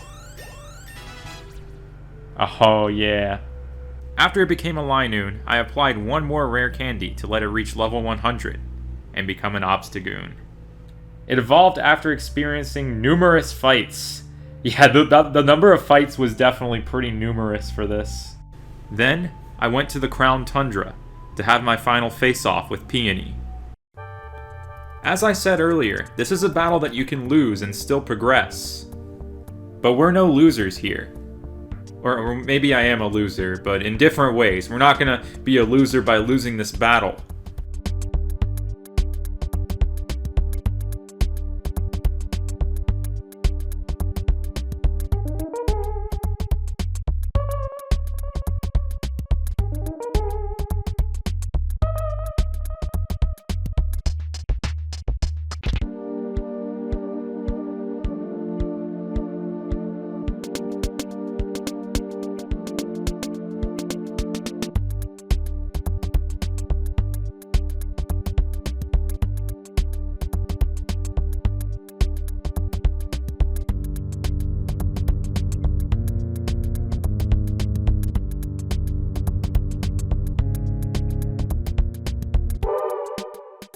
There we go.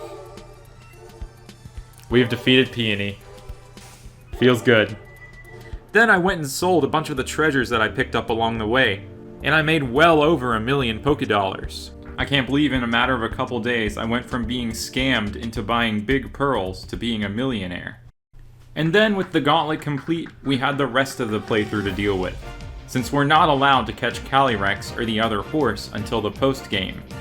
I thought it would be fun to do some Dynamax adventures with viewers on stream, and to catch the first 5 legendaries that I find, and make them members of my team. It's like any kid with an action replay's dream to get a team like this before the first gym, but it's totally possible with no cheating at all. Ho-Oh, nice!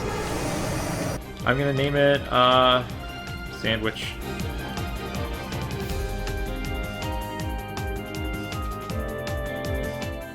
It's a Tapu Fini. Gotta think of, a name real quick. Desk. These legendaries aren't actually part of the Crown Tundra dex, so they're not really a requirement for us to complete this whole quest. Just thought it would be cool to have some of them on the team. It's a Neoligo. Big jellyfish. There were some suggestions in chat for a name, but I've already decided on a name for this thing. I hope you understand and come to terms with the name that I have chosen. Pencil Case.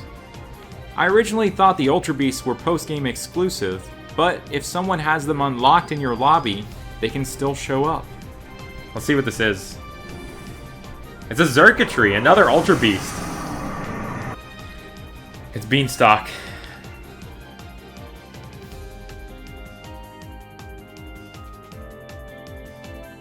Palkia. Nice. Alright, and this thing's nickname, Bus Stop. Alright guys, we're ready for our first Pokemon adventure. Look at this squad. Oh, Xurkitree looks so cool at night. I'm sorry, Hop. I feel so bad for him now. Hop, and pretty much every trainer in the game, could not comprehend the power of my team, and I began a very free victory lap playthrough. November 6th. After that Gauntlet, I have 158 gigabytes of footage for the Crown Tundra movie so far. Oh no. If this video is up multiple months after gameplay, now you know why. Because I have that much footage to go through. But I've got my Switch in handheld mode right here. So I think I'm just gonna casually play through today like this. Maybe go for a nice walk or something.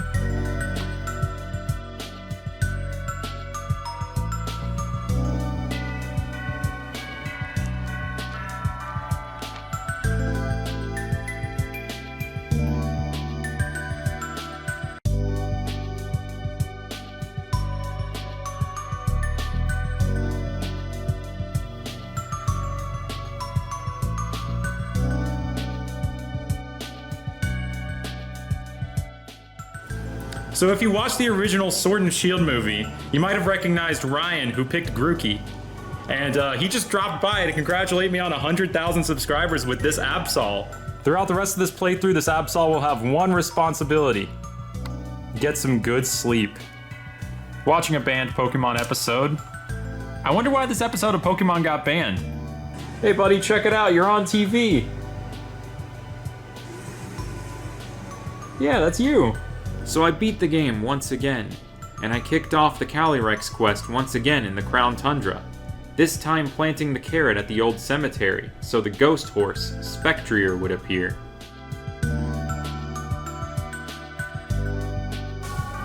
Whoa! I really like its design. The hooves are cool, I didn't notice that.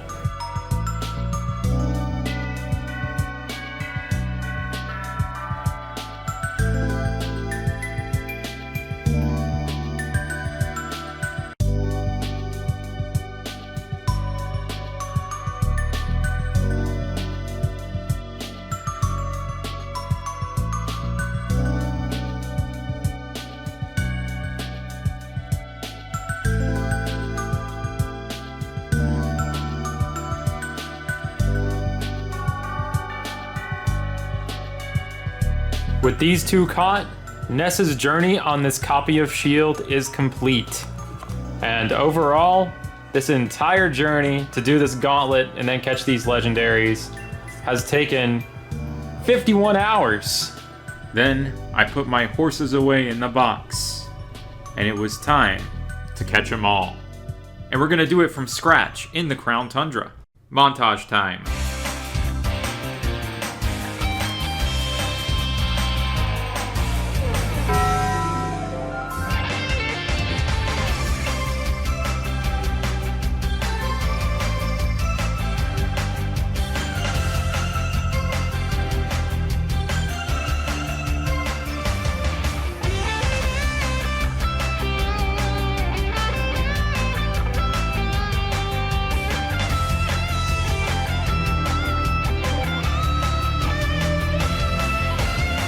There were a few interesting observations that I made on this catching quest. Like how Whalmer appears in the wild here, but isn't in the Crown Tundra dex. And that they changed Beldum's only move from takedown to tackle for the first time in 17 years. I guess to maybe make it easier to capture. And that these Frostmoth at the path to the peak won't seem to budge no matter how many times you honk your bike horn or ring your bike bell, whatever it is. I also noticed that Zubat at the Pokemon Center closes its mouth when you heal it, which looks very unnatural, but it's a very classic Zubathu move. I also had to catch like 20 Sinistea before I could find an antique one. Then I started messing with my Switch's calendar settings to catch all sorts of weather-exclusive Pokemon, and booted up Shield to catch Shield's version exclusives. Wasn't very long before I caught everything available in the wild, so it was time to start hatching. I'm a purist when it comes to making these living dexes, and I don't want to outsource any wild Pokemon from other areas in the game. So for certain evolutionary lines in the Crown Tundra where there might be a Pokemon or two that's not available in the wild, I hatched for them. And I did all the hatching at my favorite spot in the Crown Tundra too, the Crown Shrine, so they'd have a very nice hatched location. I also had a few little dudes who I needed to evolve, but not too many. And within no time at all, my living dex was nearly complete.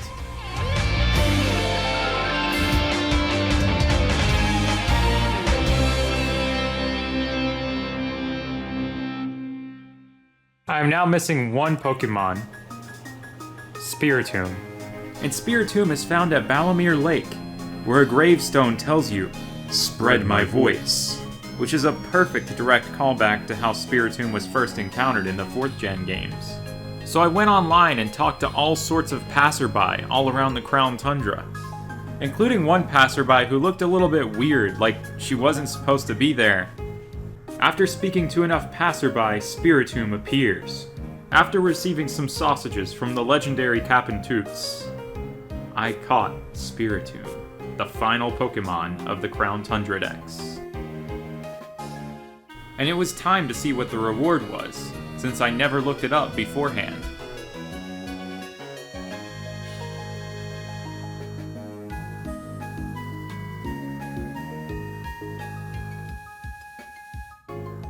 The only unique item reward this time around was another crown, and everything else were just some really nice items to have, like half a level 100 Gauntlet and some gold bottle caps. But the real reward wasn't just some fancy crown, it was actually just the friends we made along the way, and I mean that in an extremely literal sense because we were catching all of these different Pokemon to accomplish this goal.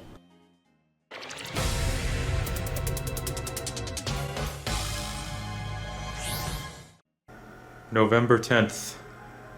My living dex is complete. I woke up today and wondered, what do I do now? I've already received this magnificent crown. And then I realized, maybe I'm not really a king yet. Maybe there's still more for me to do. Maybe I'm just a puppet, attached to the hand of a guy who hasn't done everything in the Crown Tundra yet. So there were just a couple more things I needed to do. By putting all 5 Regis in your party and visiting this empty raid den in the Giant's Bed, you're able to go into another one of those special solo raid battles with the Regigigas, and it can actually be shiny hunted. This is actually a loose end that I have still yet to tie up, because I decided in that moment, I will shiny hunt this one day. And the second thing was an encounter with a mythical Pokemon that I thought was such an interesting and unique surprise that I'm not even going to spoil what Pokemon it was, or show the capture of it, or even show how you cause it to appear other than this pot right here. This encounter was seriously so well hidden, and what you do to make it appear was so cleverly thought out, to the point where I think it would be a disservice to spoil what this is to anyone who is watching who might not already know. You could argue that I still have some things to do with Dynamax Adventures, but I think at this point I've covered pretty much everything in the Crown Tundra that I want to in this movie. I feel like the Sword and Shield expansion pass has really changed the way that I see these games. And the past year that I've spent with them is pretty unforgettable, but that might be in part due to the fact that I've made 3 movies about them so far. But anyway, even though this movie's ending, the Pokemon adventures never really end. So I've got a lot more in store for the future.